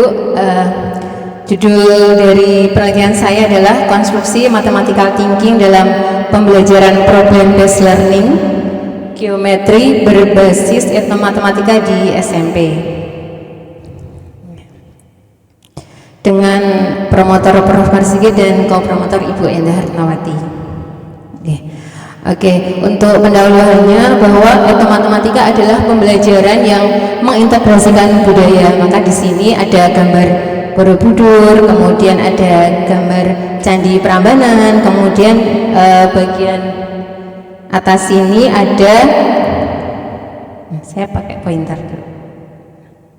Ini Keraton Yogyakarta, dan kemudian ada batik, dan biasanya ini yang sering digunakan dalam penelitian etnomatematika selain dari Pak Heru tadi, ini ada batik kawung karena bentuknya circle, lingkaran. Kemudian yang nanti akan menjadi fokus dari penelitian saya, budaya yang saya gunakan adalah besek, yang biasanya digunakan sebagai tempat gudeg. Oke. Nah, meskipun sebenarnya budaya itu sudah dikenal oleh siswa, namun siswa itu masih kesulitan dalam memahami matematika atau dalam memahami matematika dalam kehidupan sehari-hari. Begitu, padahal dalam kehidupan sehari-hari matematika itu sangat dekat dengan mereka. Salah satunya dalam budaya keseharian mereka. Kemudian di sisi lain, pembelajaran dengan work example itu dapat meminimalkan cognitive load, dan di penelitian pun juga sudah terbukti bahwa untuk siswa novice, maka work example itu dapat meminimalkan cognitive load. Nah, oleh karena itu pertanyaan dari penelitian ini adalah bagaimana kombinasi antara etnomatematika dan work example dalam pembelajaran dapat meningkatkan mathematical thinking dan juga dapat meminimalkan cognitive load. Baik, desain pembelajaran yang saya gunakan ada 3 fase: introductory phase, kemudian acquisition phase, dan juga test phase. Nah, kemudian karena saya nanti akan melibatkan 3 kelas ini dalam penelitian saya, yaitu yang pertama ada kelas etnomatematika, kemudian ada kelas kontekstual, dan juga ada kelas non etnomatematika atau ceramah atau lecture gitu. Nah, di mana ketiga kelas ini memiliki tujuan yang sama, yaitu mengaktifkan kemampuan awal siswa. Kemudian juga di sini dalam kegiatan pada fase ini siswa belajar kembali mengenai pengetahuan awal yang sudah mereka dapatkan, yaitu mengenai luas permukaan dan juga volume dari prisma. Khususnya dalam hal ini adalah prisma segi 4, yaitu kubus dan balok. Nah, sama. Bedanya apa? Bedanya kalau di kelas etnomatematika siswa melakukan aktivitas yaitu mengukur besek. Mengukur besek, mengukur panjang, lebar, tingginya untuk menentukan luas permukaan dan juga volumenya. Itu untuk kelas etnomatematika. Kemudian untuk kelas kontekstual, siswa mengukur juga, namun tidak mengukur basic tapi mengukur benda-benda segi 4, prisma segi 4 ya, balok, kubus yang ada di sekitar mereka. Kalau kemarin kami menggunakan rubik, kemudian buku ya, novel, kemudian ada tisu, tempat tisu dan yang lain-lainnya. Nah, dan itu tidak ada aktivitas kalau di kelas non etnomatematika. Dan kemudian langkah berikutnya sama, yaitu siswa mengerjakan pretest sama dan juga dalam waktu yang sama, yaitu 30 menit gitu. Jadi bedanya adalah ketika kelas etnomatematika ada aktivitas mengukur basic, kemudian kalau di kelas kontekstual itu ada aktivitas mengukur benda-benda di sekitar mereka.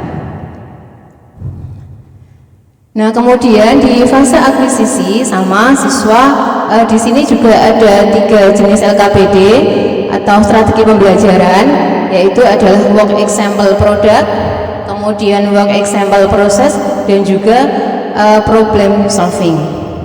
Kemudian untuk bagian yang ketiga, tahap yang ketiga, yaitu test based, di mana siswa di sini menyelesaikan mathematical thinking post test dan juga mengisi self-rating cognitive load.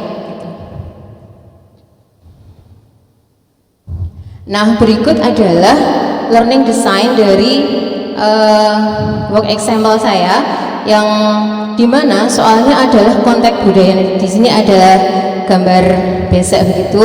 Di sini diketahui tingginya berapa, kemudian panjangnya berapa, volumenya berapa. Nah, di sini siswa sebenarnya di sini diminta untuk menghitung luas permukaan.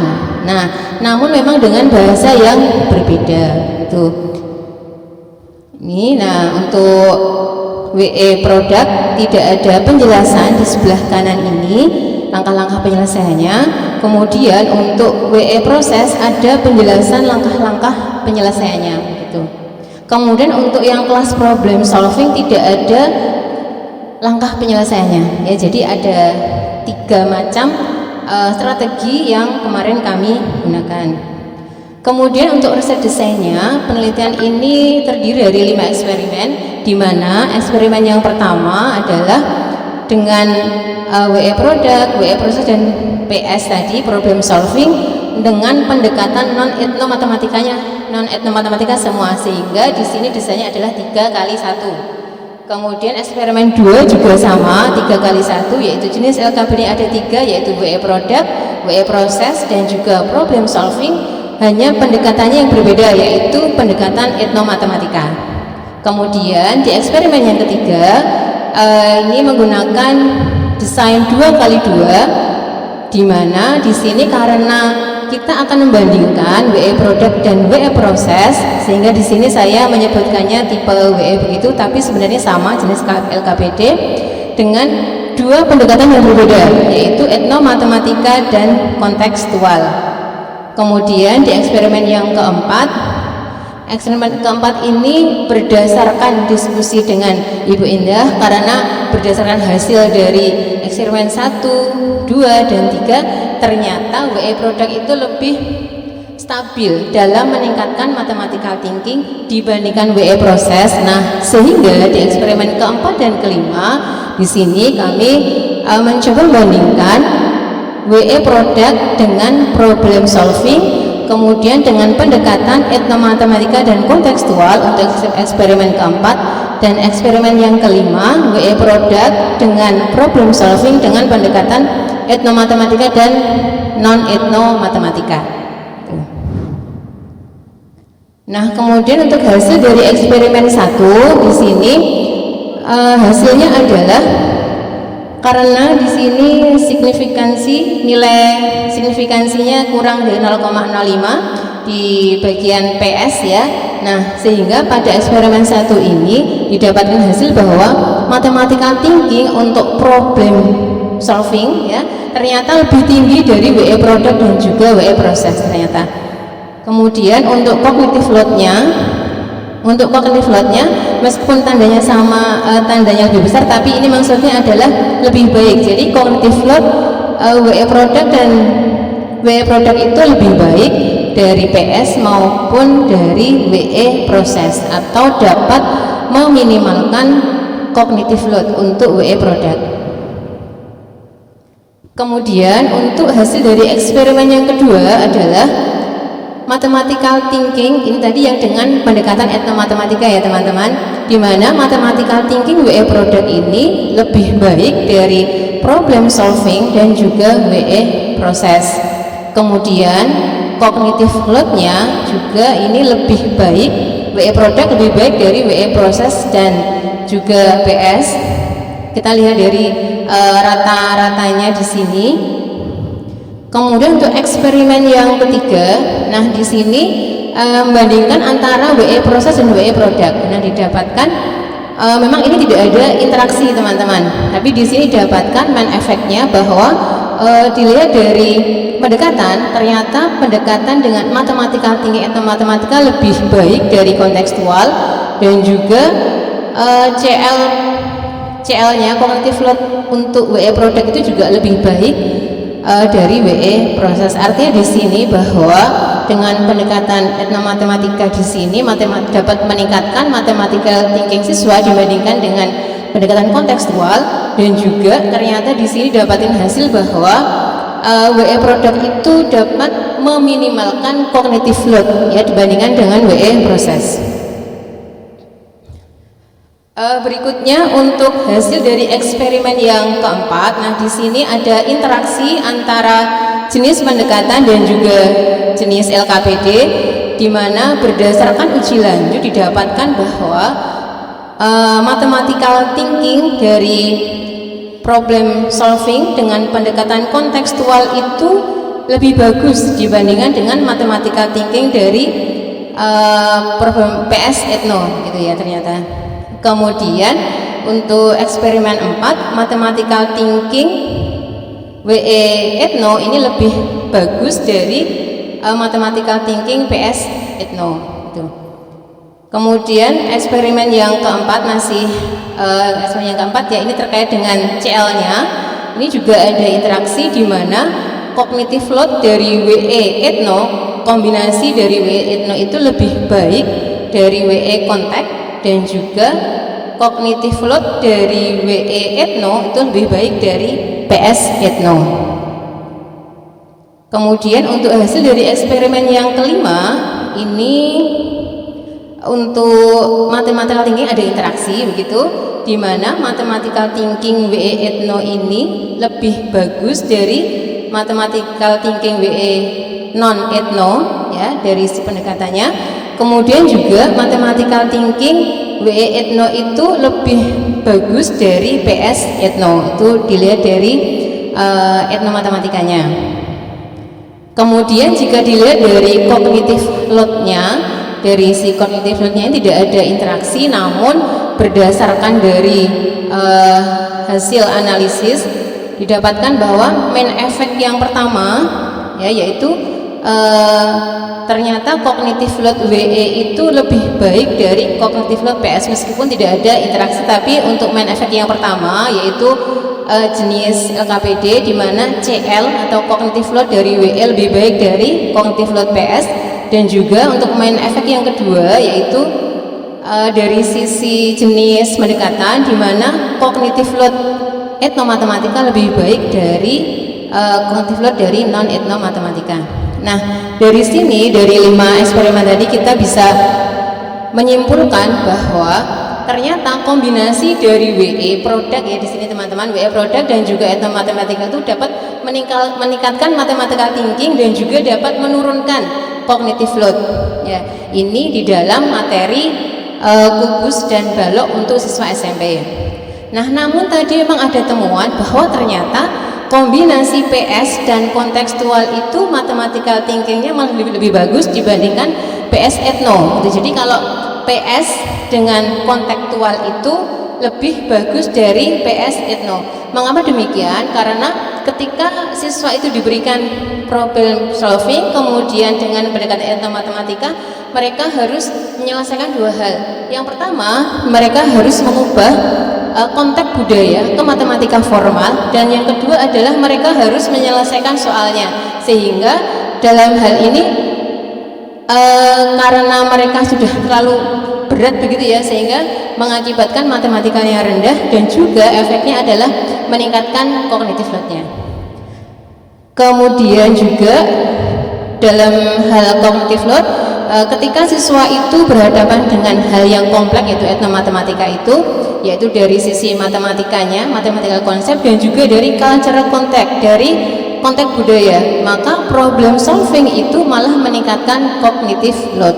Nah, oleh karena itu di sini WE Product hadir sebagai bantuan atau scaffolding untuk mengurangi cognitive load dari siswa, di mana efeknya adalah nanti bisa meningkatkan mathematical thinking. Nah, ini presentasi dari kami teman-teman semuanya ya, semoga ini bisa bermanfaat dan kita bisa mendapatkan pandangan baru bahwa untuk kombinasi dari WE product dan juga dengan etnomatematika dalam hal ini untuk materi luas permukaan dan volume untuk kubus dan balok itu ternyata dapat meningkatkan mathematical thinking dan juga mengurangi cognitive load. Demikian presentasi dari saya, semoga bermanfaat. Terima kasih. Assalamualaikum warahmatullahi wabarakatuh.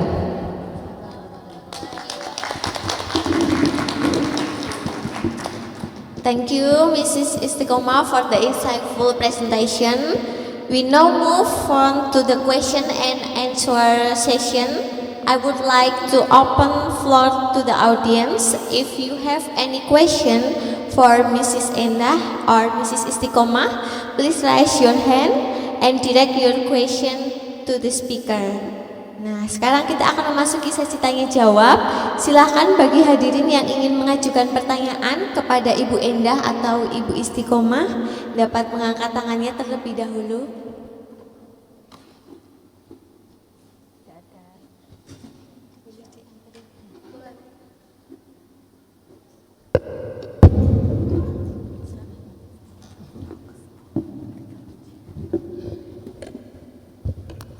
Baik, sebelumnya perkenalkan, nama saya Dica Zakeri Wijaya.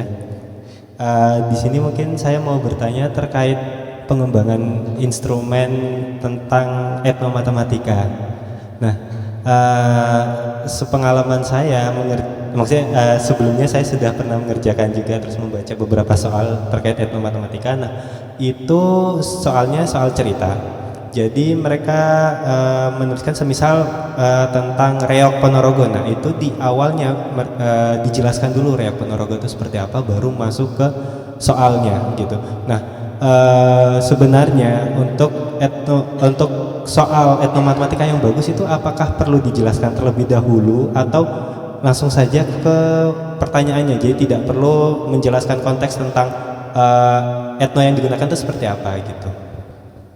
Mungkin itu pertanyaan dari saya, terima kasih.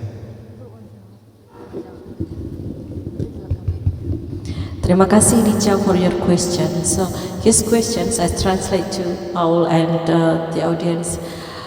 In mathematics learning, usually when teacher starts using mathematics in the classroom, teacher will give a story first. So there is like a storytelling about the culture before students actually doing the mathematics activities, right, teacher? Yeah. That is also used by Pak Heru in his research. So before students study the work examples with the batik in the coordinate Cartesius and learn about the mathematical thinking in proving that there is a reflections in it, proving using the coordinates. He also gives the student a story about batik making. That in actual making batik, the crafters, the batik makers also think to reflect the patterns to finish the batik making quicker by making the reflections. Something like that, teacher. There is also like a storytelling before students start the studying with the work examples, but storytelling. Okay. The difference with her, if in this research, in Pak Heru's research, the story was written. There's just a background story about making batik. In her research, not storytellings, but storytellings. Oh yeah, there is also storytelling, plus activity. Yeah, can you explain more? Terima kasih Mas Dija atas pertanyaannya. Jadi memang storytelling di instrumen saya tidak begitu detail. Artinya bahwa di awal saat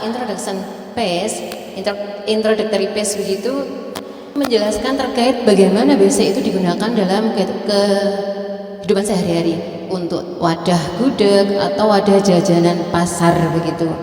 Nah, sedangkan kalau dalam instrumen saya karena memang waktu terbatas dan ketika nanti diberikan storytelling khawatir malah menambah cognitive load mereka, sehingga untuk soal saya itu langsung begitu, misalnya seorang pengusaha gudeg yang tadi saya tampilkan ingin memesan besek tanpa tutup khusus untuk kemasan gudeg dan seterusnya, sehingga tidak ada ya cerita yang panjang, tapi bagaimana budaya itu digunakan dalam sehari-hari sudah kami jelaskan di saat introductory piece seperti itu.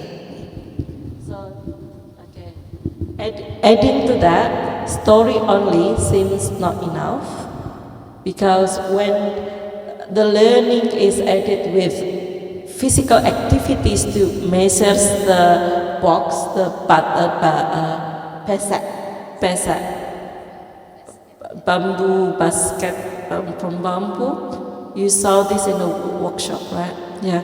When students like doing activities in measuring the pesek, the boxes, they seems likely her design works better than this design.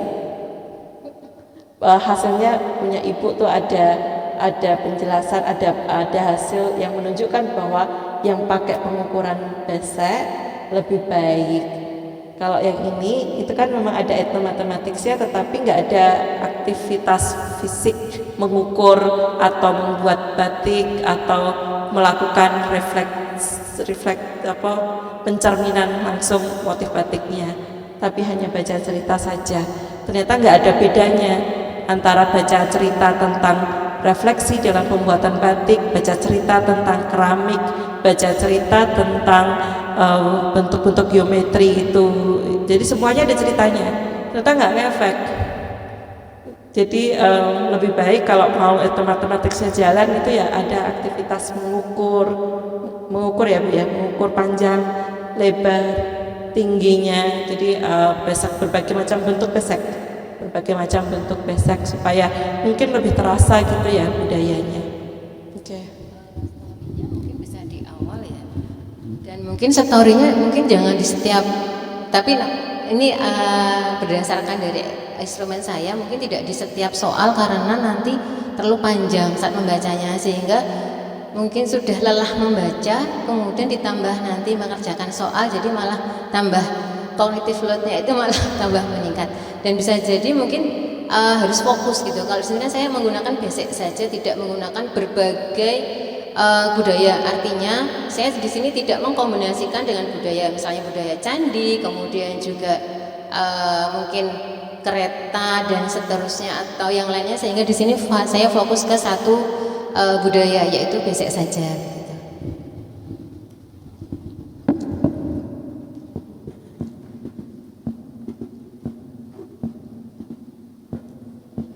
For the great question, Mr. Dija.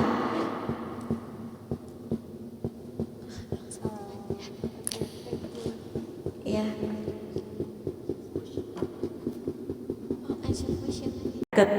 Di penelitian-penelitian yang akan datang, sekalian juga nggak hanya mengukur cognitive load, tapi juga mengukur tentang motivasi. Meskipun penelitiannya nggak secara khusus tentang motivasi, gitu ya. Baik, back to you Novita. I think it's enough for us now. Thank you.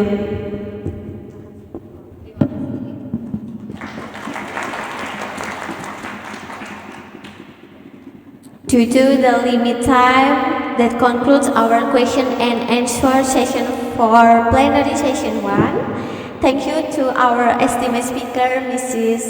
Endah Ratnawati and Mrs. Istiqomah for sharing their insight with us today.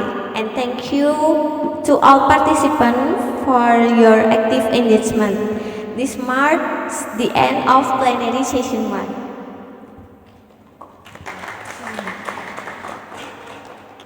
Ladies and gentlemen, we will now begin plenary session 2. In this session, we will explore the topic of adding motivational prompt in process vs product-oriented work example. Before we begin, it is our honor to invite all three of our esteemed speakers for this session. Miss Jean Gloria Kamara, Mr. Cica Azaki Ariwijaya, and Miss Hilda Widya Rifahami.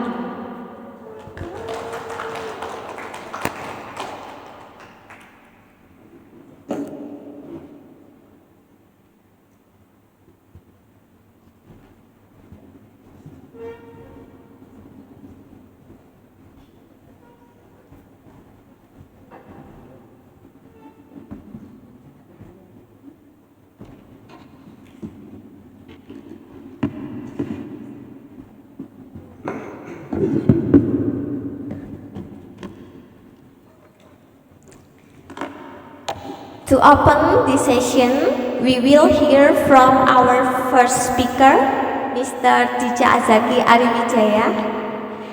Mr. Cica, the floor is yours. Thank you.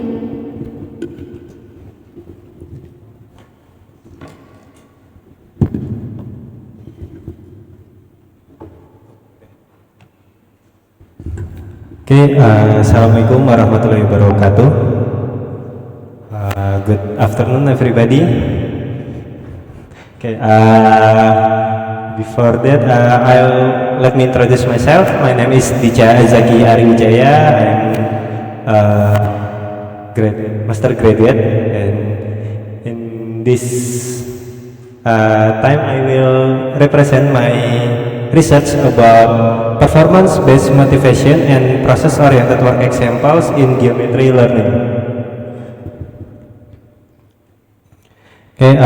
Sebelumnya seperti yang kita ketahui, mohon maaf bahasanya saya bilingual ya karena tidak terlalu lancar juga. Jadi yang pertama seperti yang kita ketahui, elemen interactivity pada pembelajaran geometri itu cukup tinggi sehingga hal itu dapat mempengaruhi cognitive load yang dialami siswa ketika mempelajari geometri. Nah, ketika cognitive load siswa itu tinggi, maka transfer pengetahuan yang terjadi itu tidak akan optimal. Untuk mengatasi hal tersebut, salah satunya adalah dengan menggunakan pembelajaran work example. Nah, di sini digunakanlah proses oriented work example, yaitu penyajian contoh masalah, penyajian langkah-langkah penyelesaian suatu masalah yang disertakan dengan penjelasannya. Nah, namun pada pembelajaran tidak hanya dipengaruhi oleh aspek kognitif saja, tetapi juga dipengaruhi oleh aspek afektif. Nah, pada penelitian sebelumnya diketahui bahwa ketika siswa itu tidak termotivasi, maka keaktifan siswa pada pembelajaran itu akan rendah. Siswa tidak akan terlibat aktif dalam pembelajaran. Nah, cara untuk mengatasi hal tersebut adalah dengan memberikan motivasi. Pada penelitian sebelumnya juga diketahui bahwa suasana kompetitif pada kelas itu itu berdampak positif terhadap hasil belajar siswa, sehingga motivasi yang memiliki ciri khas tentang kompetisi yaitu adalah performance based motivation, yaitu motivasi berbasis performa. Di sini motivasinya itu dia berorientasi pada nilai yang tinggi, pada menunjukkan kemampuan dirinya kepada guru, temannya, seperti itu. Nah, sehingga pada akhirnya di penelitian ini akan dilakukan pengintegrasian dari performance based motivation dan process oriented work example. Nah, setelah itu ini merupakan work example yang telah saya kembangkan. Untuk ini merupakan product oriented work example pada pembelajaran geometri, khususnya itu di luas juri. Jadi di sini ada gabungan antara, ada beberapa batu datar, sehingga nanti siswa akan mencari luas daerah yang diarsir.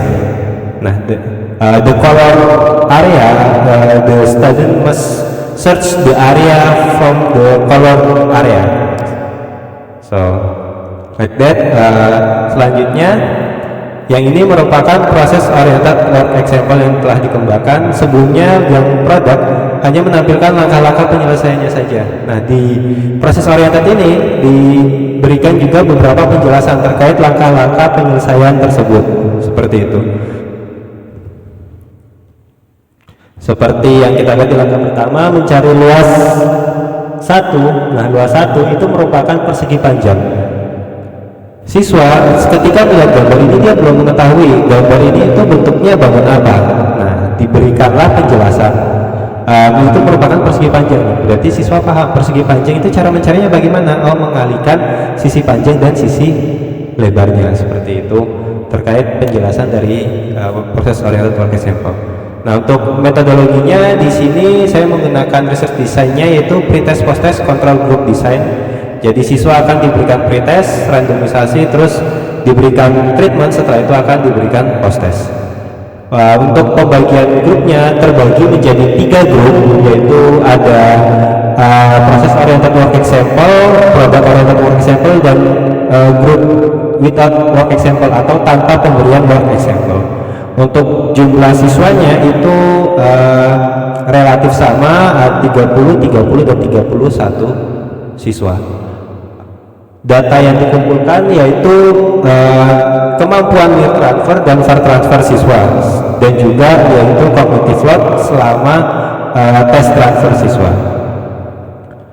Hasilnya diketahui bahwa pada near transfer, proses oriented work example dan product oriented work example itu lebih baik dibandingkan dengan tanpa work example. So the process oriented and product oriented work example is better than without work example. Nah, namun pada far transfer dan cognitive load selama near transfer itu tidak terdapat perbedaan yang signifikan. Selanjutnya pada cognitive load selama far transfer, ternyata yang product oriented work example itu lebih baik dibandingkan dengan yang proses oriented work example dan yang tanpa work example. Jadi siswa yang diberikan product oriented work example itu memiliki cognitive load yang lebih rendah dibandingkan dengan proses oriented work example dan tanpa work example. Nah, selanjutnya kan dilaksanakan eksperimen kedua berdasarkan hasil dari eksperimen pertama, karena sudah terbukti bahwa work example itu lebih baik daripada tanpa work example.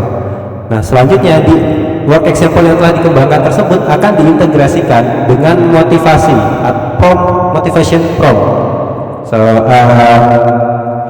this is the example from the motivation prompt that I developed. Nah, jadi motivasi yang saya gunakan merupakan motivasi berbasis performa. Dapat dilihat yang pertama contohnya, if you want to impress your teacher. Nah, di sini di fokusnya itu impress your teacher. Jadi kita itu membuat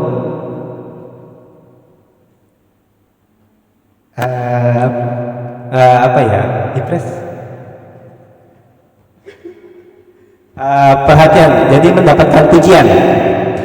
Jika kamu mendapatkan pujian dari gurumu, nah, jadi seperti yang tadi saya katakan, motivasi berbasis performa itu dia ingin mendapatkan pengakuan positif dari orang lain, seperti itu. Nah, impress your teacher, mendapatkan pujian dari gurumu. Yang kedua di sini, if you want to earn a high score in class, jika kamu ingin mendapatkan nilai yang tinggi di kelas. Jadi di sini fokusnya adalah nilai yang tinggi di kelas. Jadi itu merupakan motivasi berbasis performa. Nah, motivasi ini kemudian diintegrasikan ke dalam work example yang telah saya kembangkan. Motivasinya itu diletakkan di bagian atas work example tersebut. Jadi ketika siswa sebelum siswa mempelajari work example, siswa akan membaca prompt motivasi tersebut secara bersama-sama. Seperti itu. Selanjutnya untuk metodologinya diketahui berdasarkan variabel bebasnya tadi terbentuk 4 kelompok, yaitu siswa yang diberikan proses oriented ditambah motivasi, dan juga selanjutnya ada siswa yang diberikan product oriented ditambah motivasi. Yang ketiga yaitu siswa yang diberikan proses oriented without motivation. Dan yang keempat yaitu siswa yang diberikan product oriented without motivation. Untuk data yang dikumpulkan yaitu data near transfer, far transfer, cognitive load, dan juga tingkat motivasi.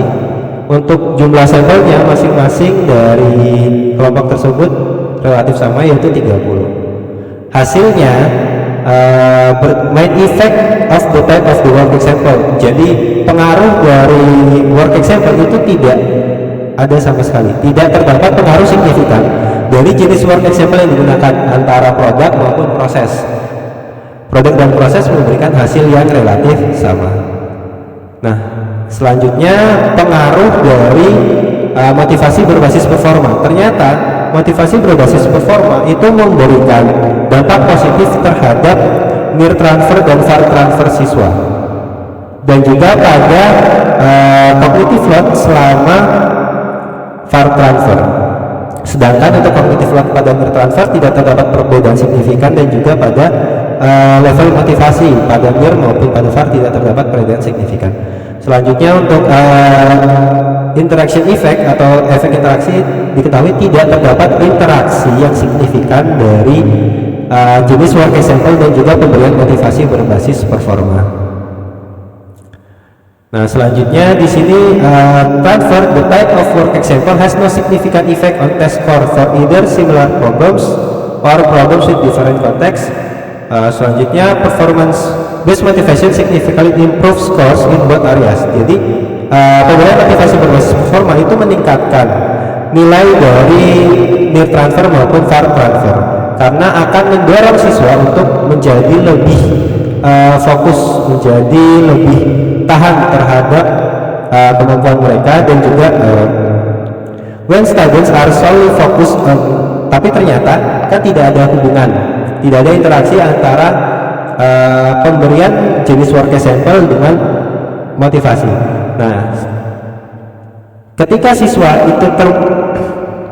siswa itu hanya fokus pada mendapatkan nilai yang tinggi, maka mereka akan memprioritaskan prosedur tercepat, dan mereka tidak akan memperhatikan penjelasan yang mendetail seperti itu. Siswa ketika dia fokus mendapatkan nilai yang tinggi, pokoknya cara ini udah cukup gitu. Jadi saya tidak perlu memperhatikan penjelasan mendetail. Makanya proses oriented tidak memberikan hasil yang lebih baik daripada produk oriented seperti itu. Nah, untuk cognitive load-nya sama seperti sebelumnya, jenis work example tidak terdapat perbedaan yang signifikan pada cognitive load near transfer itu. Pemberian motivasi juga tidak memberikan pengaruh yang signifikan, sedangkan yang untuk pada far transfernya motivasi itu memberikan pengaruh yang signifikan untuk mengurangi cognitive load, karena ini mendorong siswa untuk menjaga fokusnya dan juga mengoptimalkan siswa dalam memproses informasi seperti itu. Nah, untuk motivation level, pemberian jenis work example maupun pemberian motivasi tidak memberikan pengaruh yang signifikan. Tidak ada perbedaan yang signifikan antara work example, product oriented work example dan proses oriented work example.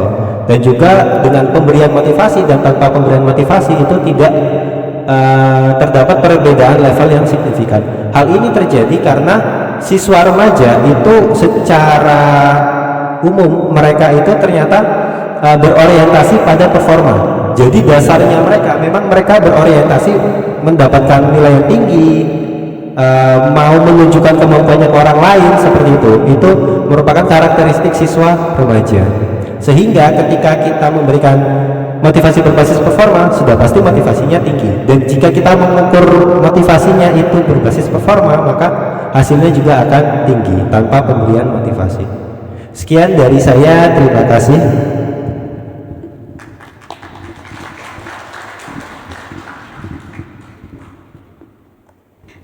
Thank you to Mr. Dicha for your presentation. Next, we will move on to our second presentation Miss Hilda Widya Rita Hamid. Shifting our focus to product-oriented example, Miss Hilda will present her research on the effect of mastery approach in product-oriented work example on trigonometry learning toward transferability. Miss Hilda, the floor is yours. Thank you.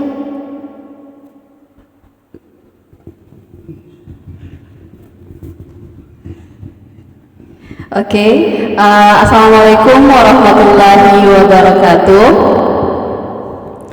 Good afternoon everyone. My name is Hilda Widya Rita Hamid. I am a master graduate in mathematics education. It is great honor for me to be here today at the Symposium on Learning and Instruction. My research title about the effect of mastery approach problems in product-oriented work example on trigonometry learning. Mungkin selanjutnya saya bisa pakai bahasa Indonesia. Seperti yang dijelaskan Dica tadi, Dica menggunakan motivasi berbasis performa. Saya berfokus pada motivasi mastery, yaitu siswa ingin memahami materi yang akan dipelajari. Untuk skema pencapaian kompetensi yang saya gunakan di sini terdiri dari 3 fase, yaitu di fase pertama berfokus pada siswa siswa reactive prior knowledge such as the Pythagorean theorem and basic trigonometric ratio. In the acquisition test, they learn to apply sine, cosine, and tangent ratios in contextual real-world scenarios. And the final, in the test pass, students' learning outcomes are evaluated using near and far transfer tests. This is the learning design I developed with discussed with Mrs. Enda. This is the right. This is the product-oriented work example. The focus in procedural knowledge. And the left, the focus why strategic knowledge, atau di sini proses oriented work example itu berfokus kenapa langkah-langkah tersebut dilakukan. Mungkin penjelasan yang telah dikembangkan Bu Isti tadi agak sedikit berbeda dengan saya di sini. Saya mengembangkannya. Tadi kalau punya Bu Isti penjelasannya itu di proses oriented di setiap langkah. Nah, untuk pengembangan yang saya lakukan, yaitu saya memberikan satu kalimat penjelasan di sini untuk menjelaskan terkait dengan masalah kontekstual yang ada dengan masalah matematika. Jadi penjelasan terkait antara kedua itu supaya siswa lebih memahami terkait materi yang akan dipelajari. Nah, materinya di sini adalah materi trigonometri, yaitu menggunakan sinus kosinus tangen untuk memecahkan masalah kontekstual. Untuk research method for experiment 1, same with Dica, yaitu menggunakan design of research-nya menggunakan post-test only control group design, yaitu di mana kita melakukan pretest terlebih dahulu untuk mengetahui prior knowledge-nya, terus pembelajaran memberikan work example, dan selanjutnya melakukan tes. Untuk independent variabelnya yaitu menggunakan type of work example and without work example, yaitu memberikan proses dan product oriented work example dan kelompok tanpa pemberian work example. Untuk sampel yang digunakan di sini sebanyak 91. Jadi dalam tahap proses pemilihan sampel di sini, jadi setelah proses introductory, siswa diberikan nomor secara acak. Jadi student diberikan kartu, jadi kartu nomor. Nanti di situ siswa dibagi berdasarkan kartu nomor tersebut. Nah, setelah itu untuk membedakan karena keterbatasan ruangan dalam penelitian, siswa yang mendapatkan perlakuan proses dan produk berada dalam satu kelas, dan problem solving di luar kelas atau work without work example itu in different class, untuk menjaga bahwa dalam kelas itu tidak ada perbedaan perlakuan seperti itu. untuk mengukur pastinya terkait kemampuan transfer, dan self-rating cognitive load. Nah, hasil dari eksperimen pertama di sini untuk semua variabel dependennya signifikan di mana akan dilakukan uji lanjut yaitu menggunakan games whole post hoc di mana untuk kemampuan near transfer itu kelompok proses oriented work example lebih baik daripada product dan problem solving atau without work example, dan untuk kemampuan far transfer proses oriented work example lebih baik dibandingkan product dan problem solving, dan untuk cognitive load-nya kelompok proses dan produk itu cognitive load-nya sama-sama rendah, lebih rendah dibandingkan dengan kelompok tanpa work example. Nah, dari hasil tersebut dilakukan eksperimen selanjutnya yaitu eksperimen 2 menggunakan design factorial 2 × 2, di mana di sini fokusnya itu adalah dengan penambahan pemberian motivasi mastery, yaitu kelompok pertama diberikan motivasi dengan diberikan proses oriented work example, terus kelompok kedua produk tanpa work example, product oriented without prompts, kelompok 3 proses oriented with prompts, dan kelompok 4 product oriented with prompts. Untuk variabel independennya yaitu jenis work example dan jenis pemberian motivasi, yaitu ada siswa kelompok yang diberikan motivasi dan kelompok tidak diberikan motivasi. Untuk pengukuran dependent variabelnya itu untuk mengukur kemampuan transfer, cognitive load, dan motivasi selama mengerjakan tes transfer. Sampel yang digunakan dalam penelitian ini sebanyak 128. Ini adalah desain dari proses and product oriented work example. Jadi untuk motivasinya berbeda dengan motivasi yang digunakan oleh performance. Di sini motivasi yang dikembangkan yaitu if you want to understand this material better, study the examples and work on the problem solving carefully. Jadi di sini fokusnya adalah jika kamu ingin memahami materi ini lebih baik, maka pahami contoh soal dan kerjakan latihan soal berikut dengan hati-hati, seperti itu. Jadi sebelum siswa mengerjakan work example ini, siswa bersama peneliti bersama-sama membaca motivasi ini atau prompt ini secara lantang agar siswa diketahui bahwa siswa semua itu membaca motivasinya, seperti itu. This is the design same with experiment 1. Untuk hasil dari eksperimen 2 ini terdapat pengaruh signifikan hanya pada variabel dependen, yaitu yang pertama far transfer, yang kedua cognitive load selama mengerjakan tes near transfer, dan cognitive load selama tes far transfer pada main effect jenis work example. Dan untuk main effect dari pemberian motivasi yaitu yang signifikan hanya pada cognitive load selama siswa mengerjakan tes near transfer. Untuk interaksi effect-nya ada interaksi yaitu cognitive load selama tes near transfer dan cognitive load selama far transfer, di mana dilakukan uji lanjut dengan melihat plot of the interaction effect on cognitive load during the near transfer test, di mana dapat dilihat dari plot ini, gambar ini, bahwa ada bersinggungan ya di sini, yaitu di mana proses dengan prompts itu lebih baik daripada tanpa pemberian prompts. Sedangkan untuk product oriented work example itu tidak tidak signifikan ya. Maka dilakukan uji lanjut simple effect analysis untuk melihat apakah benar dari hasil tersebut.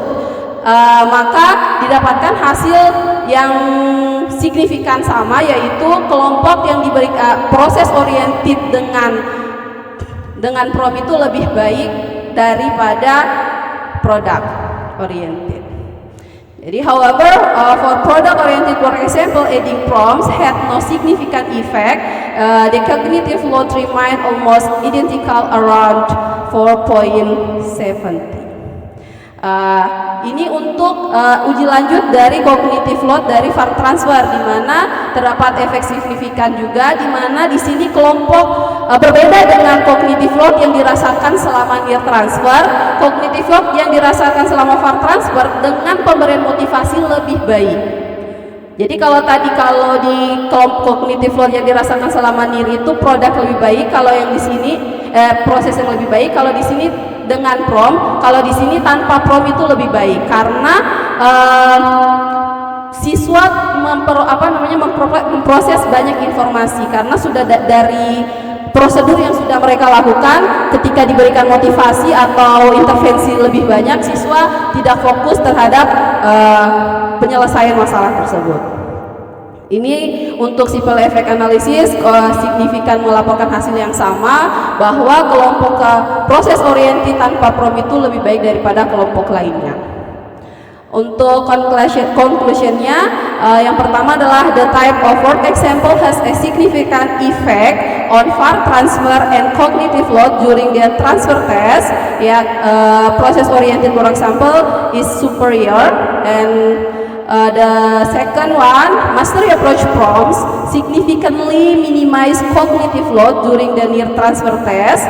And last, there is a significant interaction effect on cognitive load during the near and far transfer test. Okay, thank you for everyone. Thank you very much, Ms. Hilda, for your presentation. Now we welcome our third and final speaker for this session, Ms. Dian Gloria Camara. You have 10 minutes for your presentation. Thank you. Okay, thank you for this opportunity. Allow me introduce myself. My name is Dian Gloria Camara. I would like to present the result of my research entitled The Effect of Achievement Goal Orientation Prompts on Transferability, Cognitive Load, Motivation in Work Example Based Geometry Learning. The motivation used in this study is mastery approach and performance approach. The material used in this study is the Pythagorean theorem, and this is competence achievement scheme. When the introductory phase, students learn about square roots, and triangle according to the kind of angle, solving basic problems on right triangle side length using the Pythagorean theorem. Acquisition phase, students learn about solving problem involving the side length of compound right triangle using the Pythagorean theorem. And the transfer phase, students learn about solving problem involving the perimeter and area of compound plane figure by applying the Pythagorean theorem to determine unknown side lengths. Design first experiment use post-test only control group in which the independent variable were problem solving and work example. Work example consists of process-oriented and product-oriented work example. The dependent variable were near transfer, far transfer, and separating cognitive load. The participant in this study consists of 30 participants in the process-oriented work example, 29 participants in the product-oriented work example, and 30 participants in problem solving. The result of the one-way ANOVA show no significant difference in student prior knowledge. This is instrument process-oriented work example and product-oriented work example. And this is near transfer and far transfer.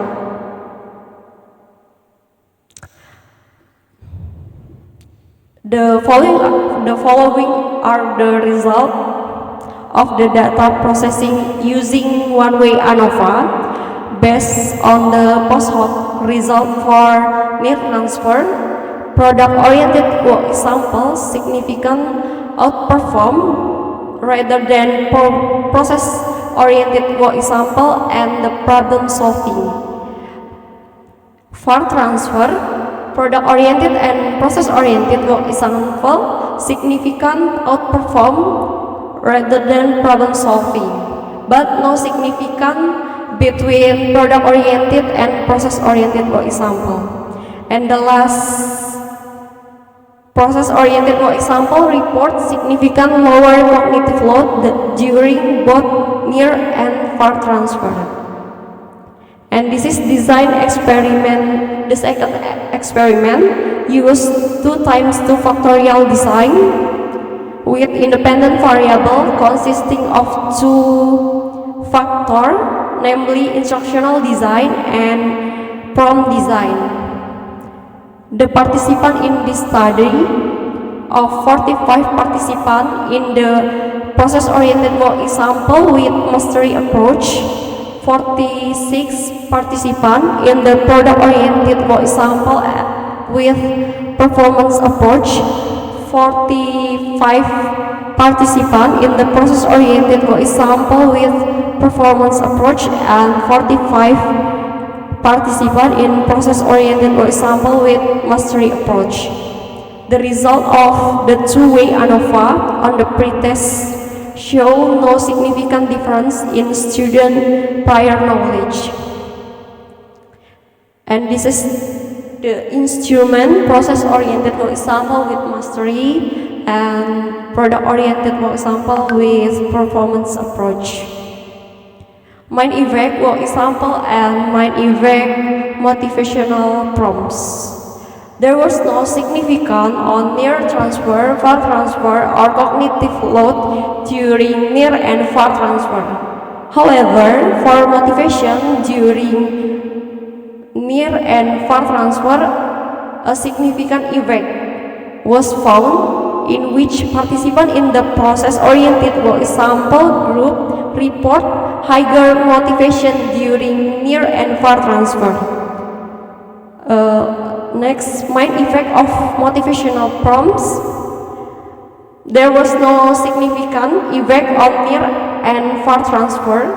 However, a significant effect was found on cognitive load during near and far transfer, in which the mastery approach report a tendency toward lower cognitive load. Meanwhile, for motivation during near and far transfer, the mastery approach report high motivation. And the interaction effect between work sample and motivation prompt, no significant interaction was found for any of dependent variable. And the conclusion, work sample effective lower cognitive load and enhanced transfer performance. Redundancy effect impairs transfer. Process-oriented work example increase motivation, and mastery prompts lower cognitive load and increase motivation. That concludes my presentation. Thank you.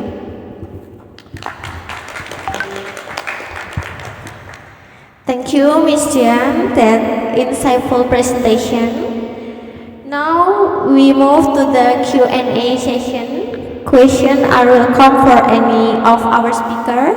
Please raise your hand and direct your question. There is actually a question from Ahau Chen. He is online. So, Ahau.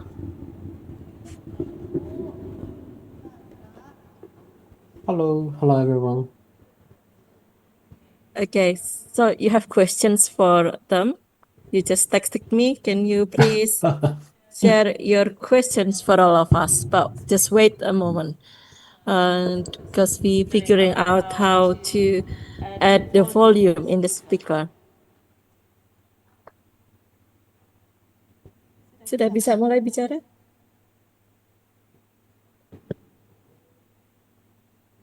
Okay. How? Please speak.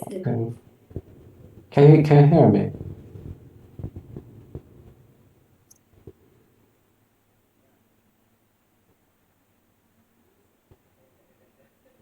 They waving at you actually. Can you see us here in this room? Yeah, I can There's see. also I can Paul see. Jeans. Paul Jeans is here with us. Oh, okay. Hello, Paul. Can you hear me? Yeah, yeah. You are audible. Oh, okay. Yeah, so I think the three presentations are very interesting, particularly I think the results. But I have some question to clarify maybe some of my thoughts. So the first presentation, the first one, I'm not sure about the load measure you used. So I'm just wondering, you use the Pascal or use the questionnaire for the first presentation?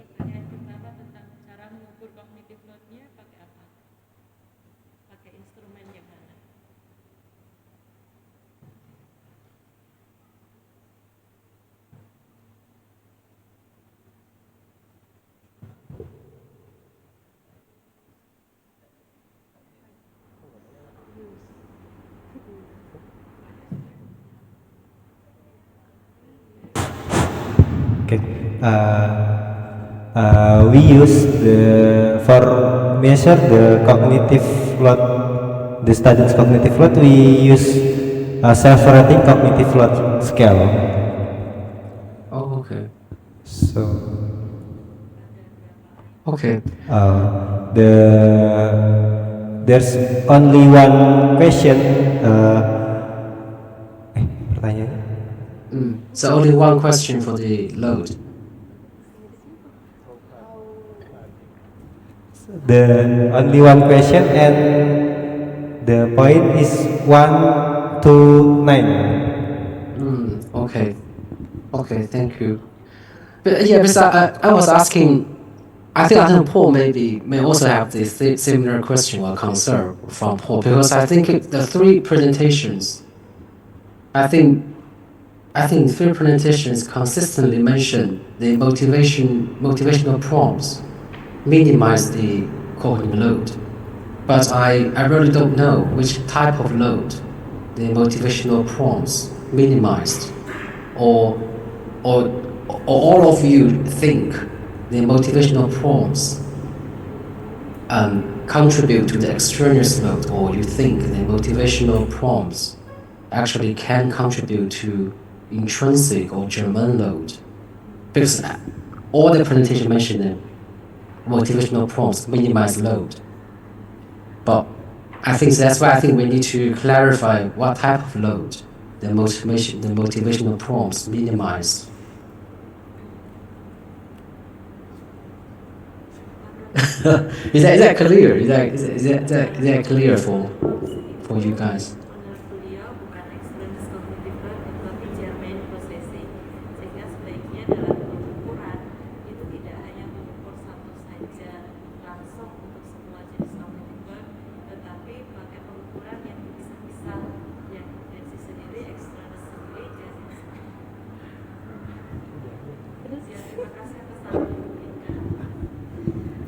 Okay, thank you for the advice. Maybe in the future, yeah, for the next research. Okay. Yeah. Another question is for Hilda. So I think your results are very good. You got a lot of significant results. But in terms of your work example design, I don't know whether you consider this split attention for your work example design, because you show the picture of the building and also the triangle, and then by actually separate the steps from the picture. So I don't know, did you consider this split attention for your work example design? Because compared to James, I think James' work example are well designed considering the split attention.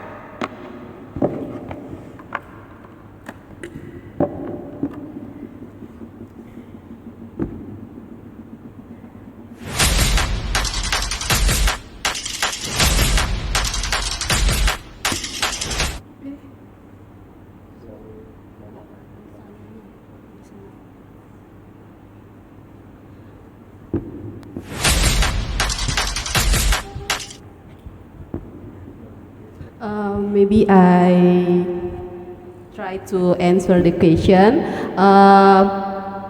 Honestly, I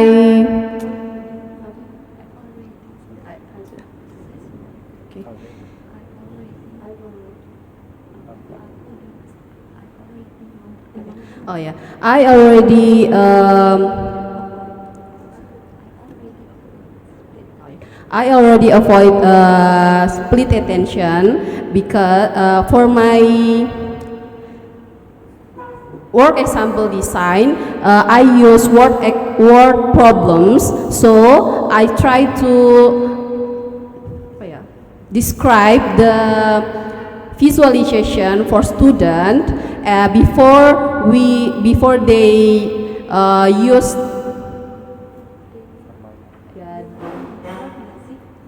before they learn procedural knowledge or work example. In my design, I describe or explaining why the figure have used in this work example. Jadi Ibu maaf kalau saya nanti pakai bahasa Inggrisnya salah, jadi saya pakai bahasa Indonesia. Jadi sebelumnya saya juga sudah mempertimbangkan terkait split attention karena ini soalnya adalah terkait word problems atau soal problem solving, penyelesaian masalah cerita. Jadi saya mencoba untuk mendeskripsikan cerita tersebut sebelum siswa mengerjakan langkah-langkah penyelesaiannya. Nah, di sini karena kembangkan yaitu proses oriented work example, saya menggunakan satu penjelasan di mana penjelasan di sini yaitu untuk menghubungkan antara soal yang ada contoh soalnya dengan gambar ini supaya siswa bisa memahami. Jadi menggunakan kalimat singkat untuk menjembatani antara soal dengan gambar yang saya describe seperti itu. Jadi untuk split attention-nya I already mempertimbangkan, consider. Yeah. Let me try to translate, not word by word, but like interpret. So she says that she already considered the split attention effect and tried to avoid split attention effects by giving signals in the written work examples, because it is not easy just to put all the pictures and the text together in one visualizations. So first using signalings, and then if you can see the sentence in the box, the green box, that is like it described as a strategic knowledge. In that box says since the height of the building. So when students read that, since the height of the building, then looking at the building represent the opposite side of BC with the hypotenuse AC 240 meters and the angle A, then that one. She says that by adding that, it's actually helping students to connect the pictures with the following step-by-step solutions. And in your first experiment, Silda, do you find your design here is better than without the worked example? Yes. You have the empirical evidence? Punya bukti empiris. Yeah, in experiment 1, process oriented work example better than product and without work example. Okay, so it can be learned by the student. Yeah. Okay. So the left one is better than the right one, and they both better than studying without the worked example. Okay. Paul, do you have any input or how? Do you have more comments, follow-up questions? No. I think, yeah, that's all my questions. Thank you. Thank you, Ohao. Looking forward to your next comments. And yeah, I invite. Thank you very much to the three presenters. This was a very interesting session, drawing in different types of motivational prompts, all drawing from achievement goal theory. So when we got to the third presentation, I was very excited because I could see in the third presentation a comparison of the two different types of motivational prompts. So the first two looked at, the first one was mastery, first one was performance, second one was mastery, third one was both mastery and performance. So the third one kind of answered my question of, what if we compare and contrast the two different kinds? So I think some suggestions for writing up your dissertations and possibly journal articles. I think you will need to be very, very clear about why this theory of motivation. So in Western countries, performance goals tend to have a bit of a bad reputation. I don't know the extent to which performance goals have a bad reputation in non-Western countries, but as a sort of a warning, many Western reviewers of journal articles may be kind of biased against performance goals of explicitly suggesting that people set performance goals.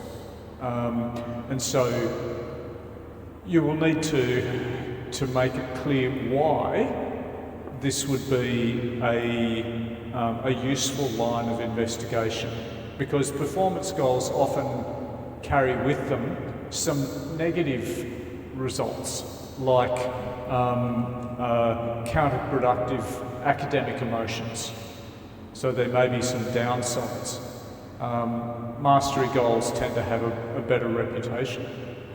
Very interesting to see mastery goals and performance goals compared in the same experiment. So good to see that this program of research is considering all parts. I have a suggestion to make about a kind of another goal developed by my colleague Andrew Martin, called personal best goals. So this is personal best goals are kind of a combination of mastery and performance, because you are in competition, but you are in competition with yourself. So I'm not sure how PB, personal best goals, would be operationalised in worked examples. You would kind of need a sequence of worked examples, because a personal best is think about how good your performance is now and try and beat your performance the next time you do a thing. So you can see that it's a sequence, not just a single worked example. But for people who are looking for dissertation ideas, maybe personal best goals would be another line of research. Big question for me, what is the nature of the question that you use to measure motivation during the test phases? Because that wasn't clear to me. Can you answer that question?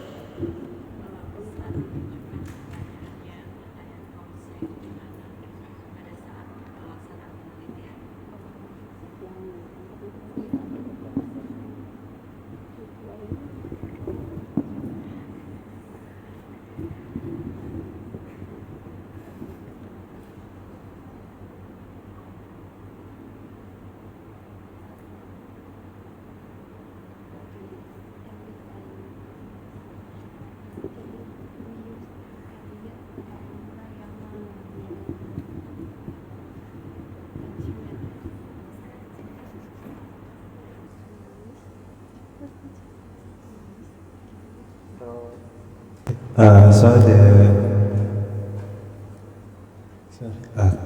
the motivation questionnaire we use the Elliott and Murayama achievement goal questionnaire revised 2000 2008. We adopted from their questionnaire. So, all right. Wait a minute. Yes, there's mastery approach questionnaire. Tujuan saya adalah menguasai secara keseluruhan. My goal is to mastery this. My goal is to mastery this material. This whole material. So look, maybe I talk with one or all of you at some time, just so I can understand these questions, because measurement is important at all times, and we need a clear alignment of our measures with the constructs that we are trying to measure. So again, in the presentations it was a bit unclear, well, what kind of motivation are we talking about? And this may be a complex question. So let's talk a bit further about that in the future. Look, I am interested in measuring motivation during lesson phases. I've not seen it measured in test phases before. Could be a good idea, but again, we need clear arguments about why we're using the measures we are at certain times. So a bit unclear at the moment. Okay, but look, a very, very interesting line of research from the presenters. Terima kasih.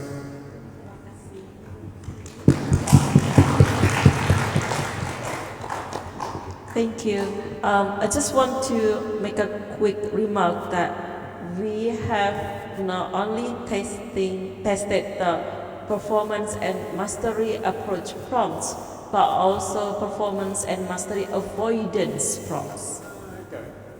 And my next data collection on Monday, I'm testing whether the voice of the teachers matters.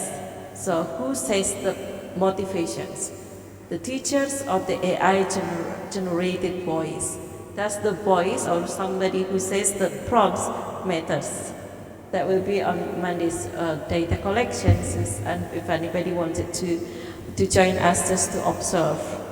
We also have students who compare mastery and performance prompts, which one is better in avoidance and approach, as well as we're thinking about other kind of prompts. Like what you say is like personal-based motivations, utility-based motivations, or other things. Because that using very affordable strategy in instructions, I think it is preferable.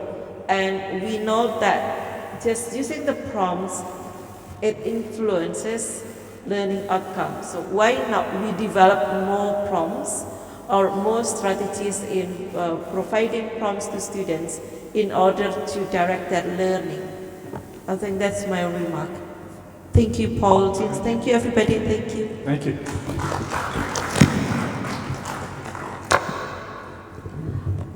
There is an audience raising up in the Zoom meeting. Lia Ramos, are you raising up for a question? Hello, sir. Am I audible? Yes, you are audible now. Yeah, Thank you. Thank you. This is not a question, but rather a suggestion or a recommendation, because based on the screen, based on what I have heard, you have measured motivation. You have measured how students learn better.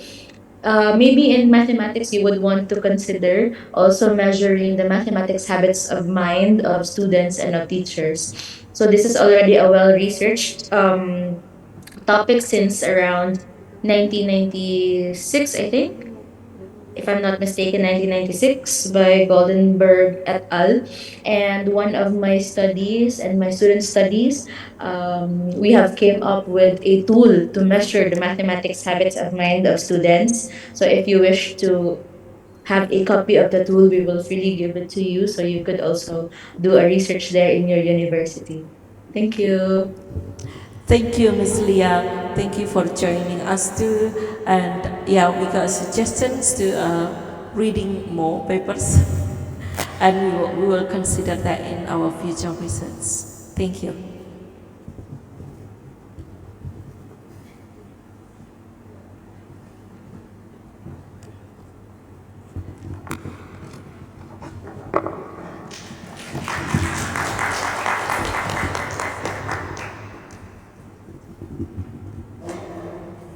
Thank you.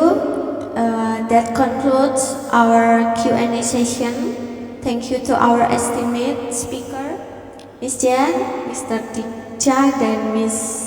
Hilda for sharing their insight today. And thank you to all participants. This marks the end of plenary session 2. We will now move on to our poster presentation session, which will take place for 15 minutes. During this session, all participants are invited to move to the poster area and explore the research project presented by our participant. Okay, to all poster presenter, please remain beside your respective poster to help the session. Jadi untuk seluruh presenter poster bisa berdiri di samping poster yang masing-masing, dan untuk seluruh partisipan bisa berkeliling melihat poster yang sudah ditempelkan, bisa berdiskusi dan bertanya kepada masing-masing pemilik posternya. Waktu yang diberikan sebanyak 15 menit.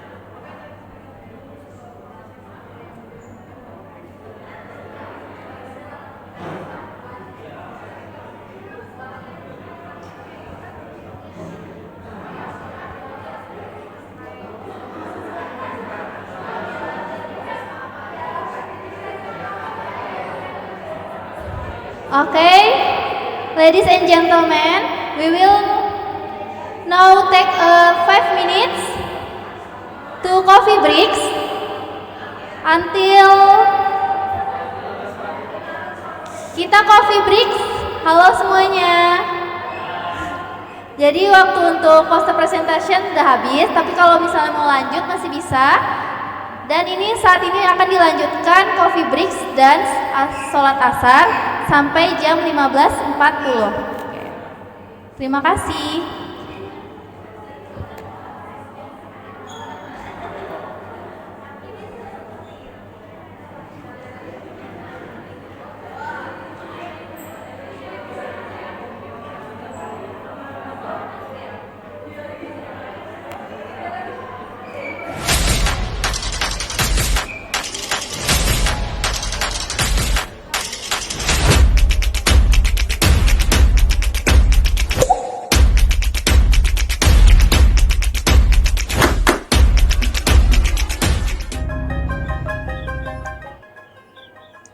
Hi everyone, my name is Endah Ratnawati.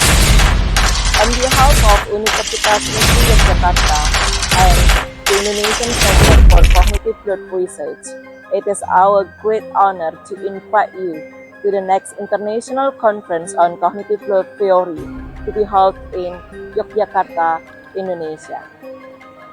Yogyakarta is a city located in the middle of Java Island, an hour from the capital city of Jakarta and about 1.5 hours from Bali. Nestled in the heart of Java, Yogyakarta is widely recognized as Indonesia's city of education, home to a vibrant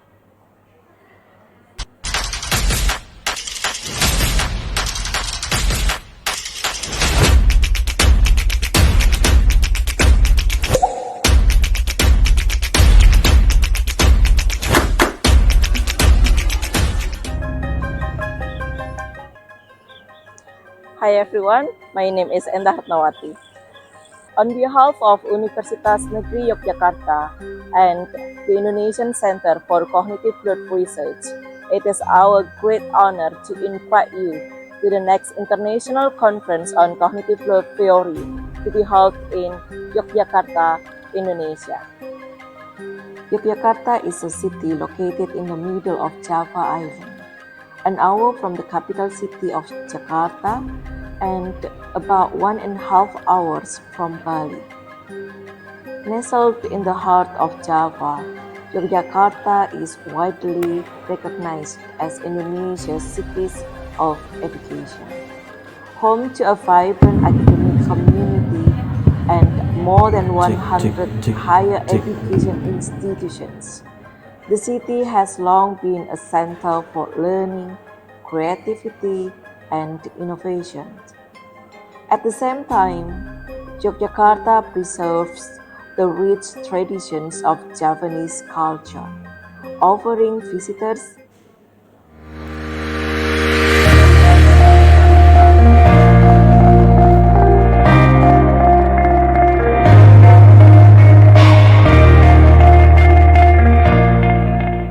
Saya Endah Ratnawati sebagai Ketua Pusat Unggulan Ilmu Pengetahuan dan Teknologi di Universitas Negeri Yogyakarta yang bernama Indonesian Center for Cognitive Growth Research.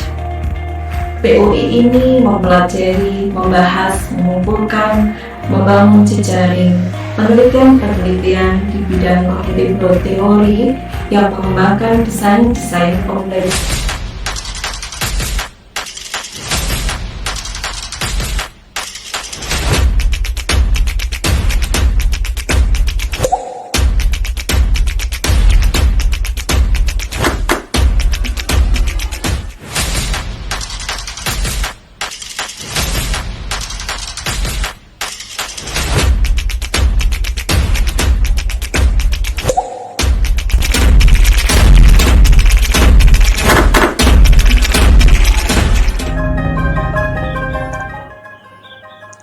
Hi everyone, my name is Endah Ratnawati.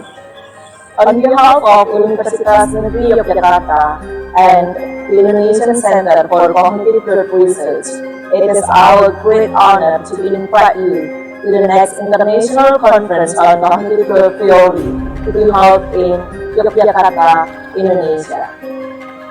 Yogyakarta is a city located in the middle of Java Island, an hour from the capital city of Jakarta and about 1.5 hours from Bali. Nestled in the heart of Java, Yogyakarta is widely recognized as Indonesia's city of education. Home to a vibrant academic community and more than 100 higher education institutions, the city has long been a center for learning, creativity, and innovation. At the same time, Yogyakarta preserves the rich traditions of Japanese culture, offering visitors an authentic cultural experience alongside world-class heritage sites such as Borobudur and Prambanan temples. With its welcoming atmosphere, outstanding cuisines, and strong traditions of hospitality, Yogyakarta provides an inspiring setting for scholars from around the world to connect, collaborate, and exchange ideas. We look forward to welcoming you to Yogyakarta, Indonesia, for another opportunity to share ideas, build collaborations, and advance our field. We hope to see you all in Yogyakarta next year.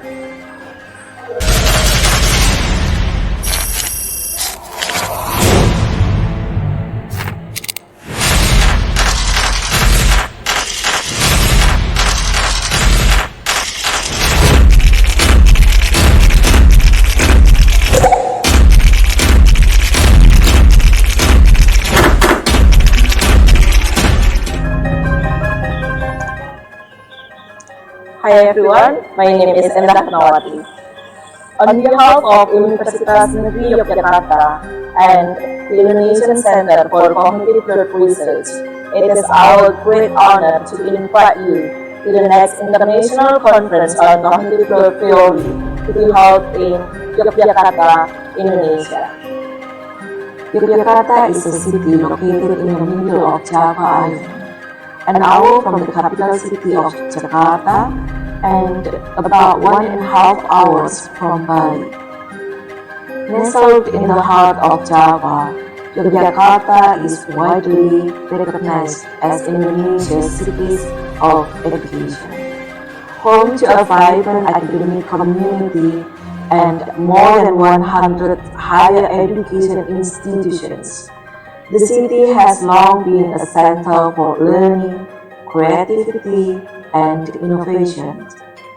At the same time, Yogyakarta preserves the rich traditions of Japanese culture, offering visitors an authentic cultural experience alongside world-class heritage sites such as Borobudur and Prambanan temples. With its welcoming atmosphere, outstanding cuisines, and strong traditions of hospitality, Yogyakarta provides an inspiring setting for scholars from around the world to connect, collaborate, and exchange ideas. We look forward to welcoming you to Yogyakarta, Indonesia, for another opportunity to share ideas, build collaborations, and advance our field. We hope to see you all in Yogyakarta next year.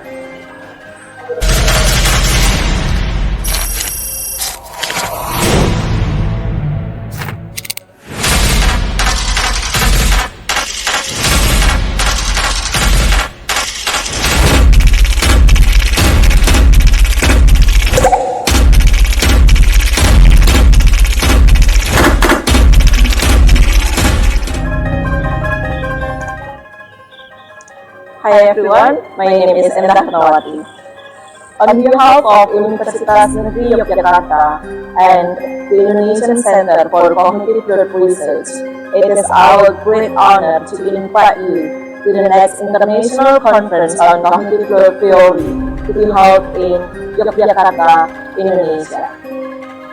Yogyakarta is a city located in the middle of Java Island, an hour from the capital city of Jakarta and about 1.5 hours from Bali. Nestled in the heart of Java, Yogyakarta is widely recognized as Indonesia's city of education.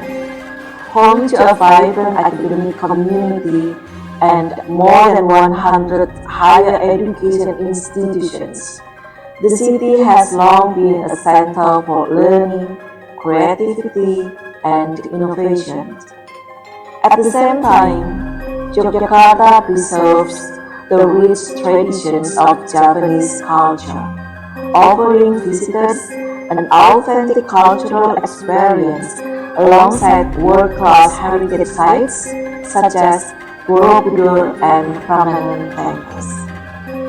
With its welcoming atmosphere, outstanding cuisines, and strong traditions of hospitality, Yogyakarta provides an inspiring setting for scholars from around the world to connect, collaborate, and exchange ideas.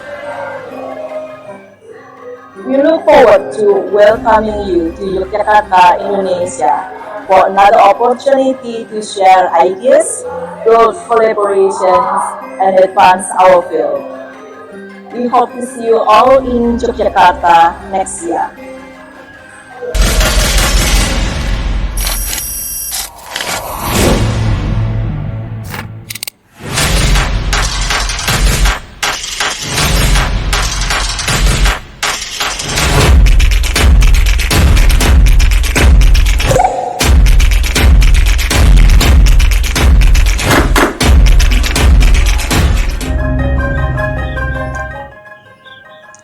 Hi everyone, my name is Endah Nawati. On behalf of Universitas Negeri Yogyakarta and the Indonesian Center for Cognitive Growth Research, it is our great honor to invite you to the next International Conference on Cognitive Growth Theory to be held in Yogyakarta, Indonesia. Yogyakarta is a city located in the middle of Java Island, an hour from the capital city of Jakarta and about 1.5 hours from Bali. Nestled in the heart of Java, Yogyakarta is widely recognized as Indonesia's city of education. Home to a vibrant academic community and more than 100 higher education institutions, the city has long been a center for learning, creativity, and innovation. At the same time, Yogyakarta preserves the rich traditions of Javanese culture, offering visitors an authentic cultural experience alongside world-class heritage sites such as Borobudur and Prambanan temples. With its welcoming atmosphere, outstanding cuisines, and strong traditions of hospitality, Yogyakarta provides an inspiring setting for scholars from around the world to connect, collaborate, and exchange ideas. We look forward to welcoming you to Yogyakarta, Indonesia, for another opportunity to share ideas, build collaborations, and advance our field. We hope to see you all in Yogyakarta next year.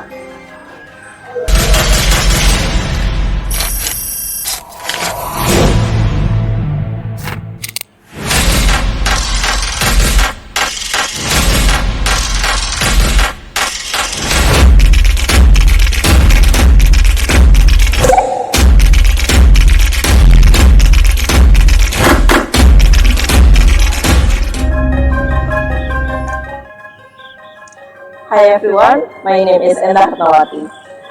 On behalf of Universitas Negeri Yogyakarta and the Indonesian Center for Cognitive Growth Research, it is our great honor to invite you to the next International Conference on Cognitive Growth Theory to be held in Yogyakarta, Indonesia. Yogyakarta is a city located in the middle of Java Island, an hour from the capital city of Jakarta and about 1.5 hours from Bali. Nestled in the heart of Java, Yogyakarta is widely recognized as Indonesia's cities of education. Home to a vibrant academic community and more than 100 higher education institutions, the city has long been a center for learning, creativity, and innovation. At the same time, Yogyakarta preserves the rich traditions of Javanese culture, offering visitors an authentic cultural experience alongside world-class heritage sites such as Borobudur and Prambanan temples. With its welcoming atmosphere, outstanding cuisines, and strong traditions of hospitality, Yogyakarta provides an inspiring settling for scholars from around the world to connect, collaborate, and exchange ideas. We look forward to welcoming you to Yogyakarta, Indonesia for another opportunity to share ideas, build collaborations, and advance our field. We hope to see you all in Yogyakarta next year.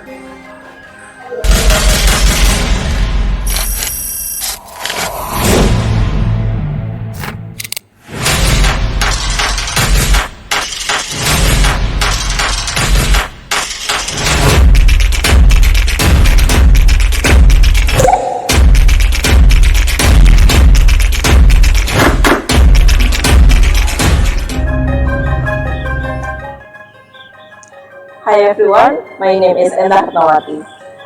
On behalf of Universitas Negeri Yogyakarta and the Indonesian Center for Cognitive Growth Research, it is our great honor to invite you to the next International Conference on Cognitive Growth Theory to be held in Yogyakarta, Indonesia. Yogyakarta is a city located in the middle of Java Island, an hour from the capital city of Jakarta and about 1.5 hours from Bali. Nestled in the heart of Java, Yogyakarta is widely recognized as Indonesia's cities of education. Home to a vibrant academic community and more than 100 higher education institutions, the city has long been a center for learning, creativity, and innovation. At the same time, Yogyakarta preserves the rich traditions of Javanese culture, offering visitors an authentic cultural experience alongside world-class heritage sites such as Borobudur and Prambanan temples. With its welcoming atmosphere, outstanding cuisines, and strong traditions of hospitality, Yogyakarta provides an inspiring settling for scholars from around the world to connect, collaborate, and exchange ideas. We look forward to welcoming you to Yogyakarta, Indonesia for another opportunity to share ideas, build collaborations, and advance our field. We hope to see you all in Yogyakarta next year.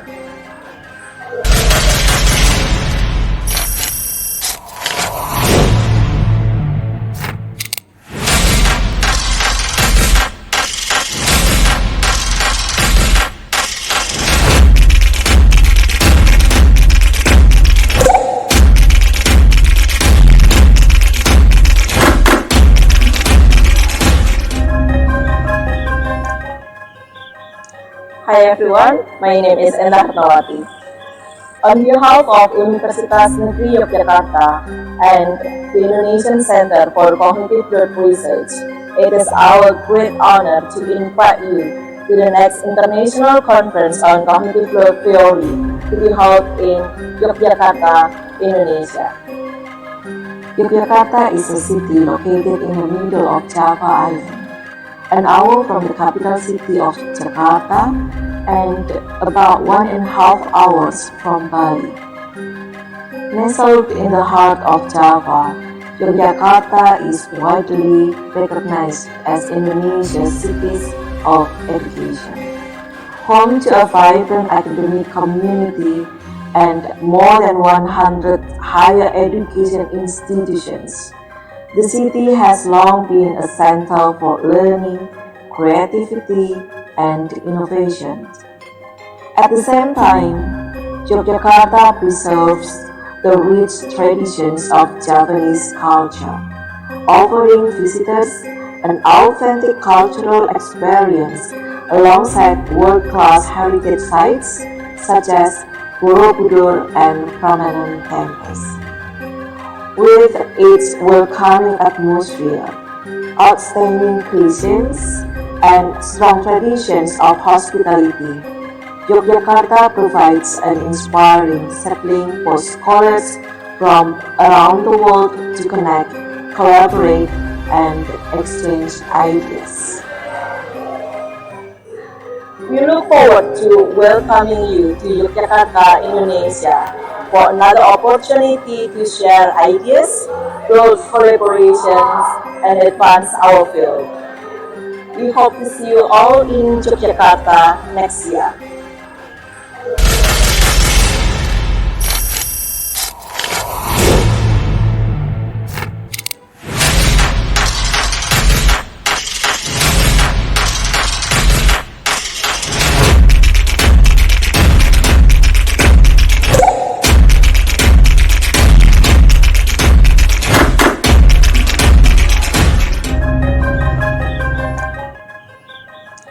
Hi everyone, my name is Endah Nawati. On behalf of Universitas Negeri Yogyakarta and the Indonesian Center for Cognitive Growth Research, it is our great honor to invite you to the next International Conference on Cognitive Growth Theory to be held in Yogyakarta, Indonesia. Yogyakarta is a city located in the middle of Java Island, an hour from the capital city of Jakarta and about 1.5 hours from Bali. Nestled in the heart of Java, Yogyakarta is widely recognized as Indonesia's cities of education. Home to a vibrant academic community and more than 100 higher education institutions, the city has long been a center for learning, creativity, and innovation. At the same time, Yogyakarta preserves the rich traditions of Javanese culture, offering visitors an authentic cultural experience alongside world-class heritage sites such as Borobudur and Prambanan temples. With its welcoming atmosphere, outstanding cuisines, and strong traditions of hospitality, Yogyakarta provides an inspiring settling for scholars from around the world to connect, collaborate, and exchange ideas. We look forward to welcoming you to Yogyakarta, Indonesia, for another opportunity to share ideas, build collaborations, and advance our field. We hope to see you all in Yogyakarta next year.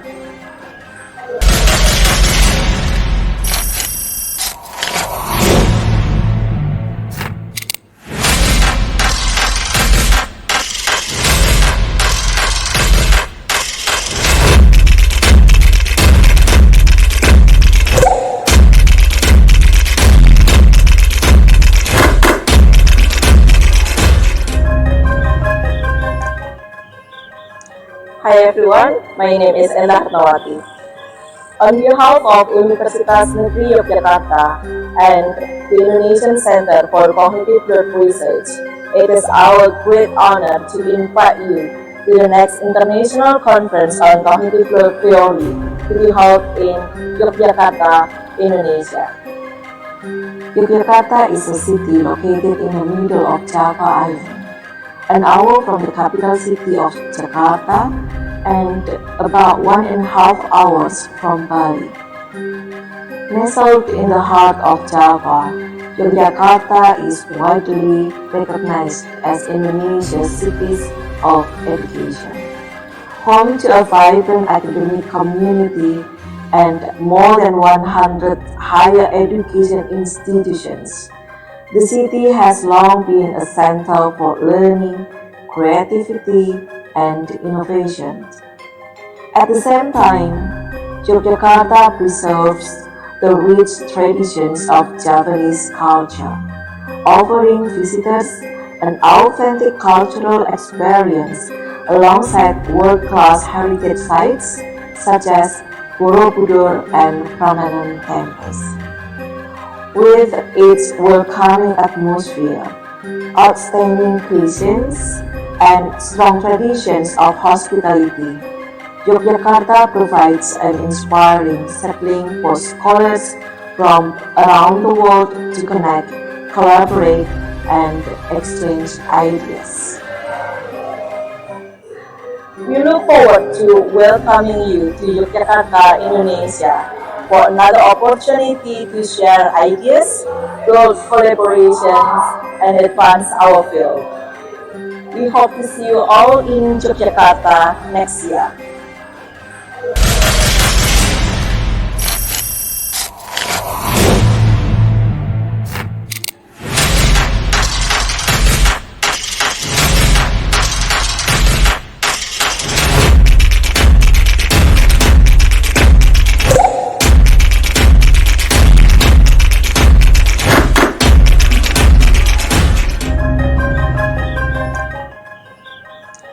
Hi everyone, my name is Endah Nawati.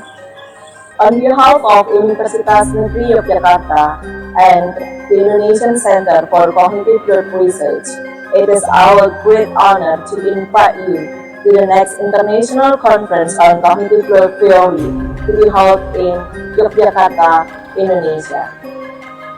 Yogyakarta is a city located in the middle of Java Island, an hour from the capital city of Jakarta and about 1.5 hours from Bali. Nestled in the heart of Java, Yogyakarta is widely recognized as Indonesia's city of education. Home to a vibrant academic community and more than 100 higher education institutions, the city has long been a center for learning, creativity, and innovation. At the same time, Yogyakarta preserves the rich traditions of Javanese culture, offering visitors an authentic cultural experience alongside world-class heritage sites such as Borobudur and Prambanan temples. With its welcoming atmosphere, outstanding cuisines, and strong traditions of hospitality, Yogyakarta provides an inspiring settling for scholars from around the world to connect, collaborate, and exchange ideas. We look forward to welcoming you to Yogyakarta, Indonesia, for another opportunity to share ideas, build collaborations, and advance our field. We hope to see you all in Yogyakarta next year.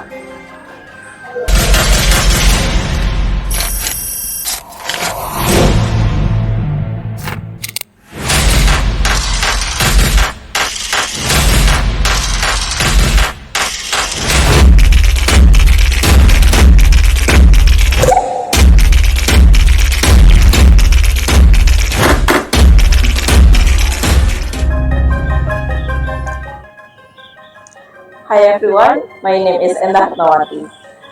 On behalf of Universitas Negeri Yogyakarta and the Indonesian Center for Cognitive Growth Research, it is our great honor to invite you to the next International Conference on Cognitive Growth Theory to be held in Yogyakarta, Indonesia. Yogyakarta is a city located in the middle of Java Island, an hour from the capital city of Jakarta and about 1.5 hours from Bali. Nestled in the heart of Java, Yogyakarta is widely recognized as Indonesia's cities of education. Home to a vibrant academic community and more than 100 higher education institutions, the city has long been a center for learning, creativity, and innovation. At the same time, Yogyakarta preserves the rich traditions of Javanese culture, offering visitors an authentic cultural experience alongside world-class heritage sites such as Borobudur and Prambanan temples.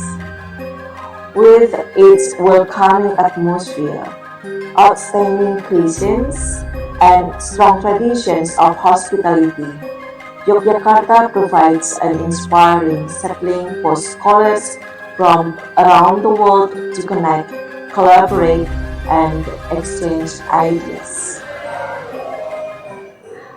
We look forward to welcoming you to Yogyakarta, Indonesia for another opportunity to share ideas, build collaborations, and advance our field.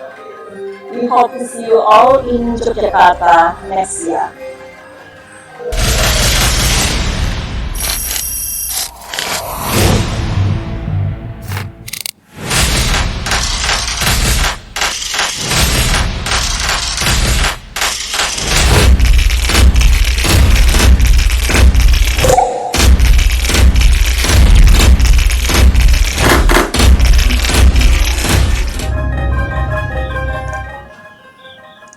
Hi everyone, my name is Endah Nawati. On behalf of Universitas Negeri Yogyakarta and the Indonesian Center for Cognitive Growth Research, it is our great honor to invite you to the next International Conference on Cognitive Growth Theory to be held in Yogyakarta, Indonesia. Yogyakarta is a city located in the middle of Java Island, an hour from the capital city of Jakarta and about 1.5 hours from Bali. Nestled in the heart of Java, Yogyakarta is widely recognized as Indonesia's cities of education. Home to a vibrant academic community and more than 100 higher education institutions, the city has long been a center for learning, creativity, and innovation.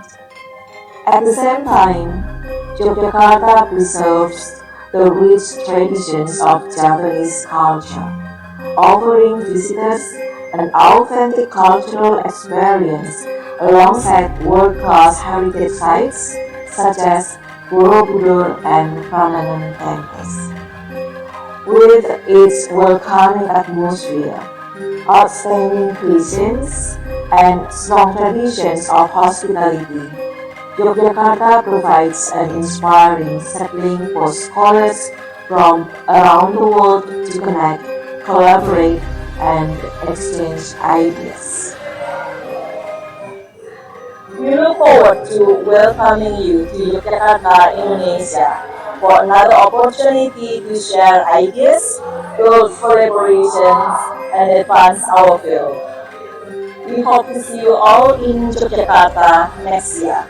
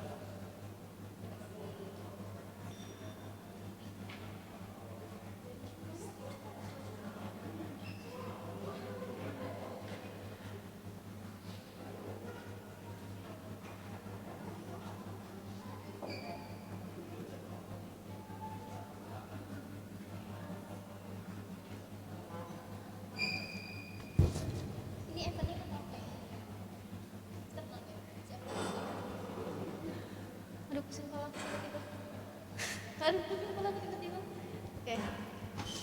Ladies and gentlemen, good afternoon and welcome back. We hope you had a pleasant coffee break and are feeling refreshed as we continue with the final scientific sessions of today's symposium. To continue leading the plenary panel session 3, we are pleased to invite back our moderator, Ms. Novita Murtilarita, SPD. Ms. Novita Murtilarita, the floor is yours.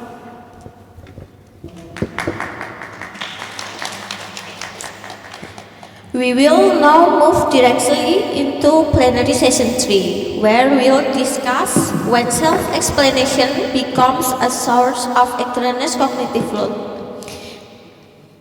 Before we begin, it's our honor to invite all for our esteemed speaker for this session, Ms. Vina Sekarsari, Mr. Juyus Muhammad As-Siddiqui, Mr. Muhammad Iqbal, and Mr. Muhammad Lutfi Wildani.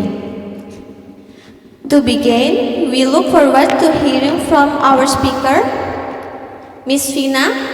The stage is yours. Thank you.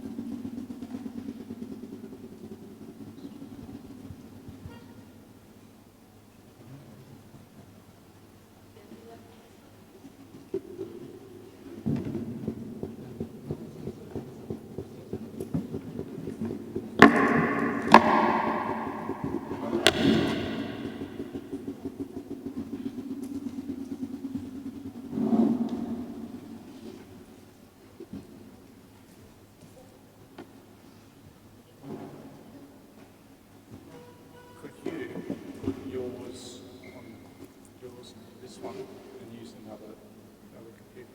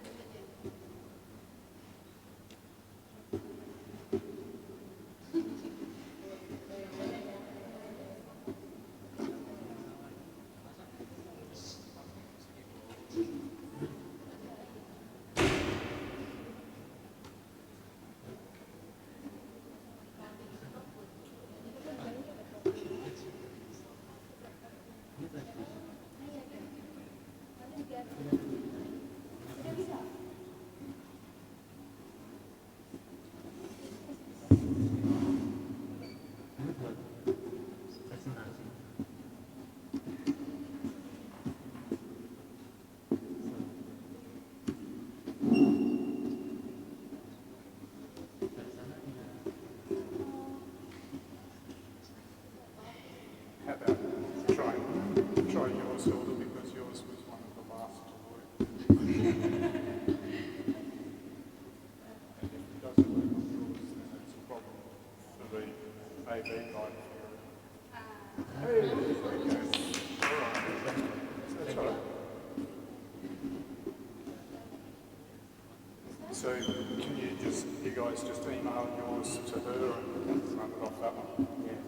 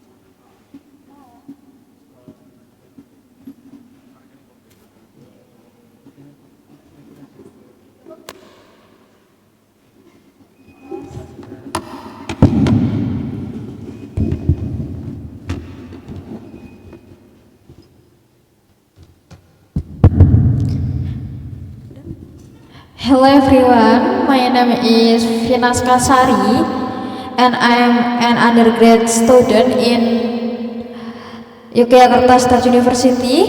Today, I'm pleased to present my research entitled The Effect of Self-Explanation and Types of Problem Solving in Work Example-Based Mathematics Learning on Retention, Transfer, and Cognitive Load. For today's presentation, I will be use bahasa Indonesia. Salah satu desain pembelajaran yang disarankan oleh cognitive load theory untuk mengelola cognitive load dan juga mengoptimalkan pembentukan skema yaitu work example. Salah satu penyajian work example yaitu example problem pairs merupakan penyajian contoh soal terlebih dahulu, kemudian dilanjutkan aktivitas problem solving yang dilakukan oleh siswa secara mandiri. Namun belum diketahui problem solving seperti apa yang efektif untuk meningkatkan pembentukan skema itu sendiri. Kemudian strategi self-explanation dalam problem solving diduga dapat mempertahankan skema yang telah terbentuk pada aktivitas sebelumnya. Oleh karena itu, penelitian ini bertujuan untuk menguji dan mendeskripsikan pengaruh self-explanation terhadap kemampuan retensi, transfer, dan juga cognitive load. Kemudian menguji dan mendeskripsikan pengaruh jenis problem solving terhadap kemampuan retensi, transfer, dan juga cognitive load, dan juga untuk mengetahui interaksi antara jenis problem solving dan juga jenis self-explanation terhadap kemampuan retensi, transfer, dan juga cognitive load siswa. Untuk skema pencapaian kompetensi dalam penelitian ini terdiri dari 3 fase. Yang pertama yaitu fase pendahuluan, di mana siswa diberikan materi prasyarat berupa PLSV untuk mengaktifkan pengetahuan awal siswa terhadap materi yang akan dilakukan dalam penelitian yaitu SPLDV. Kemudian siswa diharapkan mampu menerjemahkan soal kontekstual untuk dijadikan dalam bentuk persamaan linear. Yang kedua yaitu fase belajar. Di sini siswa diberikan soal kontekstual yang berkaitan dengan SPLDV dan siswa diharapkan mampu untuk menyelesaikan menggunakan metode substitusi. Untuk fase tes sendiri yaitu siswa diberikan soal SPLDV dengan soal yang sama untuk mengukur retensi dan soal yang berbeda untuk mengukur tes transfer. Penelitian ini terdiri dari 2 variabel bebas yaitu jenis self-explanation dan juga jenis problem solving, di mana jenis self-explanation yang digunakan yaitu elaborate dan juga general. Problem solving yang digunakan yaitu equivalent dan juga similar, sehingga terbentuk 4 kelas eksperimen. Untuk populasi yang digunakan yaitu siswa yang sudah mempelajari materi SPLDV tapi belum mempelajari SPLDV tapi sudah mempelajari PLSV. Nah, untuk desain dari work example sendiri tampak di layar, di mana sebelah kiri merupakan bentuk dari work example, sedangkan di sebelah kanan merupakan bentuk dari problem solving yang harus dikerjakan siswa setelah mempelajari work example. Di sini self-explanation-nya ditempatkan di problem solving, bukan work example. Tujuannya agar siswa dapat mempertahankan skema yang sudah terbentuk setelah mempelajari work example itu sendiri. Untuk tipe dari problem solvingnya yang digunakan yaitu equivalent problem solving, di mana konteks dan juga prosedur penyelesaiannya sama dengan yang ada di work example.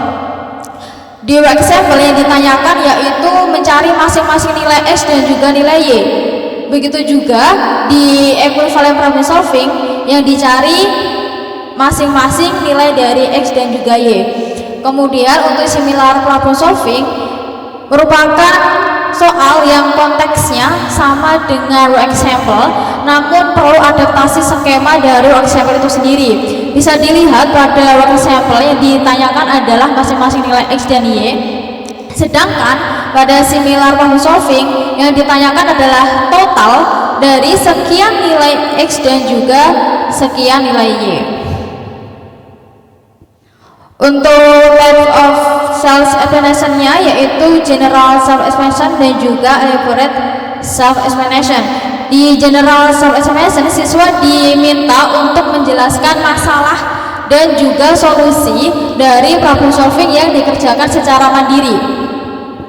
Kemudian untuk elaborate self-explanation, siswa diminta untuk menjelaskan perbedaan antara work example dan juga problem solving. Di sini siswa diharapkan melakukan analytical comparison sehingga siswa dapat mengabstraksi konsep dan juga prosedur inti dari soal yang sedang dibandingkan sehingga proses pemahaman siswa itu lebih mendalam. Untuk hasilnya yang jenis self-explanation tidak ada pengaruh baik itu terhadap kemampuan retensi, transfer, cognitive load selama mengerjakan retensi dan juga cognitive load selama mengerjakan tes transfer. Sedangkan untuk jenis problem solving sendiri yang berpengaruh yaitu terhadap kemampuan retensi dan juga cognitive load selama mengerjakan tes retensi. Untuk perbedaannya terlihat bahwa jenis equivalent problem solving mempunyai rata-rata lebih tinggi dibanding similar problem solving.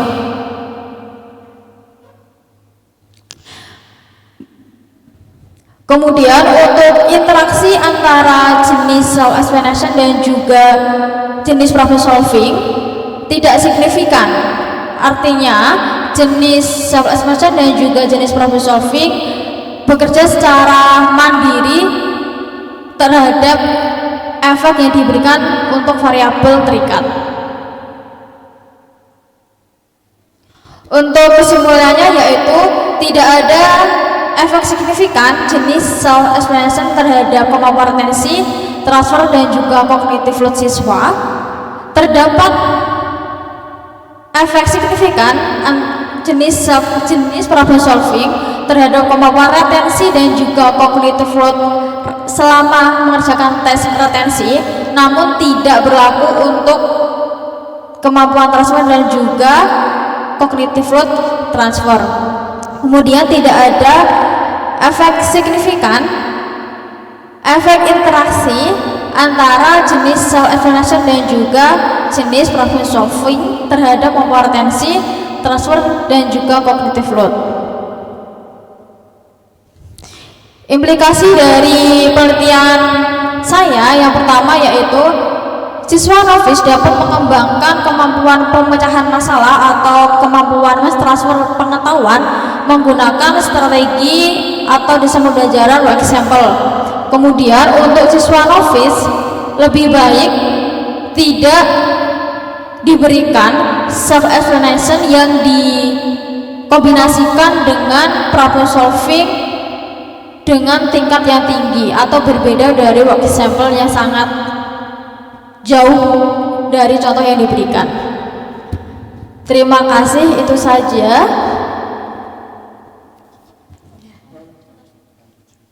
Thank you, Ms. Vina, for your presentation. Next, we proceed to our second speaker, Mr. Juyus Muhammad Asidiki, who will present his research on the effect of elaborate self-explanation and isomorphic problem solving in work example-based mathematics learning on retention, transfer ability, and cognitive load. Mr. Juyus, the stage is yours. Thank you.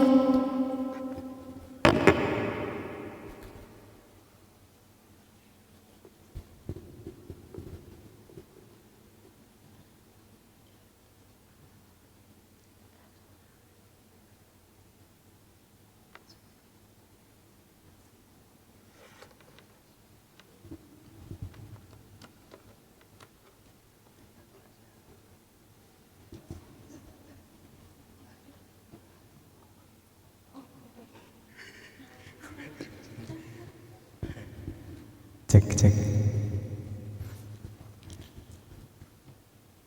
Assalamualaikum warahmatullahi wabarakatuh.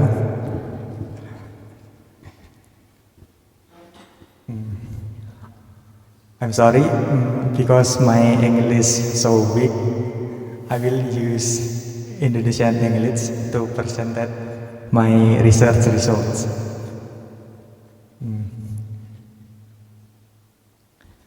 Dan ini dimulai dari latar belakang dulu. Yang pertama yaitu dimulai dari kemampuan pemecahan masalah matematika siswa yang dimana di Indonesia masih rendah, khususnya dalam menyelesaikan soal SPLDV. Nah, sini akar masalahnya adalah rendahnya kemampuan transfer pengetahuan. Sini akibat skema pengetahuan yang tidak terbentuk optimal dalam working memory, yang dimana working memory itu berkapasitas yang terbatas.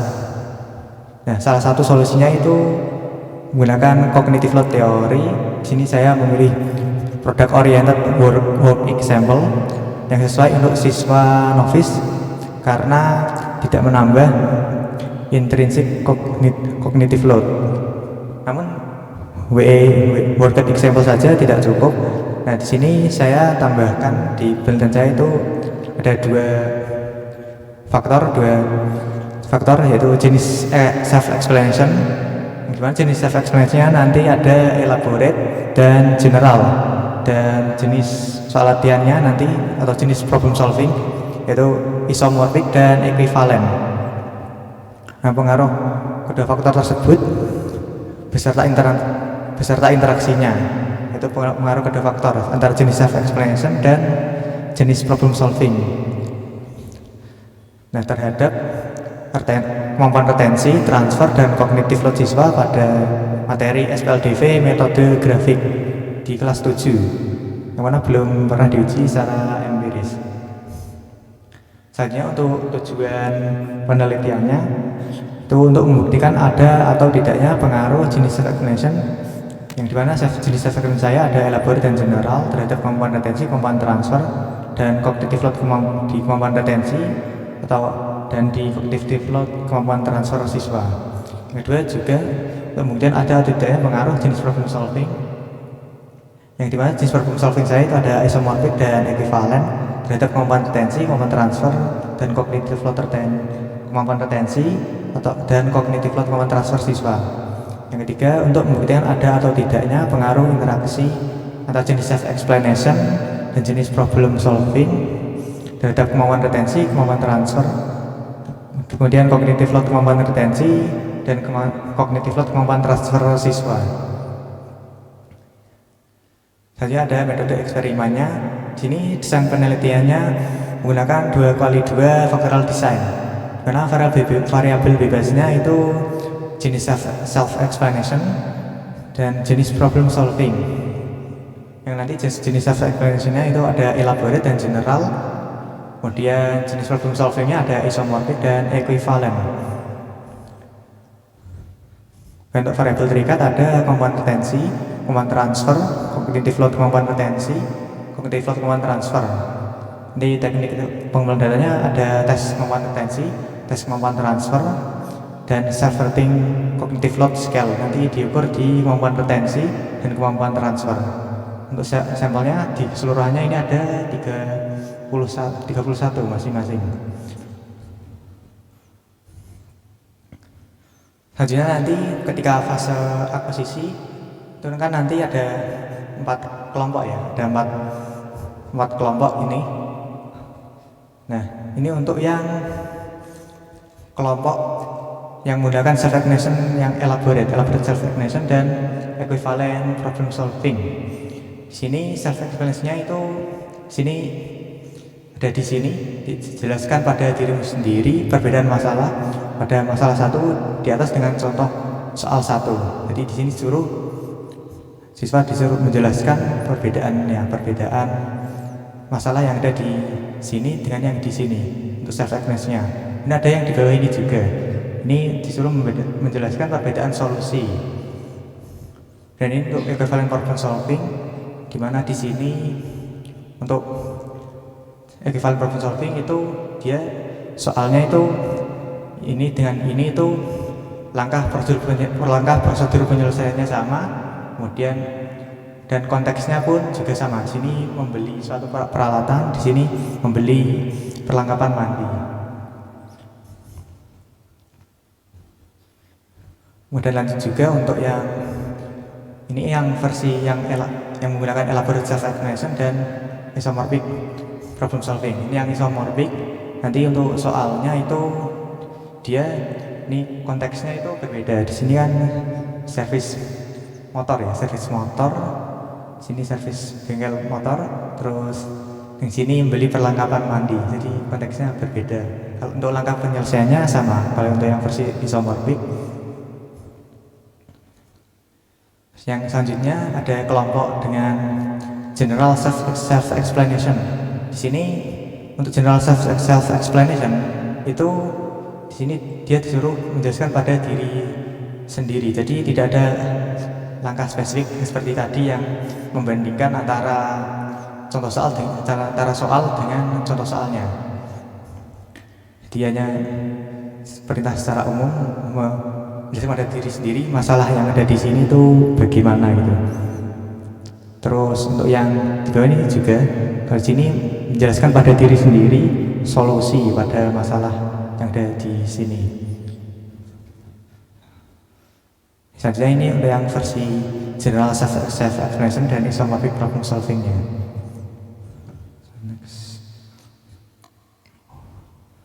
Ini untuk soal tes kemampuan retensi dan tes kemampuan transfer. Tes kemampuan retensi itu soalnya diambil dia ekuivalen dengan WE. Jadi langkah prosedur penjelasan sama, konteks juga sama. Tes kemampuan transfer itu soalnya itu yang unrelated, jadi langkah penyelesaian berbeda, terus konteksnya juga berbeda. Jadi ada analisis datanya, uji asumsi, normalitas dan homogenitas. Ini uji normalitas jika ini menggunakan George and Mallory 2019 menunjukkan seluruh nilai berada pada rentang negatif 2 hingga positif 2. Jadi jika dilihat di sini data dinyatakan berdistribusi normal. Untuk uji homogenitas menggunakan Levin test menunjukkan nilai signifikasi seluruh variabel dependent lebih dari 0,05. Nah di sini semua nilai P-nya itu lebih dari 0,05 sehingga untuk semua variabel terikat ini dinyatakan memenuhi sehingga dapat dinyatakan bisa dilanjutkan ke ANOVA 2 arah. Nah untuk analisis datanya nanti menggunakan ANOVA 2 jalur atau 2 arah. Nah dimana hasilnya ini untuk yang efek utama jenis self-explanation. Nah ini tidak berpengaruh signifikan terhadap keempatnya ini, kemampuan retensi, kemampuan transfer, cognitive load, kemampuan retensi, cognitive load, kemampuan transfer ini sebenarnya tidak berpengaruh. Terus selanjutnya untuk yang efek utama untuk yang jenis problem solving ini ada pengaruh untuk yang retensi.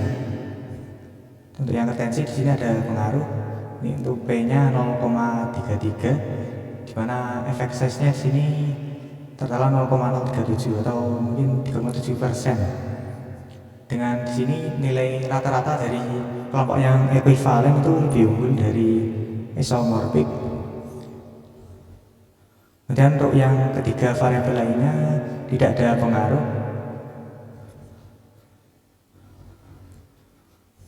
Saja untuk yang interaksi antara jenis self-explanation dan jenis problem solving. Nah, hasil ANOVA 2 jalur atau 2 arahnya ini itu menunjukkan tidak terdapat pengaruh interaksi signifikan antara jenis self-explanation dan jenis problem solving. Nah, di sini tunjukkan dari nilai P-nya ini lebih dari 0,05, lebih dari 0,05. Sehingga hipotesis nol terima pada keempat variabel dependen atau tidak terdapat pengaruh untuk keempat variabel terikatnya ini semua. Kemudian untuk kesimpulannya itu tidak terdapat main effect dari jenis self-explanation terhadap kemampuan atensi, kemampuan transfer maupun cognitive load pada siswa. Terus untuk jenis problem solving itu berpengaruh terhadap kemampuan retensi siswa. Kelompok yang mengerjakan equivalent problem solving itu memiliki nilai retensi yang lebih baik dibanding kelompok isomorphic problem solving. Meskipun pengaruhnya itu kecil ya tadi 3,7%. Namun jenis problem solving tidak pengaruh terhadap kemampuan transfer maupun cognitive load. Kemudian untuk yang interaction effect antara jenis self-explanation dan jenis problem solving itu tidak terdapat pengaruh ya terhadap kemampuan retensi, transfer, dan cognitive load siswa. Mungkin itu yang dapat saya sampaikan dari hasil penelitian saya. Terima kasih.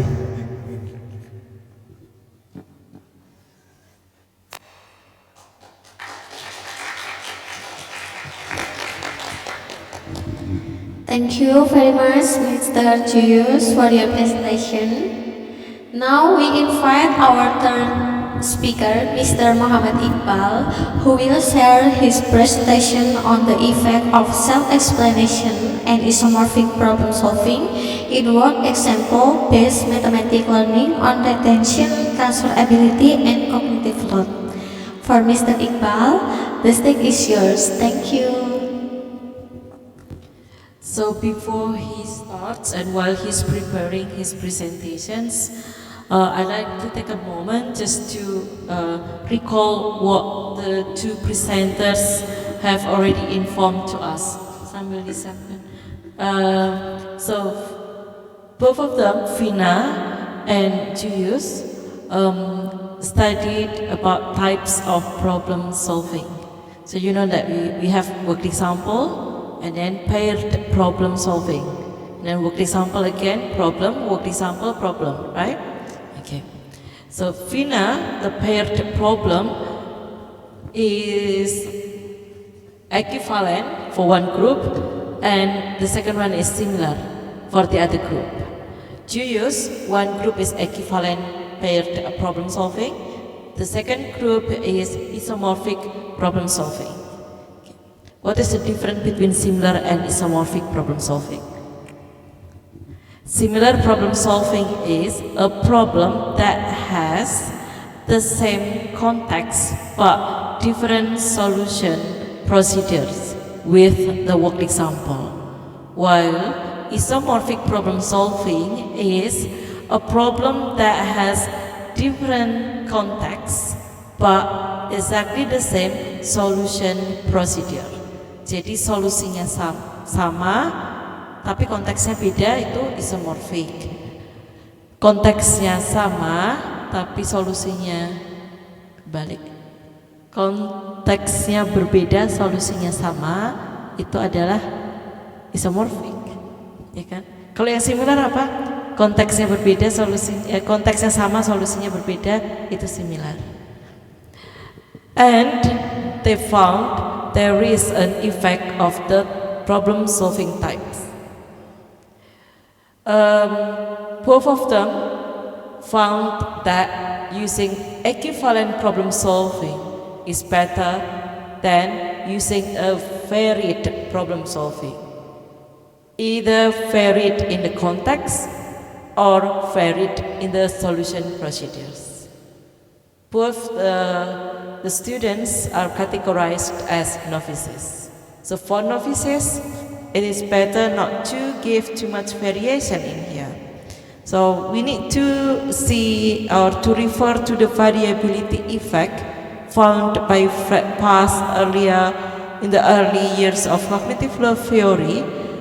In his study, he didn't in particular mentions the type of problems that he varied in the problem and worked example problem pairs. So if you can compare your problem variations with the variations of problem solving used by Fred Pass, you may actually extend his study results. Both of them also add self-explanation prompts in the problem-solving part, not in the work example part. They found that there is no effect at all. We suggest that because the students are novices, it is difficult, or for them, they experienced high extraneous cognitive load during solving the problems because they have to explain to themselves something that they just learned. It causes a high extraneous cognitive load. While actually the hypothesis was adding self-explanation prompts while during problem solving will help students to deeper their German processing, and it didn't happen. So we should have follow-up research after this, I think. And back to you, Iqbal. What was it? Any additional informations? Okay. And Iqbal and then Wildan will give you presentations, the results about varying the problem solving as well as the uses of self-explanation prompts.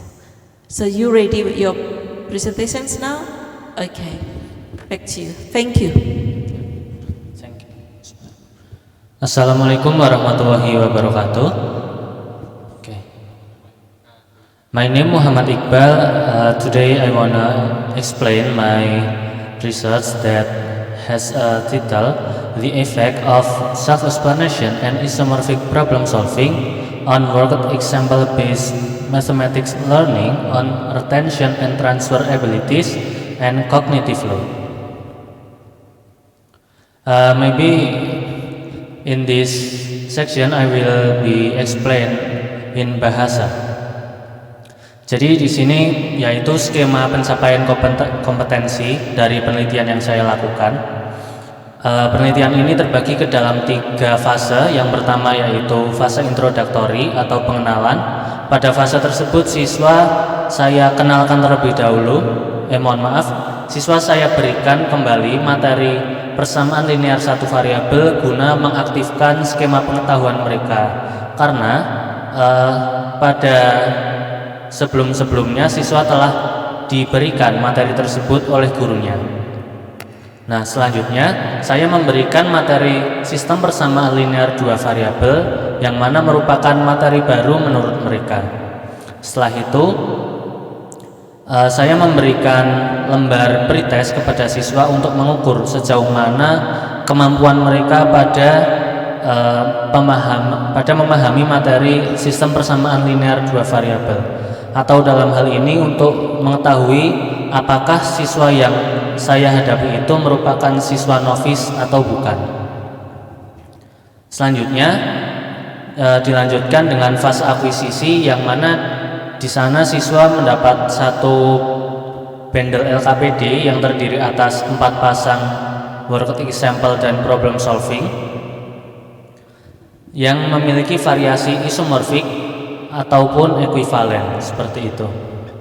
Dan dilanjutkan dengan fase yang terakhir yaitu fase problem solving, di mana siswa mendapatkan 2 buah tes kemampuan yang berbeda, yaitu yang pertama tes kemampuan retensi yang digunakan untuk mengetahui seberapa jauh siswa mampu mengingat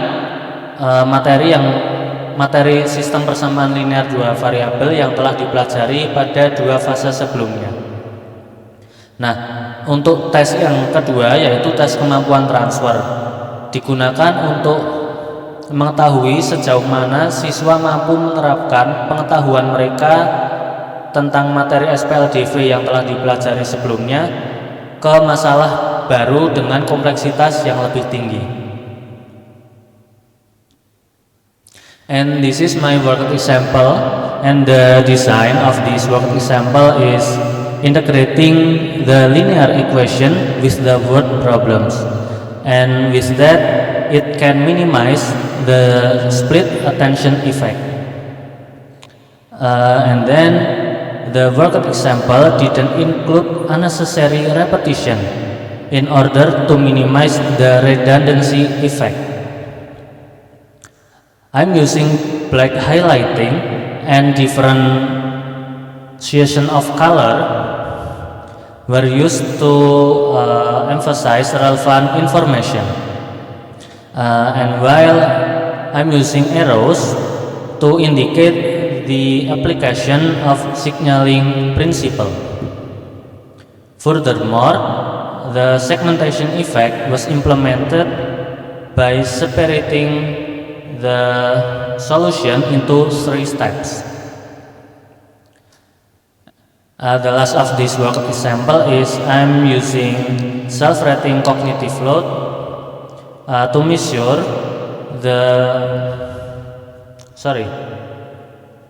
this work example also accompanied by self-rating cognitive load measure using a 9-point Likert scale to assess the extent to which students perceive the presented work example as difficult to understand.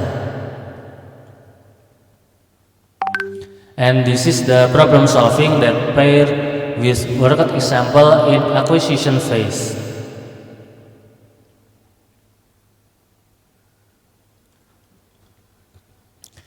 This one is the variation of problem solving in acquisition phase.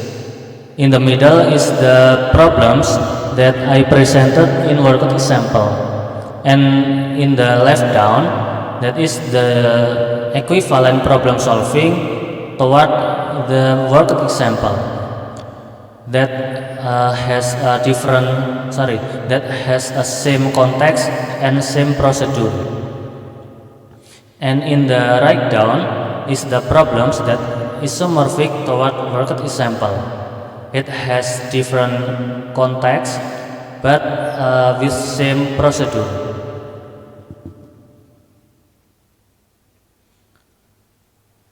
Dan ini merupakan tampilan dari worked example yang diberi dengan instruksi elaborated self-explanation, yang mana pada penelitian sebelumnya pemberian instruksi self-explanation diberikan pada worked example, dan pada penelitian saya ini saya memberikan instruksi self-explanation pada problem solvingnya, yang mana meminta siswa untuk membandingkan serta menjelaskan pada diri mereka sendiri terkait perbedaan masalah yang tersaji di problem solving dan yang tersaji di worked example. Setelah itu, siswa mengerjakan problem solving ini dan dilanjutkan dengan membandingkan serta menjelaskan pada diri mereka sendiri terkait solusi yang telah mereka buat dengan solusi yang ada di pasangan worked example-nya. Dan yang di sebelah kanan merupakan tampilan dari problem solving yang tidak diberi instruksi self-explanation.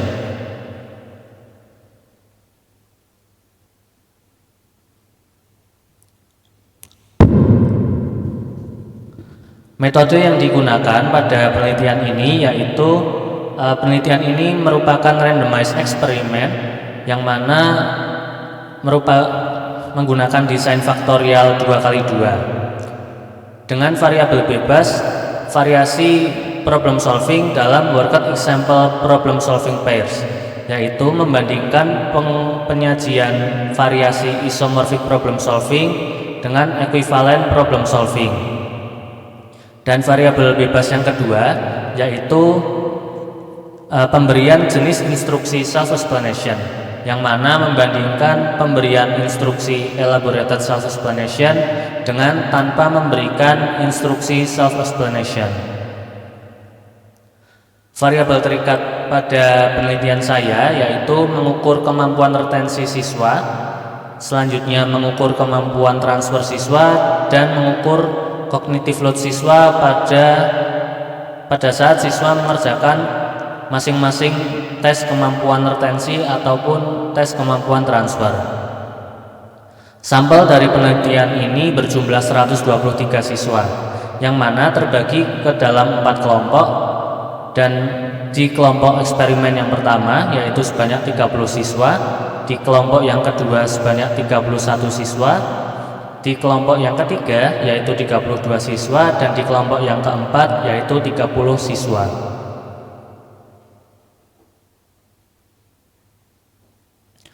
Dan hasil dari penelitian ini yaitu bahwa tidak terdapat pengaruh yang signifikan baik pada pemberian variasi worked example problem solving pairs ataupun jenis instruksi self explanation pada kemampuan retensi. Dan juga tidak terdapat hasil yang signifikan pada hasil uji ANOVA di kemampuan transfer, baik pada pemberian variasi worked example problem solving pairs ataupun dengan memberikan jenis instruksi self explanation.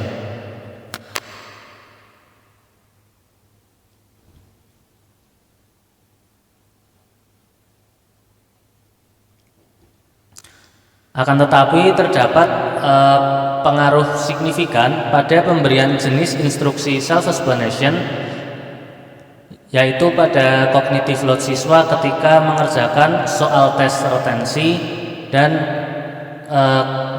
yaitu terdapat juga pengaruh yang signifikan pada pemberian jenis instruksi self explanation pada cognitive load siswa ketika mengerjakan soal tes transfer.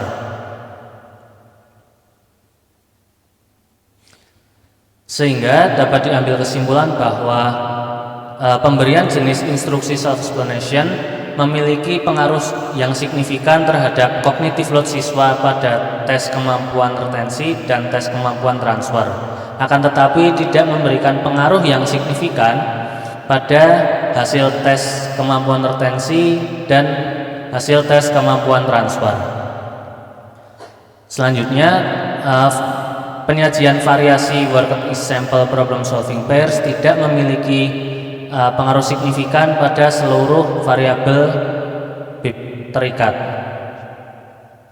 serta tidak terdapat pengaruh interaksi yang signifikan terhadap seluruh variabel terikat. Sekian dari saya, terima kasih.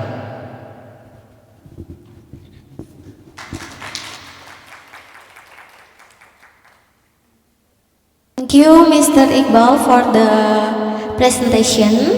We will now have our final presentation for this session by Mr. Muhammad Lutfi Wildani. He will present on the effect of elaborate self-explanation and similar problem solving in work example-based mathematical learning on transfer ability and cognitive load. For Mr. Lutfi, the stage is yours. Thank you. Assalamualaikum warahmatullahi wabarakatuh. Let me introduce myself. My name is Widan, and I will be presenting this presentation in Bahasa because my accent is very medok. What is medok in English? I don't know. Very thick Japanese accent, so this will be sounds weird if I keep speaking English later. No, it's not okay. Okay. Judul penelitian saya itu pengaruh elaborate self-explanation dan similar problem solving dalam pembelajaran matematika berbasis work example terhadap kemampuan transfer dan cognitive load. Langsung ke metode penelitian karena untuk prosedur dan yang lainnya itu mirip dengan ketiga rekan saya yang telah presentasi.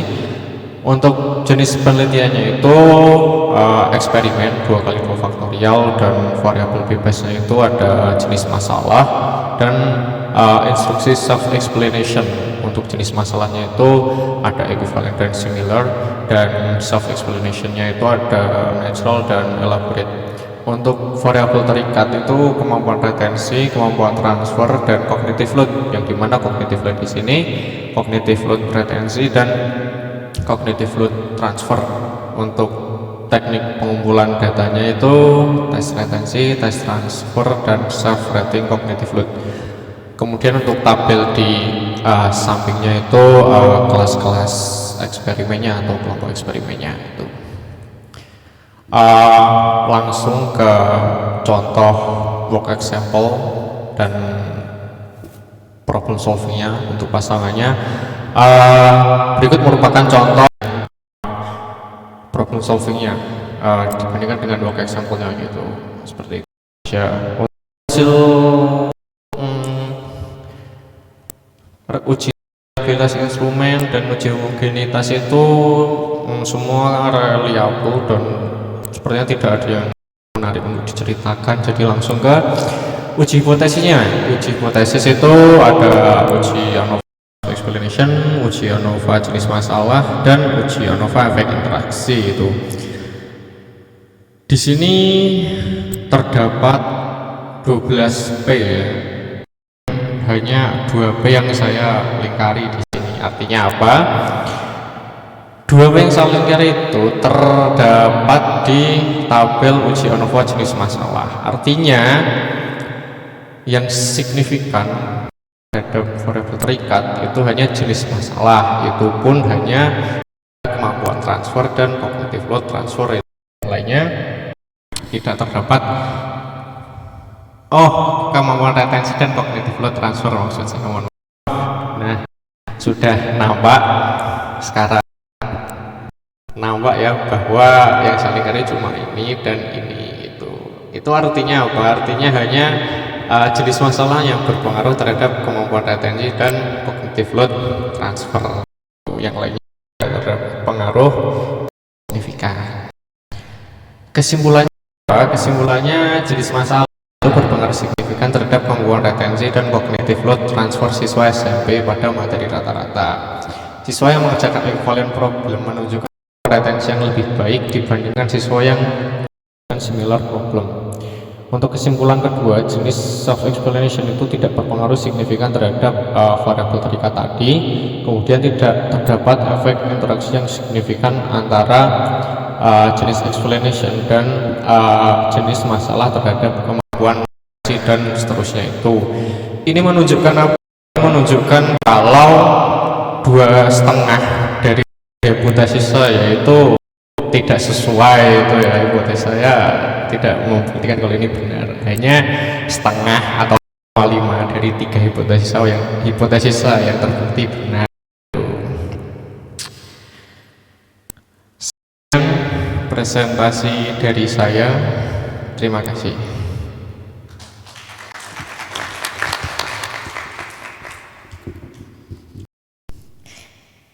Thank you, Mr. Bildan, for your presentation.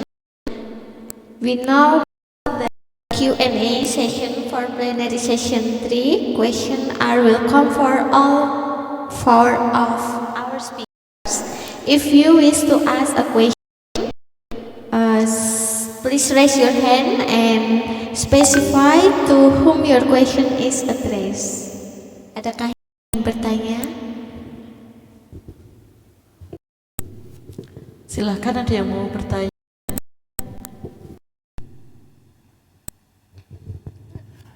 Yes, Paul. A question for all of you. You are all investigating self-explanation. Self-explanation take different forms. Early work on self-explanation by Alexander Renkel found that I think there are at least 3 different types of self-explanation that students in one study engaged in. Some students engaged in elaborated work, self-explanation.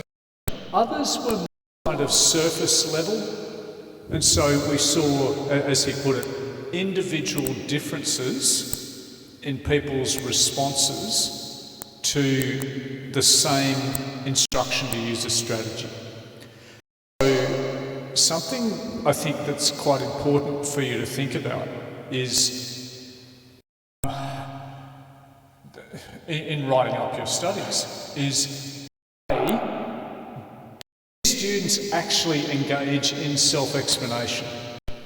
And so you need to actually look very closely at what students wrote and do some sort of coding, some sort of qualitative analysis or thematic analysis about the nature of the self-explanations that students actually used. Some students may not have used self-explanation. You told them, please use self-explanation. So if maybe those students just didn't benefit at all, maybe some other students did engage in self-explanation of some. Maybe another group of students engaged in the self-explanation of it. And so this kind of more fine-grained analysis may give you additional insights into your results rather than just treating the self-explanation conditions as just one group of students. Does that make sense? Saya terjemahkan atau kayaknya Wildan langsung paham. Okay, so for everybody. Jadi tadi itu kan ada perintah self-explanation, ya kan? Explanation ininya begini, jelaskan pada diri sendiri masalah yang diberikan ini, kan? Itu untuk yang general ya. Itu yang elaborated itu diminta jelaskan masalah ini perbedaannya di bagian mana dengan masalah sampel solusi gitu diminta jelaskan apa perbedaannya. Itu yang jenis elaborate self-explanation, general self-explanations, dan ada lainnya self-explanation itu seperti apa di paper-paper yang dulu pernah dipublikasikan oleh Alexander Rankel, R-A-N-L kalau cari papernya. Nah, di dalam penelitiannya mereka berempat ini self-explanationnya itu kan tidak ada pengaruh, ya kan? Tapi kan tahu di sini kan hanya nggak ada perbedaan pengaruh dilihat dari hasil tes, nggak tahu kualitas dari explanationnya itu sendiri. Jadi apakah siswa itu melakukan self-explanation atau tidak? Mereka menjelaskan pada dirinya sendiri atau tidak? Karena mereka nggak punya data macam manipulation check, I think ya, Paul. Some manipulation check to data whether the student did self-explanation or not. And during their study, the self-explanations was done verbally, not in written. So maybe I think Alexander Rankel's paper, the self-explanation is in writing. Yes. So then you can code the writing results and compare the intensity of their self-explanation. Yes. And find more information from the data. Yes. Yeah, I think that's important recommendations that you need to put in your what's that script, your thesis, in your thesis. So it will direct the research to accommodate your findings, and then so we can be more understand with how self-explanation should be given to the students.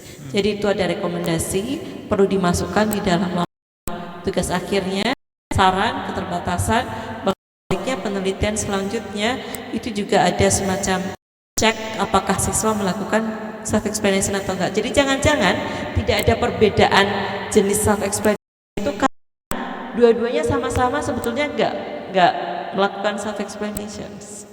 Jadi bukan karena elaborate-nya enggak bekerja, tetapi karena ya memang enggak dikawal oleh siswa. Tahu kan maksudnya? Okay. So just out of, what was the nature of the self-explanation students did?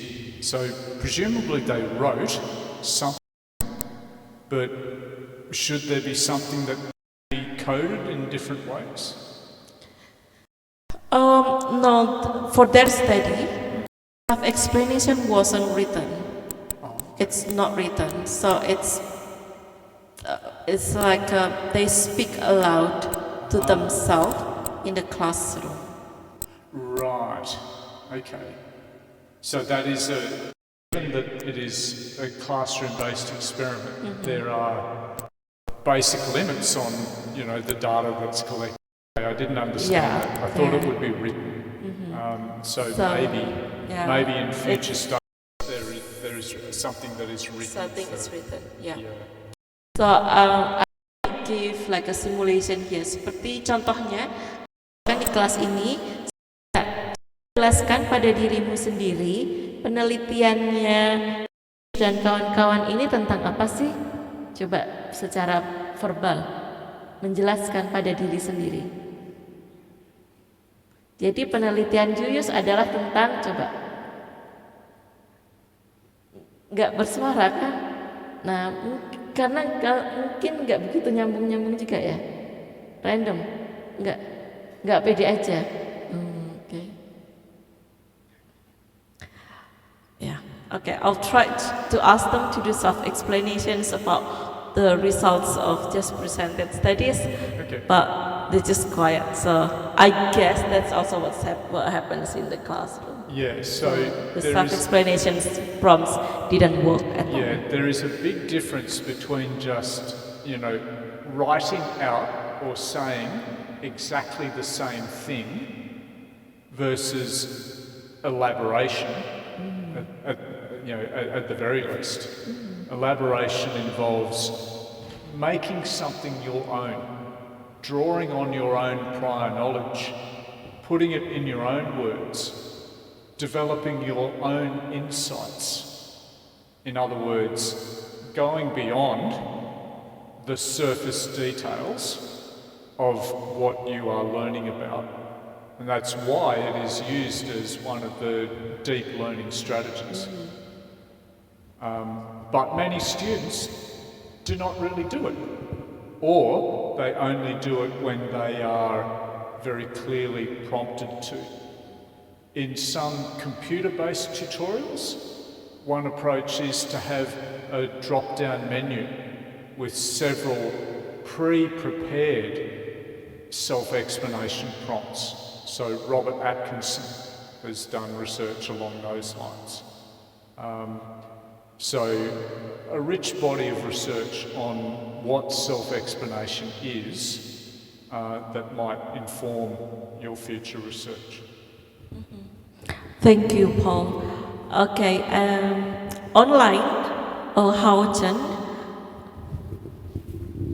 Okay, all right. Yeah, you opening your camera and speaker. Can you please share your thought about these presentations? I have the same concern as Paul, to be honest, on the self-explanation prompts. I think it's quite interesting because you didn't use the self-explanation prompt for work examples, but you used the prompts for problem solving. That is one thing, and I'm not sure. Probably Paul probably knows more, because from my understanding, I think when we use the self-explanation prompts for work examples, we normally engage students to understand the principles behind the specific steps. But for your case, I think it looks like you ask students to compare and contrast the work example and problem solving. So it more looks like you are not going to understand the principles behind the step, but you are actually using compare and contrast to learn something. So I don't know whether that really follows the self-explanation prompts or the self-explanation effect. I think it could be a form of self-explanation, comparing and contrasting, a bit different to perhaps other forms or operationalizations of self-explanation. But if I'm thinking this through, what does it mean to compare and contrast? Well, you're basically explaining aloud, in this particular case, what is similar and what is different in what you are, in the materials, in the lesson materials that you're engaging with. Whether it's self-explanation or just explanation, I think maybe I don't know whether that's really important. The fact is you're explaining and speaking aloud. So the operationalisation, I think, is a bit different, but it's still an active and elaborative cognitive process because you are thinking carefully about the nature of the materials, as opposed to, for instance, just reading out what you're seeing. That would be very, very low level cognitive processing, unlikely to support very much schema construction. Whereas comparing and contrasting, you are needing to pay closer attention to the distinctive features of what you are studying, different things and different things that you're looking at, and making sense, and I use that phrase very deliberately, making sense of what you are studying. So I think it would be a form of self-explanation, but maybe classroom-based research is not the best place to do this kind of research in, because there's no clear record of what students actually do. So that's and that may be why writing things down rather than speaking would be a suitable direction for future research. A few additional thoughts. Okay, thank you for. Yeah. You have a follow-up questions or comment? No, and yeah, another one, just probably a bit different. Yes, I think because you and me, so you and I are doing math education research by applying the CLT principles. So I think in math education, a lot of people talk about the variation theories. And I think between the presentations you summarize, like, for example, you found a result. Actually, the students learned much better using equivalent problems or rather than the another problems. So which means you think based on your research result, based on your current students' research results, the variation actually is harmful for learning because they are novices or something. Yeah, we will think about that for the follow-up research for the next coming students, probably. That's a quite big jump, but I just want to maybe reserve. That is very valuable comments, and also that in the classroom, speaking to ourselves and by seeing or observed by the others, probably make us hesitate to speak loudly. Yes. Do you think so? So yeah. That's why it is more recommended to write it up, the explanation, to have the students use the most of the self-explanation prompts. So in the context of speaking aloud in the classroom, that takes you into different kinds of teaching and learning strategies. So again, coming back to Richard Mayer's generative learning strategies, one of those strategies is teaching another person. And so depending on how these instructions are given, maybe it's not so much explaining to yourself, maybe it's turning to another person and instructing them. Problem then becomes that one person gets the cognitive activity of explaining and the other person is just listening.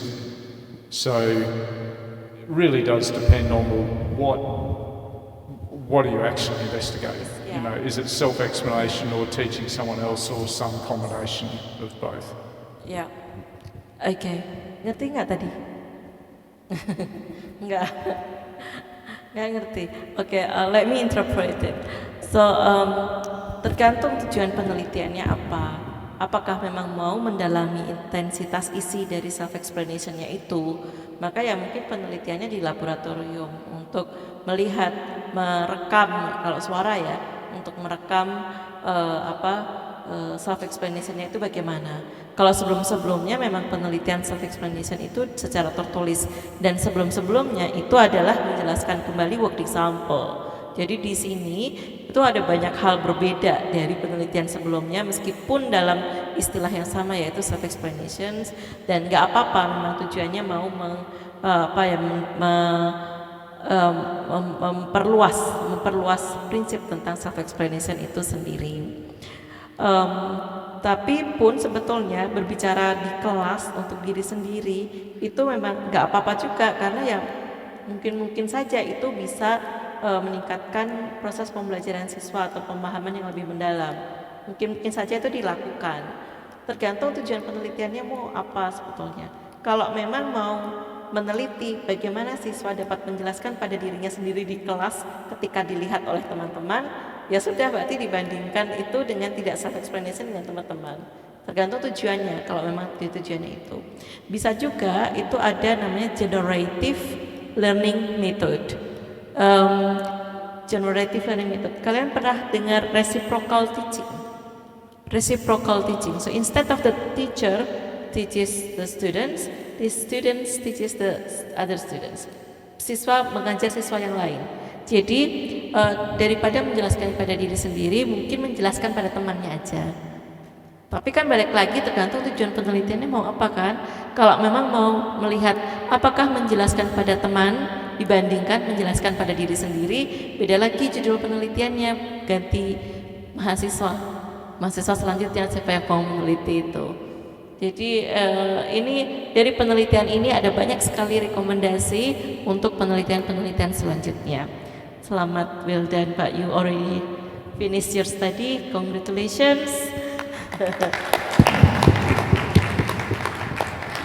Okay, due to time, I think Novita, should we finish? It's already 5 p.m. Okay, thank you very much Ohal and everybody online, and also all of you here and the presenters. Thank you.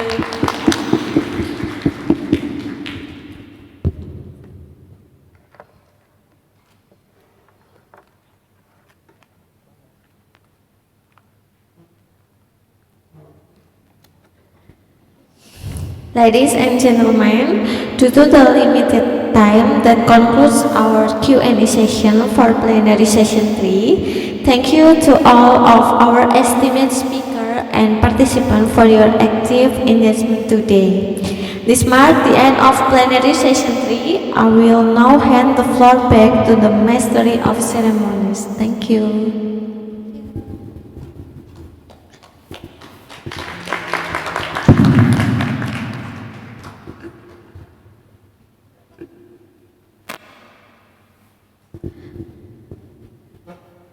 Ladies and gentlemen, this brings us to the end of the Symposium on Learning and Instructions 2026. We would like to express our sincere gratitude to all keynote speakers, presenters, participants, and everyone who has contribute to the success of today's symposium.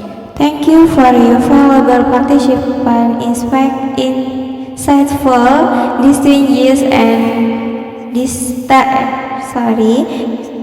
Thank you for your valuable participation, insightful discussion, enthusiasm throughout the event.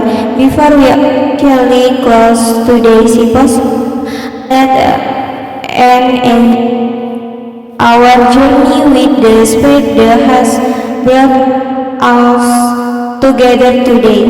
When we say Symposium on Lab and Instruction, please respond with think less, learn more, achieve success. Are you ready? Okay. Symposium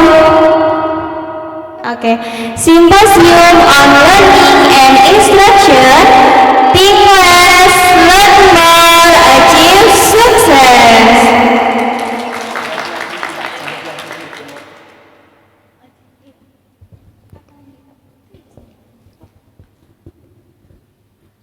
Oke, untuk selanjutnya mungkin akan diserahkan ke Bu Enda.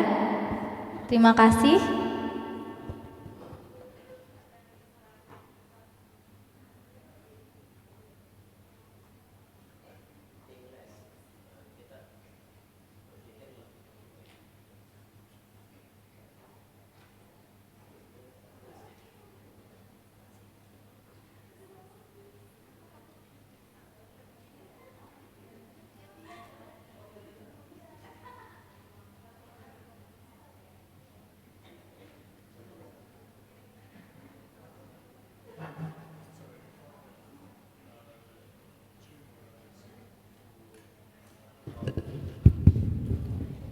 Okay, thank you for the Master of Ceremony for closing the event.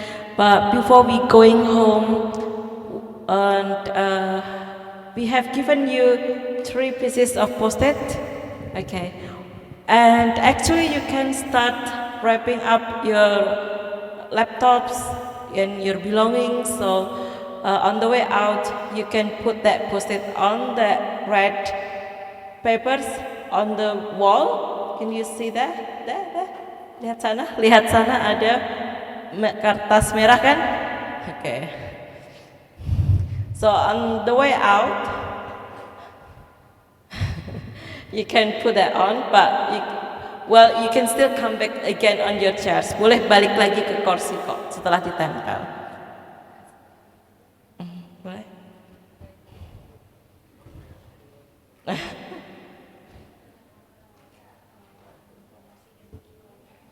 Oh iya, oke. Baik, sambil beres-beres, dari 3 kertas itu tidak boleh contekan ya, dikerjakan sendiri-sendiri. Punya pulpen? Punya. Ya nggak punya, pinjam. Oke, di dalam kertas itu coba tuliskan 3 istilah dalam cognitive load theory yang paling kalian ingat. Tulis 3 prinsip dalam cognitive load theory yang paling kalian ingat. Tulis di situ. Gak boleh contekan sendiri-sendiri, ditutup. Temennya nulis apa? 3 istilah. 3 istilah penting dalam cognitive load theory yang kalian paling ingat atau menurut kalian paling prinsip. 1 kertas ditulis 1, jadi kalian nulis 3.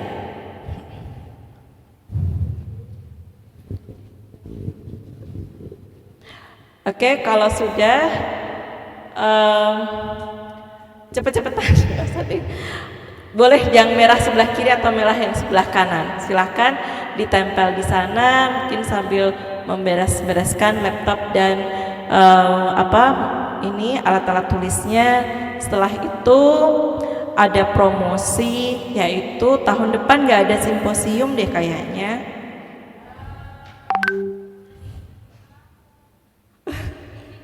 We may not have the symposium next year, but we will have the cognitive load theory conference. Mas Guntur, do you mind to play the video? Okay, still no cheating, okay? No asking around, yeah. And then you put them, post-it on the red color paper at the back, and there is a video at the front for the next conference. After this, we will have group photo again. So we will compare this morning and the afternoon, before and after photo. and then we go home. Hi everyone, my name is Endah Ratnawati. On behalf of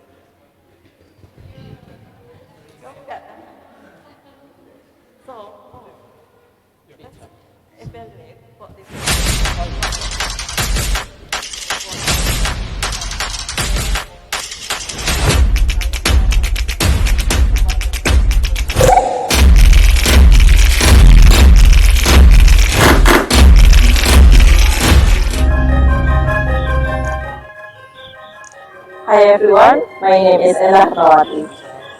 On behalf of Universitas Negeri Yogyakarta and the Indonesian Center for Cognitive Growth Research, it is our great honor to invite you to the next International Conference on Cognitive Growth Theory to be held in Yogyakarta, Indonesia.